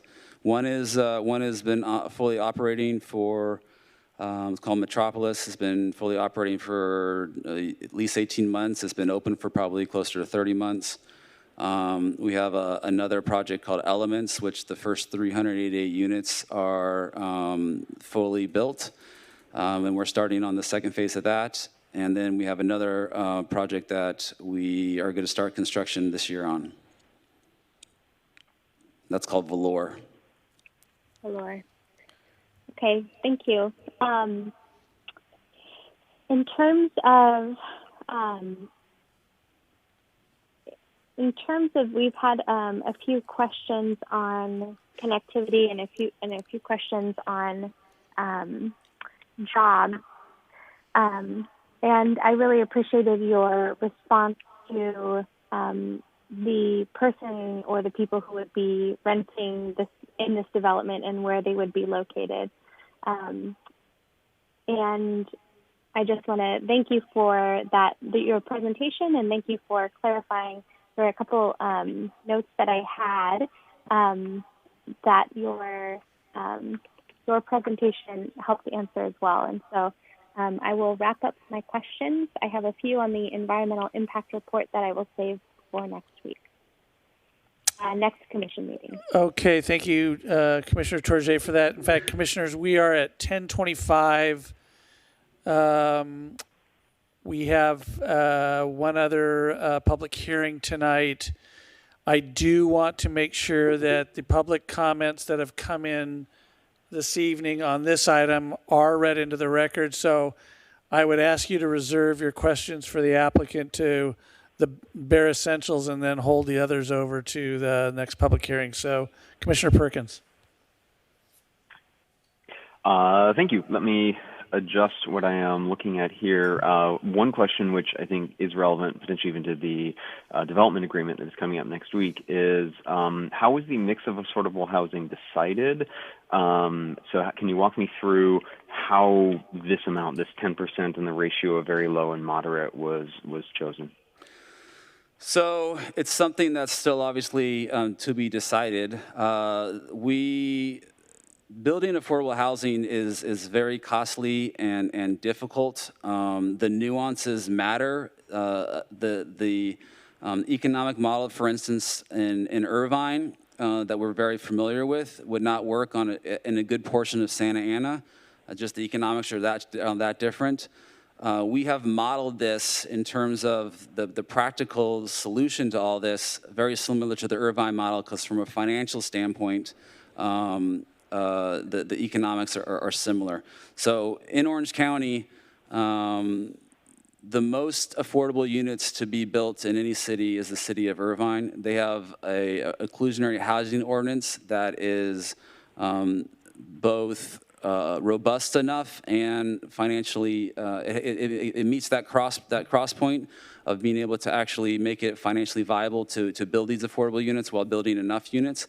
So we've modeled it off of that, and that is how we arrived at this number, which if you start to take it a little bit further, you know, it could go as high. So it's 105 units right now. Is the suggestion, which is, like I said, 42 moderate units, or in 60, I forget the exact number, 67, I think it was, very low units. Or alternatively, using the Irvine model, you could go 42 very low units, 42 low units, and 42 moderate units for a total of 126. Okay. Thank you. I definitely appreciate that information. I think trying to look and seeing how we can increase our affordable housing in Costa Mesa is a priority, I think, for many of us here in the city. I guess one question I would have, and be interested to hear this offline, I think, is I'm curious how our parking requirements are affecting your ability to provide affordable housing, but in the interest of time, please do not answer that right now, at least, unless you have a great desire to. I would like to move to the discussion of residents and how residents and visitors of residents are supposed to walk around the site. While looking at the master plan, I did not see many pedestrian walkways on the internal pathways of the site. So imagining I'm living in, say, Building A, and I want to get down to that specialty retail that's in Building C. What are my pathways that I'm going to use? Because it looks like there's mostly just roads, and so I'm a little bit concerned about that. So let me see if I can get another one of these images here. Do I have the control still? It's not working. Take it to the middle, a little further, yeah. That's one of the site plans. The ground floor site, keep going. Right there. So, actually, you know what, I did drag one of my landscape architects here to sit through this, and this is probably a good point for him to talk about some of the differences between where cars can go and pedestrians can go. So, Michael Schrock from Urban Arena.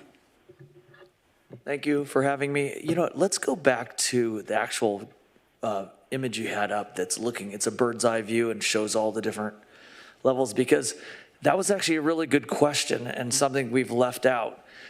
Someone talked about massing, and we've stepped it from Mesa Verde, and I thought it was interesting. There was a talk about density and putting all the affordable and all the units here, but then that would, of course, go against people looking from this project over to Mesa Verde and the State Street, so it's all this kind of yin and yang.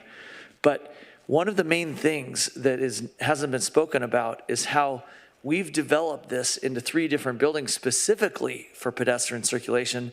And if you look at this guidelines, and maybe you can take your mouse and show them where I'm talking about, there's basically a walk that goes all the way from the public park across to the gap, the current gap in the SoCo. So now you'll be able to walk down the spine right through into SoCo, and then we have a pedestrian way that goes down Sunflower, and Sunflower is arguably going to become the nicest looking street in all of Costa Mesa, and I have an office here. So with bikes and pedestrian and lots of new landscape and no power poles.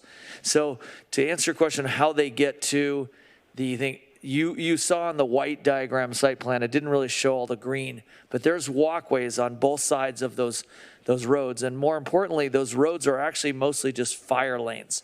They're hardscape, but mostly the traffic actually veers off from that significantly.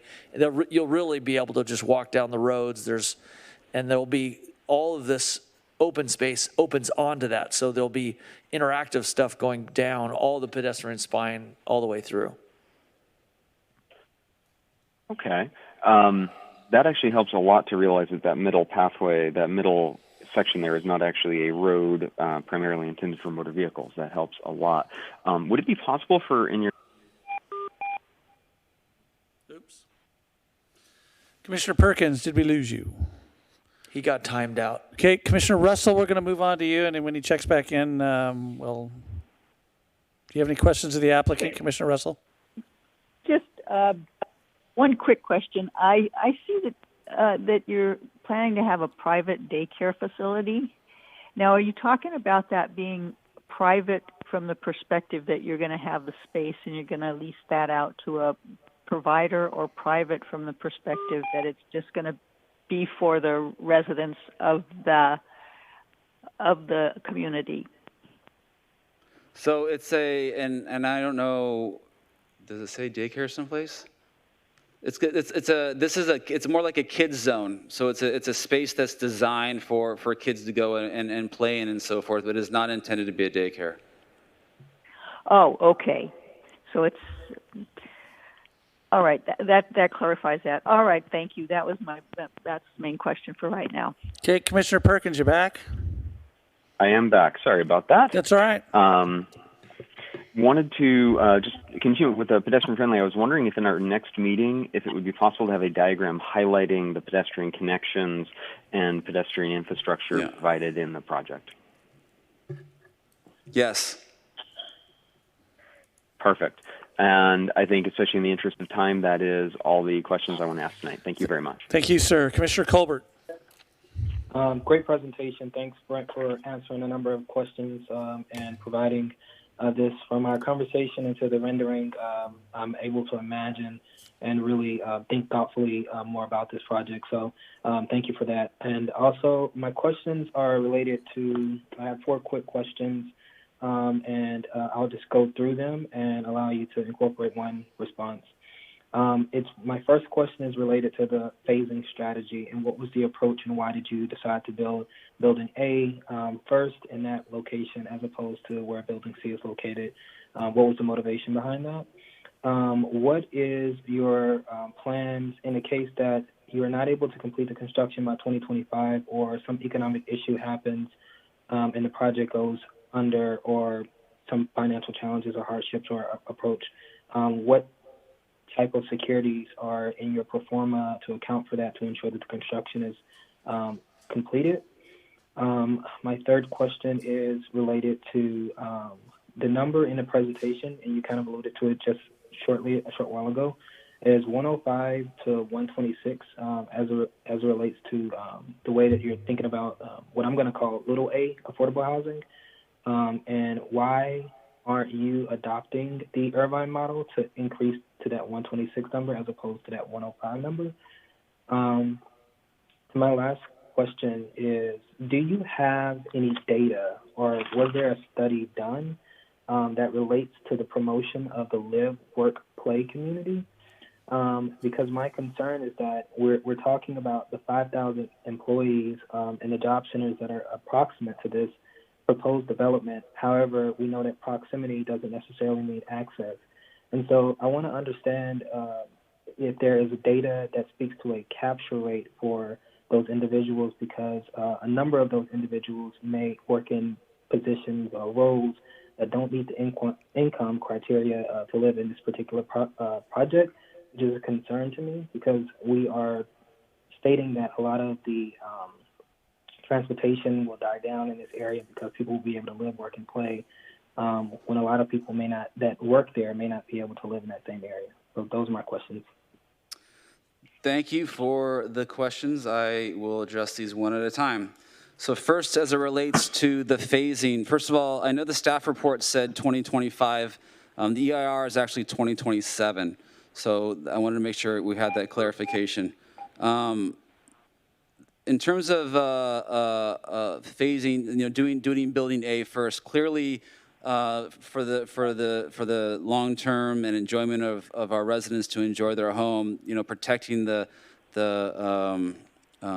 facility, the community from the 405 is paramount. So that's why we've decided to look at that building first. In terms of making sure this is completed over time. I mean,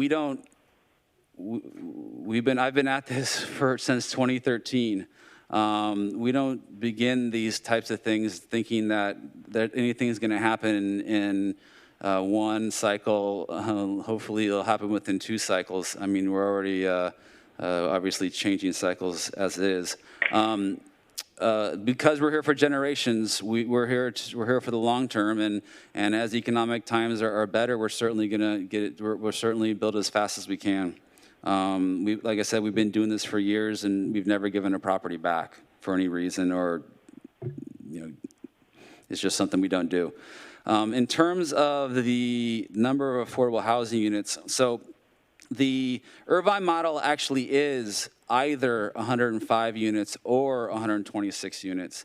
And the 105 units has a deeper level of affordability, but less units. While the 126 has a more proportion, 42, 42, 42 units, but a little less on the deeper level.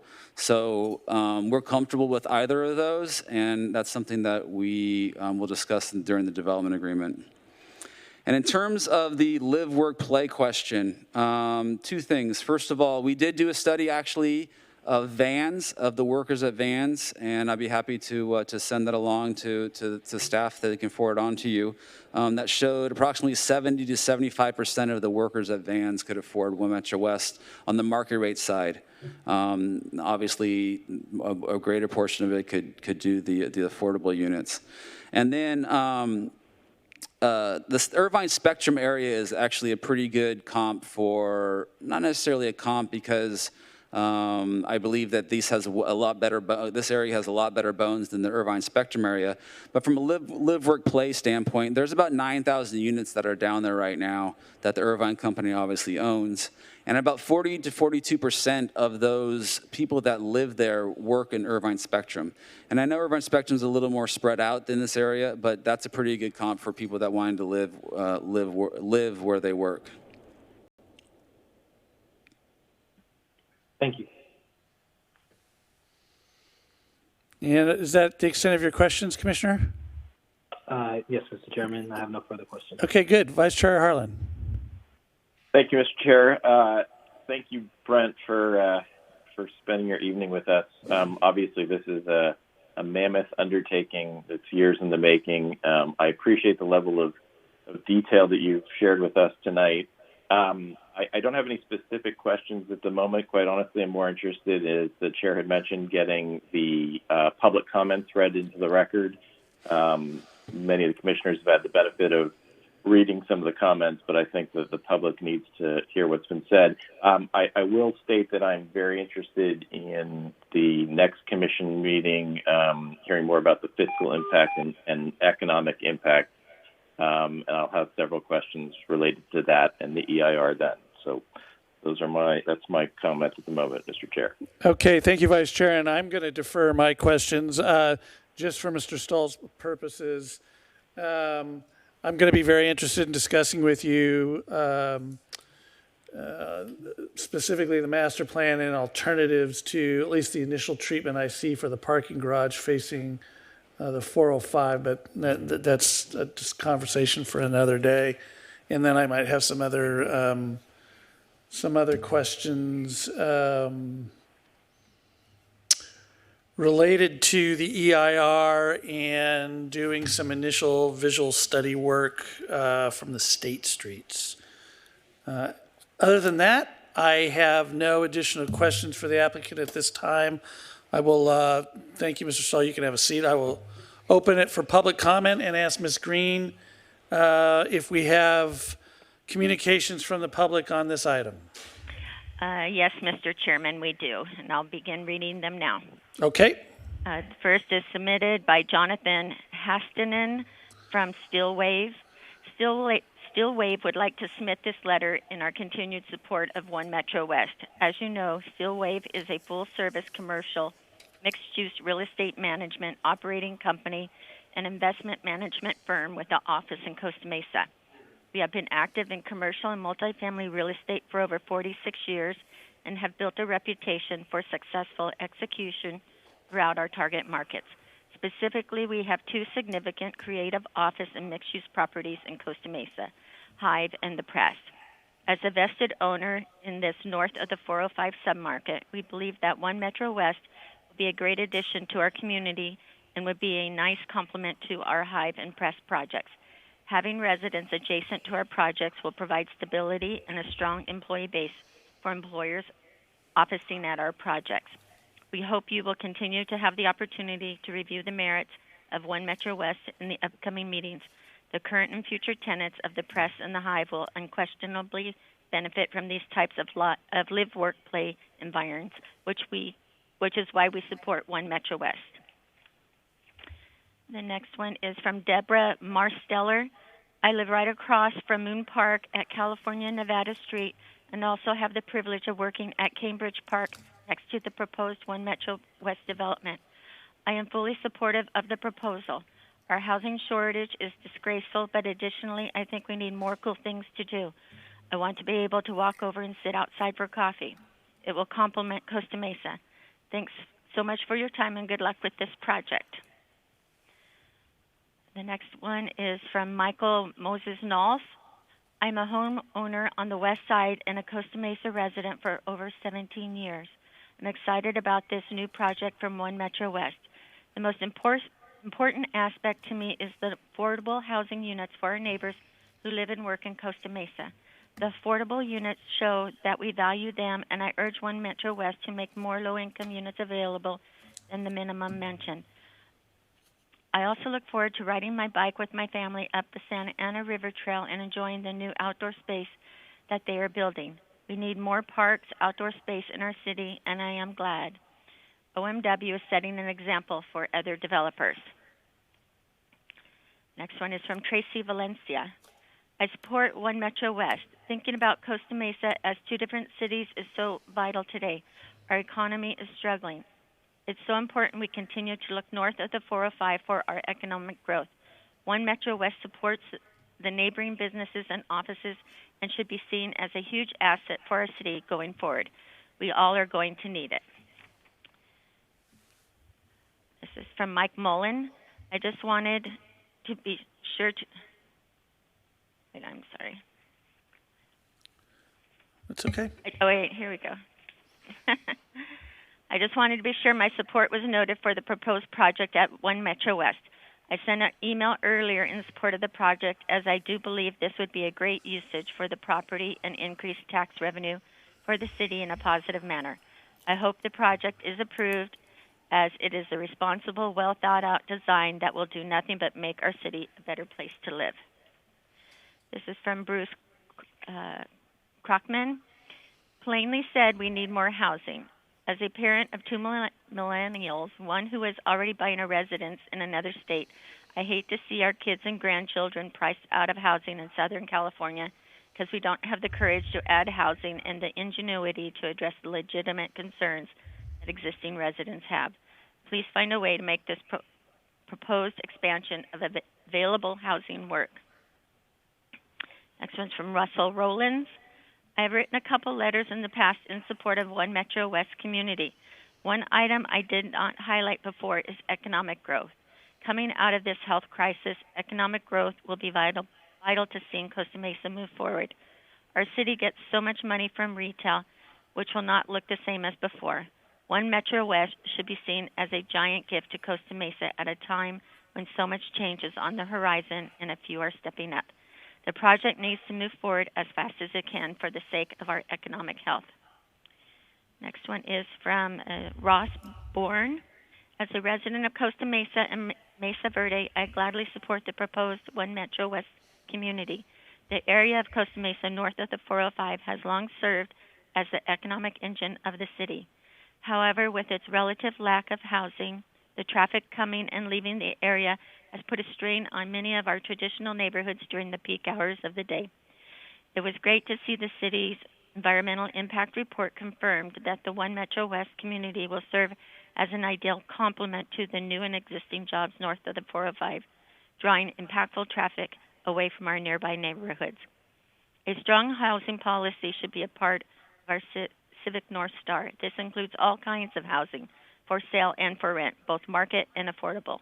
Housing is at the core of so many societal issues: transit, global warming, inequity, segregation, economic growth, generational wealth gaps, etc. Having a healthy housing market which reacts appropriately to all these issues is fundamental to the solutions for same. For Costa Mesa, our new housing should go north of the 405. As Costa Mesa looks to the future, ideas like One Metro West are roundly supported by economists and environmentalists alike. For these reasons, I am supportive of this plan and community. The next letter is from the Kennedy Commission. The Kennedy Commission is a broad-based coalition of residents and community organizations that advocates for the production of homes affordable for families earning less than $20,000 annually in Orange County. Formed in 2001, the Commission has been successful in partnering and working with Orange County jurisdictions to create effective housing and land use policies that has led to the new construction of homes affordable to lower-income working families.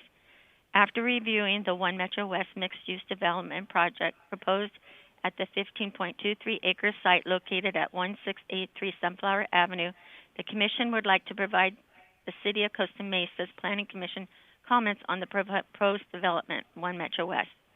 The proposed project will include approximately 1,057 residential units, of which a minimum of 105 units will be affordable, 25,000 square feet of commercial office, 6,000 square feet of specialty retail, and 1.5 acres of open space. The Commission is concerned over the amount of units that will be made affordable given the massive size of the development and the lack of information regarding to which levels of affordability these units will be set. We strongly urge the Planning Commission to require Rose Equities to make 15% of the units in One Metro West affordable, with an affordability mix split between units affordable to low and very low income housing. Additionally, there is a special need for 2- and 3-bedroom apartments for large families. In the current project proposal, only approximately 10%, 105 of 1,057, of the total residential units will be made affordable. This is not enough. As the city staff stated in its staff report for this meeting, the proposed RENA allocation in the upcoming 6th cycle will require the city to allocate sites that can accommodate 2,910 units at a very low affordability level and 1,789 units at the low affordability level. The city would be losing a great opportunity to address its need for affordable housing and meeting its upcoming 6th cycle RENA allocation if it does not increase the amount of affordable units proposed in the project and require that these be divided between the very low and low income units. The Commission looks forward to participating with the city to increase and preserve affordable homes for lower income households in the city. And the next one is from Kathy Esfahani. On behalf of the Costa Mesa Affordable Housing Coalition, I write to express our strong support for the draft EIR and various planning changes proposed in connection with the development of One Metro West. Not only is this proposed mixed-use development a well-designed and exciting addition to city life of the north of the 405, but it promises to help Costa Mesa address its growing crisis in housing affordability. Importantly, the project's planned incorporation of affordable units into a market rate development can set a crucial precedent for future residential development in Costa Mesa. It is way past time for Costa Mesa to adopt this smart, effective approach to getting affordable housing built in our community. We do urge the Planning Commission to require Rose Equities to make 15% of the units in One Metro West affordable, with an affordability mix split between units affordable to low and very low income households. Additionally, there is a special need for 2- and 3-bedroom apartments for large families. We encourage you to support One Metro West as it comes before you tonight and in the approval process going forward. This one's from Sean McBride. First, I want to commend the city with moving forward with One Metro West meeting tonight. The challenge of creating new housing takes time, and I love the city continues to move forward with its business. Please see my last couple of correspondences in support of One Metro West. This one is from Cynthia McDonald. After listening to tonight's staff report and reading some of the previously submitted comments by the public, I have some additional thoughts. Costa Mesa has no view restriction ordinance. However, I would like to see site-like drawings so we can determine if any portion of this project will be visible from the homes in Mesa Verde. The project is north of the 405, which is the area that was previously designated as an area acceptable for high-density development. While the 405 freeway is elevated in this area and includes tall sound walls in all areas except for bridges, we need to know what is visible and from where. I suggest for the benefit of residents that the city require that story poles or a crane be in place prior to Planning Commission and City Council meetings on all future projects. While the project complies with the open space requirements and the developer is allowing the public to use its private park, it would be better if the developer dedicated the parkland to the city. As pointed out by Commissioner ZICH, we aren't meeting our required ratio of parkland to residents, and despite developers paying fees in recent years, we have not been able to locate large parcels to develop into parks. The existing buildings have reached their useful lifespan. In order for the developer to lease them to new tenants, my understanding is that would involve considerable remodeling and increase in FAR. If that were to happen, assuming the developer would build to the maximum FAR, would it be likely that the traffic under that scenario would be more than under the currently proposed project? Also, with respect to the anticipated increase of traffic on Susan Street, is that due to this project or is that a cumulative result of this project and newly expanded press project and or other projects such as the 405 expansion? Thank you for your attention to these questions. The next one is from Laurel Golden. As a longtime resident of Costa Mesa, I am concerned about what One Metro West could mean for the future of Costa Mesa and the Mesa Verde community especially. This is what I learned from reading the environmental impact statement. If approved, it will set a precedent for increased population-dense buildings in Costa Mesa. It will be 98 feet tall or taller and 7 stories, more than 3 times the current building height of 31 feet. There will be 1,057 rental units with an anticipated 2,886 residents and employees. It will account for more than 50% of the coming population growth in Costa Mesa. It will create an additional 6,800 daily car trips up from the current 429. The new trips will negatively impact the surrounding streets and freeways. Air quality will be negatively impacted during construction and then again with the increased car trips after residents move in. The plans call for lights reflecting off the buildings at night that could create a distraction to freeway drivers. The building wall lighting will create light pollution in the surrounding area. Mesa Verde neighborhoods will again bear the brunt of construction. There are no drawings in the EIR that show a view of the height of the buildings from the surrounding neighborhoods, but it will probably obscure the view of the mountains from Costa Mesa. After reading and understanding the number of negative impacts for which there is no mitigation, I urge a no project on One Metro West. Thank you. The next comments are from Robin Leffler. I'm a resident of Mesa Verde and writing for 2 reasons. One is to protest the PC holding a so-called public hearing that precludes the right of the public to meet with their planning commission live and in person for a real public hearing in public about One Metro West proposed project. There is no urgency here that would prohibit postponing the hearing a few weeks until it is deemed safe to assemble. I sincerely hope that is what the Commission will decide to do. You are here to serve the public in the most accessible way, not to serve the developer's convenience. Comments to the EIR ended March 30th. It was a shoddy EIR as noted in detail by some commenters. It is mind-bending to believe that all of the comments have been thoughtfully and accurately addressed in less than 2 weeks' time. A question to each of you. Have you yourself read and understood the EIR, the comments, and the responses to comments yet? There's too much pressure to push this through. The process should be slowed down to ensure a thorough job is done, and again, heard at a time when you can meet live with the public you serve. I also urge the Planning Commission to reject the proposal to change the GPA of Industrial Park to anything else.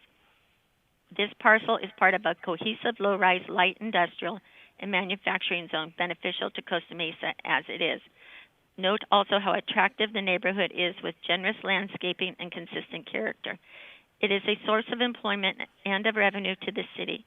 I've seen it mentioned in several project proposals that a new apartment or condo complex will bring property tax revenue to the city.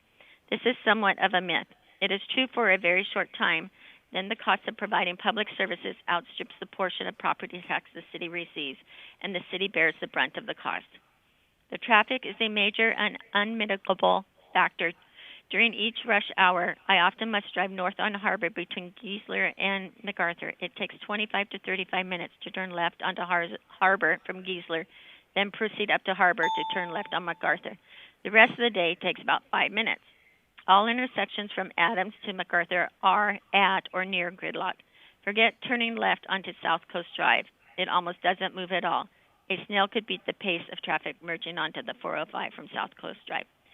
A seldom mentioned detriment from projects with such low permeable open space to non-permeable ratio is that as open space shrinks, there is less replenishment of the groundwater. This can lead to buildings sinking and over time diminish water resources. The height and mass of the building will block a significant amount of the view of open sky to Mesa Verde residents north of Geisler. There is an open and airy feel to the neighborhood with the current zoning across the freeway from them. That lovely openness would be restricted. Many homeowners rely on the city's general plan to show them what will be allowed in the areas near where they choose to live. One last point, this developer has similar buildings in Irvine. It is in a much more suitable location away from established neighborhoods near commercial areas. However, as of a month ago, their tenants gave them meager Google star ratings of 3 to 3.5 stars. So Ms. Green, the 3 minutes is up for that commenter. Could you move on to the next one, please? Yes, Thank you. I'm sorry, I didn't hear the beep. All right. The next one is from Laurel Golden. I was shocked to hear that the Planning Commission meeting to discuss One Metro West is scheduled without the ability for the public to attend. Please table this issue until the public can attend and comment in person. This project will change the character of Costa Mesa and should not continue without the citizens of Costa Mesa in attendance. Next one is from Anna Verska. I've had many concerns about this project from the beginning. Chief among them is the speed with which it's being rammed through and questions about why that is. If the project has true merit, not many problems, and was fantastic for both the community and residents, it should be able to be put on the ballot at any time and easily pass. No need to rush anything. But that's not the case. The project is being rammed through, I'm sure, at greater cost to the applicant than the cost of placing on the ballot during a special election. Because the project cannot withstand the scrutiny and would have a hard time passing if it was the only item on the ballot. The rush is to put it on the ballot during a general presidential election when it will be lost in the sauce and the applicant hopes residents won't pay too much attention. Just like the EIR process during the COVID-19 pandemic and the Planning Commission meeting tonight. The majority of the process has been a sham, and though you may try to package it as pie, it remains a steaming pile of something else.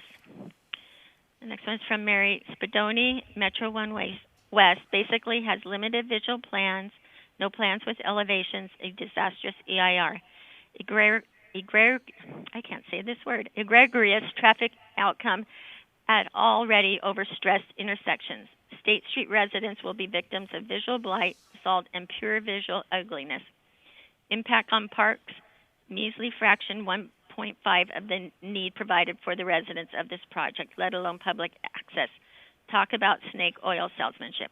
The voice of the community is silenced by our emergency pandemic current status. This is not the city's finest hour.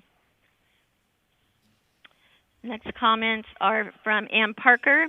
Please postpone any decisions you would be making until residents have a chance to read the staff reports, listen to the staff presentations, the applicant's presentation, and the response to applicant, and are able to make public comments. The taxpayers need to know what is going on. Next one is Jason Thiesing. Hello. I'm very concerned about this One Metro West project. I oppose this project and think it'll be detrimental to the city of Costa Mesa and the local neighborhoods. The Mesa Verde neighborhood, which is one of the premier neighborhoods of Costa Mesa, will suffer the brunt of this unnecessary project. The people of Costa Mesa that I have personally spoken to about this project do not want stack and pack, high-density rental housing, and we feel like this is getting pushed on us by an out-of-town Beverly Hills developer who has coerced city officials into move forward with this project. and has in every way done an end around the normal oversight processes that are in place to protect citizens of Costa Mesa and sideline the community, all in a bid to rush this thing through to meet the November voting deadline. Putting a rush on this project and fast-tracking the process does absolutely nothing to benefit the city of Costa Mesa and its citizens. It only benefits the developer and should not be a priority moving forward. Laguna Beach has a similar project in the works that the city council has sent the developer back to the drawing table 3 or 4 times to get it right and has been years in the making. The last thing we want to do is rubber stamp. Is that the 3? No, keep going. The last thing we want to do is rubber stamp this massive project and send it to the next step. I understand this will get a vote of the people, but you guys are a first line of defense for a project of this size and magnitude. The main issues I have with the project is the size. To say it is huge is an understatement, and I find it hard to comprehend the size of this thing. From what I understand, there will be 3 high-density towers at 6 to 7 stories, possibly taller, and a huge 5-story parking structure backing the freeway, 300 feet from the first house in Mesa Verde. I can't even comprehend putting a project of that size and magnitude in that area where nothing is over 3 stories. This is not in the South Coast area or over by John Wayne Airport. This isn't Venice Beach, Marina del Rey, Santa Monica, or Las Vegas for that matter. And that's what the renderings look like. Something you'd see on the Vegas Strip. It looks like a Vegas hotel to me. What are we trying to do here? If this project went up at the current state it's in, it would be unprecedented. This is not the right area for a project of this same size, plain and simple. Aesthetically, this thing will stick out like a sore thumb in the local neighborhoods and will likely block the view of the mountains and sky. It will increase traffic in one of the most congested areas in Southern California. The local freeways and Harbor Boulevard are already jam-packed most of the time and will put increasing pressure on the arterial system in Costa Mesa and surrounding cities. The fact that this project will add roughly an additional 7,000 car trips per day is unthinkable, and it will have huge impacts on people's health and well-being. Sitting in traffic and dealing with congestion and overcrowding is one of the main causes of stress, domestic issues, and health problems for people. It comes down to here is livability issue and a quality of life issue. I feel the amount of people this project will add and the traffic that it will bring will have a negative impact, an impact on people's well-being and livelihoods. Furthermore, we are already one of the most densely populated cities in Orange County, and this will add so many new renters to the city, which will account for over... Thank you, Ms. Green. The 3 minutes is up. Next commenter, please. Thank you. This is from Stephen Smith. For the record, I'm against the Metro Complex proposals. And the next one is from John Merrill. I would like to point out that none of the comments on the draft EIR or requests for more detailed information has been disclosed to the public, with the exception of disclosing the specific plan.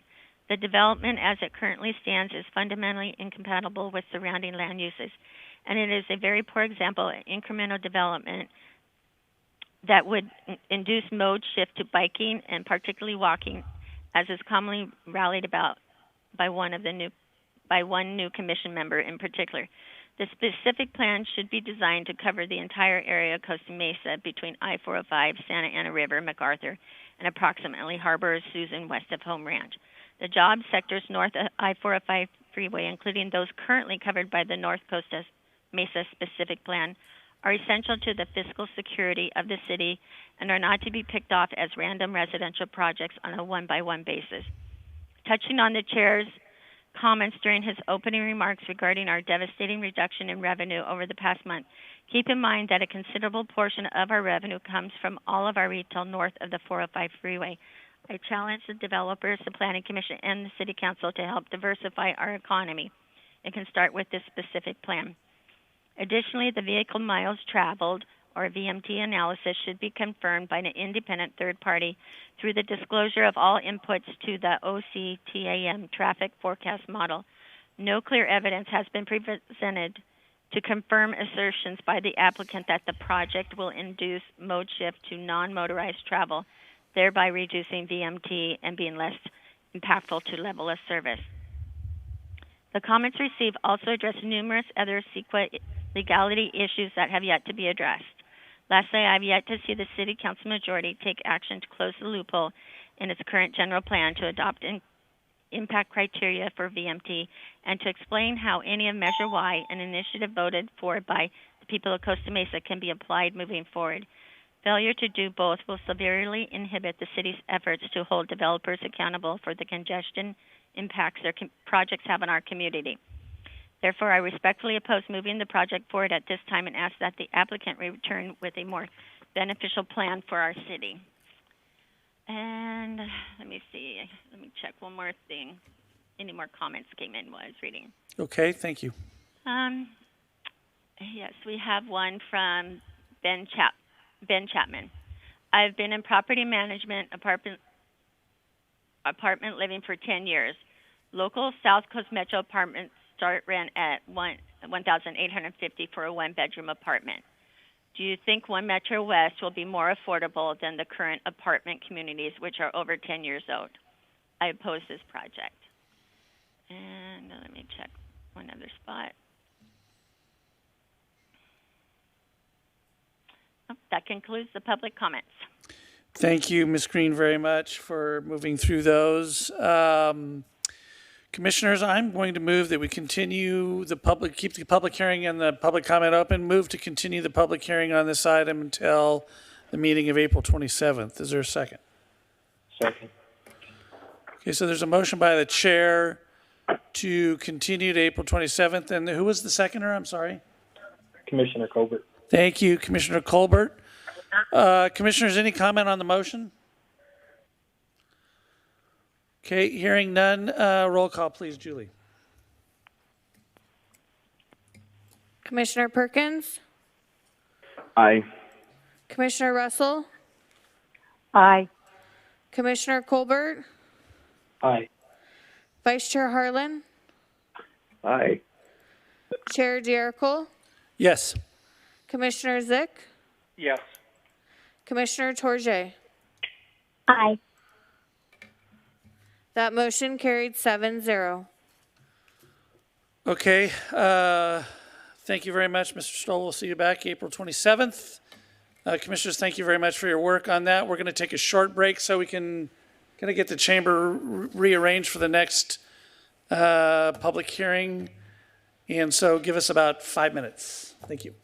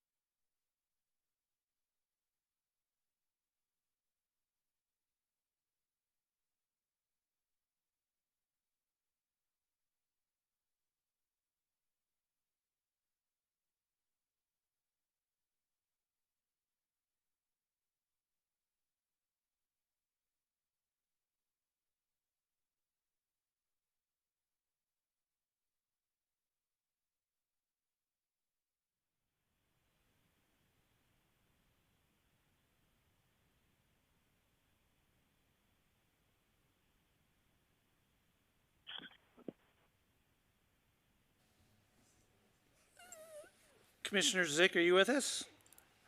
Yes, sir. Commissioner TOURJE. Commissioner TOURJE, are you with us? Okay. Commissioner Perkins? Yes. Commissioner Russell? Yes. Commissioner Colbert? Yes. Vice Chair? Yeah. Okay, let's proceed, please. Can we go back on the air, please, and let's get moving? Thank you. All right, we're back. Thank you very much, everyone, for your patience, and to the public for sticking with us and for all the good comments received on the last item. Julie, public hearing item number 2, please. Public hearing item number 2, planning application 19-29 for a marijuana manufacturing facility, Complex Plus, at 3505 Cadillac Avenue, Unit O-106.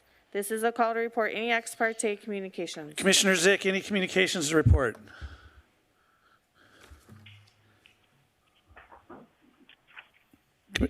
Commissioner ZICH, any communications to report? No, sir. Commissioner TOURJE? None. Commissioner Perkins? None. Commissioner Russell? None. Commissioner Colbert? None. Vice Chair Harlan? None. Okay, thank you, Mr. And I have none to report. Mr. Arias, the floor is yours. All right, thank you. Good evening, Chair, Commissioners. Justin Arias, Assistant Planner. The item before you, as Julie described, is a request for a conditional use permit for a marijuana manufacturing facility within an existing industrial building. The proposed facility would be operated by Complex Plus and would manufacture cannabis products utilizing butane extraction. A bit of background related to Measure X. To date, a total of 32 applications have been received by the city, 8 of which have been approved and are operational, 16 have been approved and are in the process of building out, 4 applications have been denied, and 4 applications are pending, including the item before you tonight. The project site is located within Cambridge Park, specifically within Building O. The site is bounded by the 405 freeway to the south and the Santa Ana River Trail to the west. The property is zoned PDI, Planned Development Industrial, and has a general plan land use designation of Industrial Park. The proposed tenant space is located on the first and second floors of Building O, with direct access to the parking spaces in the rear of the building, approximately 45 feet to the designated loading and unloading space. Building O has a total of 20 tenant spaces, 3 of which are approved and or occupied by cannabis-related uses. Here are some existing site photos of the tenant space, also provided in the staff report. As part of the proposed project, it includes tenant improvements to the 2 tenant spaces, including modifications to the interior walls, fire safety improvements and HVAC improvements, installation of an elevator to connect the upper and lower levels, installation of scrubbers and charcoal canister filters as an odor control system, as well as the installation of a video surveillance and burglar alarm system. The applicant has obtained approval from the association for the proposed work that they would be doing to the tenant spaces. And that would also include the proposed designated loading and unloading space. The proposed use specifically, a brief timeline for the project. The marijuana business permit was filed with our Community Improvement Division on August 30th of 2019. The Community Improvement Division issued a notice to proceed letter on October 8th, and a CUP application was filed on October 30th. Personnel from HDL, the city's cannabis consultant, inspected the building with the applicant, fire prevention staff, as well as planning staff on December 11th of 2019. The proposed business operation involves cannabis manufacturing facility. THC oil would be extracted from cannabis trim utilizing butane. The oils would be utilized to create various cannabis products, including diamonds, shatter, crumble, and batter. Photo examples are provided on the slide. Related to state licenses, the applicant would be obtaining a Type 7 Manufacturer 2 state license, and no marijuana cultivation or dispensing would occur at this site. Here's the floor plan for the first and second level, and then I'll go quickly through the operation of the manufacturing business. Raw cannabis product would begin in the loading and unloading area and would be brought to the facility by a third-party licensed distributor. Raw material would then be stored in Vault 1 until it is ready for extraction. Once ready for extraction, raw material would be moved to the prep room before being taken into the extraction room to be processed. From this process, raw extracts would be produced as well as waste trim. Waste trim would be stored in a secured vault, Vault 2, to be removed by a licensed third-party company, and the product produced would be quarantined in Vault 3 until a licensed potency pesticide test is conducted by a third-party company. After that, products are then transported to the second floor via the interior elevator, and product is then stored into the secured vault, Vault 4, until it is ready for packaging and labeling. Final packaging of products would occur in the packaging area. Each product and label, as required by state law, includes information for the manufacturer, product-specific information, as well as government warnings. Finished packages would be packaged into larger boxes, which would then be stored into the secured vault, Vault 3, to be picked up by a licensed third-party distribution company on pre-scheduled days and times determined by the applicant. Also, as required by state law, pickup and delivery would be under video surveillance at all times. In addition, with all Measure X applications, more than 30 conditions of approval have been applied, including the requirement to obtain a business permit within 12 months of approval, a requirement that no product distribution occur between 12 a.m. and 5 p.m., references to marijuana on business signage being prohibited, as well as prohibitions of cannabis consumption and persons under the age of 21 on the premise. In addition, some site-specific conditions for outdoor loading and unloading have been applied to the proposed project, as well as the recommendations from the city's consultant, HDL, were included as well.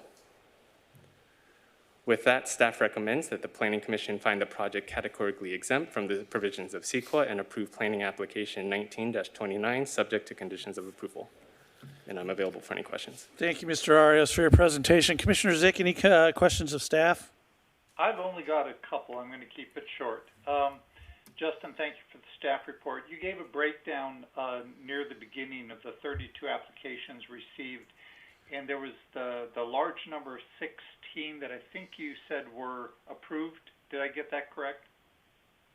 Yes, that's correct. 16 are approved and are still in the process of building out.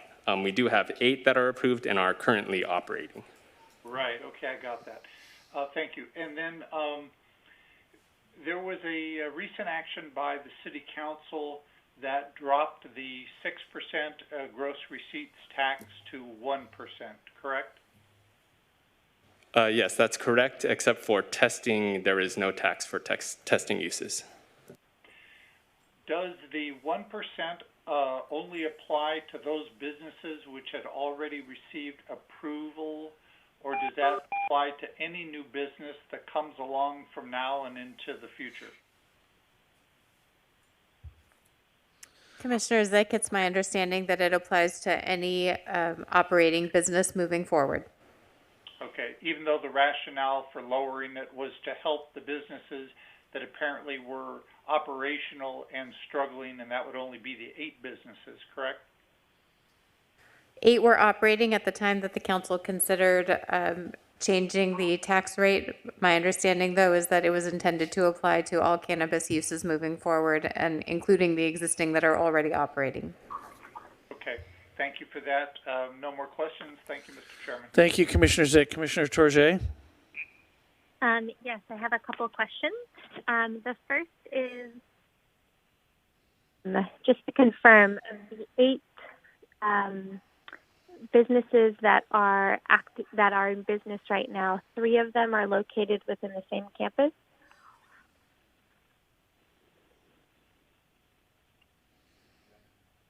Yeah, let me pull up the map. I think I have Cambridge Park specific map for approvals that we have so far. Yes, so here's a slide for specifically Cambridge Park. So we do have 1, 2, 3, 4, 5, 6 within Cambridge Park that are operating. Okay, great. 6 within Cambridge Park that are operating. So 6 of the 8 are within Cambridge Park. Okay, and then on page 4, and in your presentation, you referenced third-party distributors. Are these third-party licensed distributors? Are these distributors required to be licensed within the city of Costa Mesa, or is there licensing from the state? They would be required to have a state-issued license for a distributor. Okay. My last question is, and before I say that, thank you for the presentation. Great job. It was very comprehensive. My last question is, are there any, I haven't been on the commission where we've approved one of these yet, and so I just want to ask, are there any conditions of approval specific to this site that diverge or are different than other Measure X proposals that have been approved within the last year? So typically, the only condition that would vary would be whatever conditions are recommended by the city's consultant, HDL. I would note that this is the first project that we've had since we've updated the administrative regulations. So we did incorporate some of the conditions that we were applying to all Measure X uses and have incorporated those into the administrative regulations. But related to use specific, it would either be the HDL recommendations, or for instance, this application proposed outdoor loading, so we applied those specific conditions as well. Thank you. That's all I have for tonight. Thank you, Commissioner TOURJE. Commissioner Perkins. Just wanted to say thank you for a very good presentation and excellent staff report and information provided by Complex Plus. They answered all of my questions. I have no questions. Thank you, sir. Commissioner Russell? I don't have any questions. I thought the presentation was very comprehensive. All right, thank you. Commissioner Colbert? My questions are for the applicant. Okay, Vice Chair Harlan? Thank you, Justin, for that report. I do not have any questions at this time for staff. Okay, thank you, Justin. Yes, thank you very much for the report. I have one question related to the extraction method. Have we approved any butane extractions in other? I know we've approved them in the more industrial buildings, but this is kind of a condominium office project. Have we approved butane extraction in the condominium office complex in the X zone? Or is this the first? I don't know off the top of my head specifically with butane. Okay. Our fire marshal is also here. Mr. Neal, do you have? Yeah, because that would be my first question. My second question would be for the fire marshal is, are our eyebrows being raised because we're hauling butane tanks into a condominium office? Yes, sir. Let me turn it on for you. I'm sorry. Go ahead. Good evening. I believe Building M had a volatile manufacturer that we have approved previously. This applicant is proposing to do all butane storage on the first floor, so it's not as if they're wheeling it up to the second floor. So as far as this project is concerned, I don't see that being an issue. You're comfortable? Yes. Okay, thank you very much. Okay, that was the extent of my questions. I will open the public hearing and ask the applicant to come forward, please.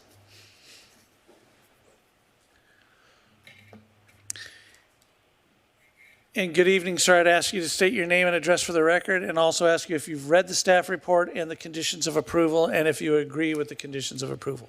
My name is Bruce Entazam, and yes, I have read the conditions of approval, and I agree with them. Okay. If you have any remarks you wish to share about your business or any presentation, proceed, please. I just came to answer any questions that you guys may have. I think Justin did an amazing job presenting the presentation.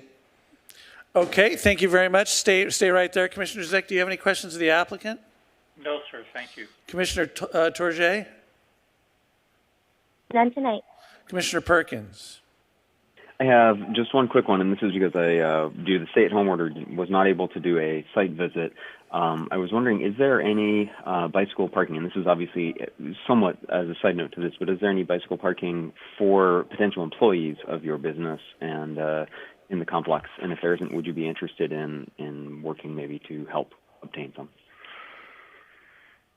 So he's asking about bicycle parkings or bike racks. So, I mean, yeah, definitely, we can put bike racks if needed. I think it's mostly, that question needs to probably be answered by the association, but we don't oppose to it. So if the association allows us to put bike racks, we're definitely open to it. Okay, do you have a follow-up, Mr. Arias? Okay. All right, thank you. Commissioner Perkins, anything else? No, that is it, and that's all I would ask for is that you just look into it. Thank you very much. Thank you. Commissioner Russell? No question. Commissioner Colbert, you had one or two. Yes. For the applicant, my first question for the applicant is how many employees are at this particular site?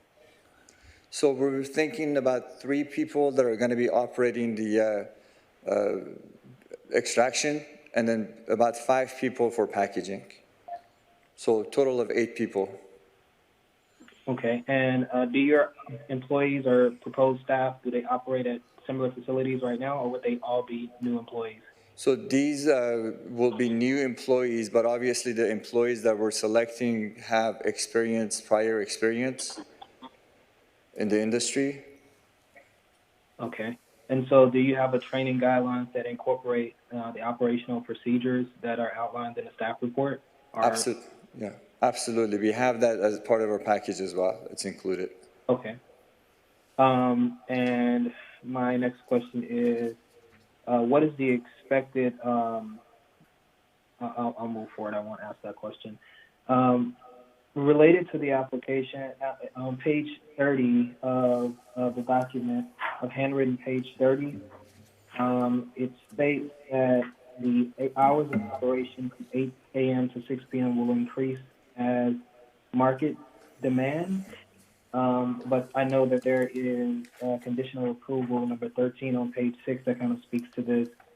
Is that not for distribution? What do you mean by increasing as market demands? So initially we like to operate about 8 hours per day, but obviously that depends on the demand of the market. If that demand goes higher, we're willing to keep the doors open longer, obviously with approval. Okay. So that would be for distribution. So I know the hours stop at midnight, as outlined in the report. This wouldn't be to exceed that, or this would be from 6 p.m. until that period? Yeah, so no, it will not exceed the hours for distribution. So basically it would just be for extraction. So running the machines go, but there will be no distribution during those times. It would be only limited to the times that are indicated. Okay. And, all right. And my last question is related to just a quick question to ensure that we're matching language. I know that you provided in your security plan and condition of approval number 10 kind of mentions the ID badges. Would you be opposed to just adding language that states photo IDs as opposed to just IDs? Absolutely. Additional approval that states photo ID. Thank you. Mr. Chairman, that's all of my questions. Thank you, Commissioner Colbert. Commissioner, Vice Chair Harlan. No questions. Okay, and I have no questions. Other than, have we required photo ID on previous applicants? I don't mind it necessarily if he agrees to it, but. We have not. The condition of approval for ID badges is a standard condition, and we have not said the word photo in past approvals. Okay. That's, if he's willing to do it, that's fine. Okay, I will, thank you, sir, very much. I will open the public hearing for public comment. Julie, do we have any public comments on this item?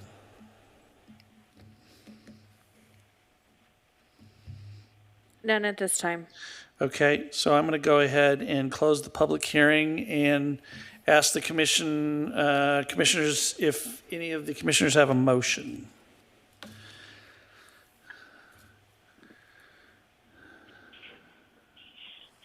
I don't hear anybody, so I'm going to move.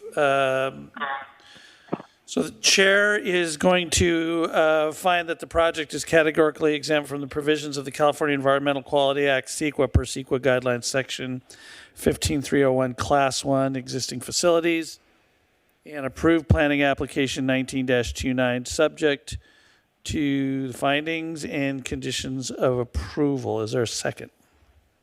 Second. I'll second it. Yes. Okay, Commissioner TOURJE jumped in, so she gets the second. Any comments on the motion, Commissioner ZICH? None, thank you, sir. Commissioner TOURJE? None. Commissioner Perkins? None. Commissioner Russell? None. Commissioner Colbert? None. Vice Chair Harlan? None. Okay, and the chair has none. Julie, please call roll. Commissioner Perkins? Aye. Commissioner Russell? Aye. Commissioner Colbert? Aye. Vice Chair Harlan? Aye.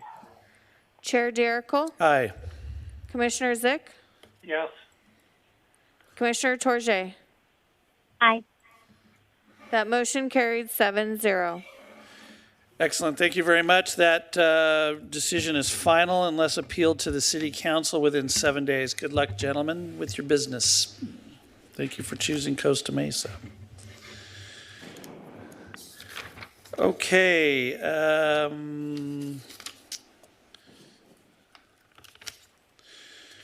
Mr. Mejia, Public Services report tonight.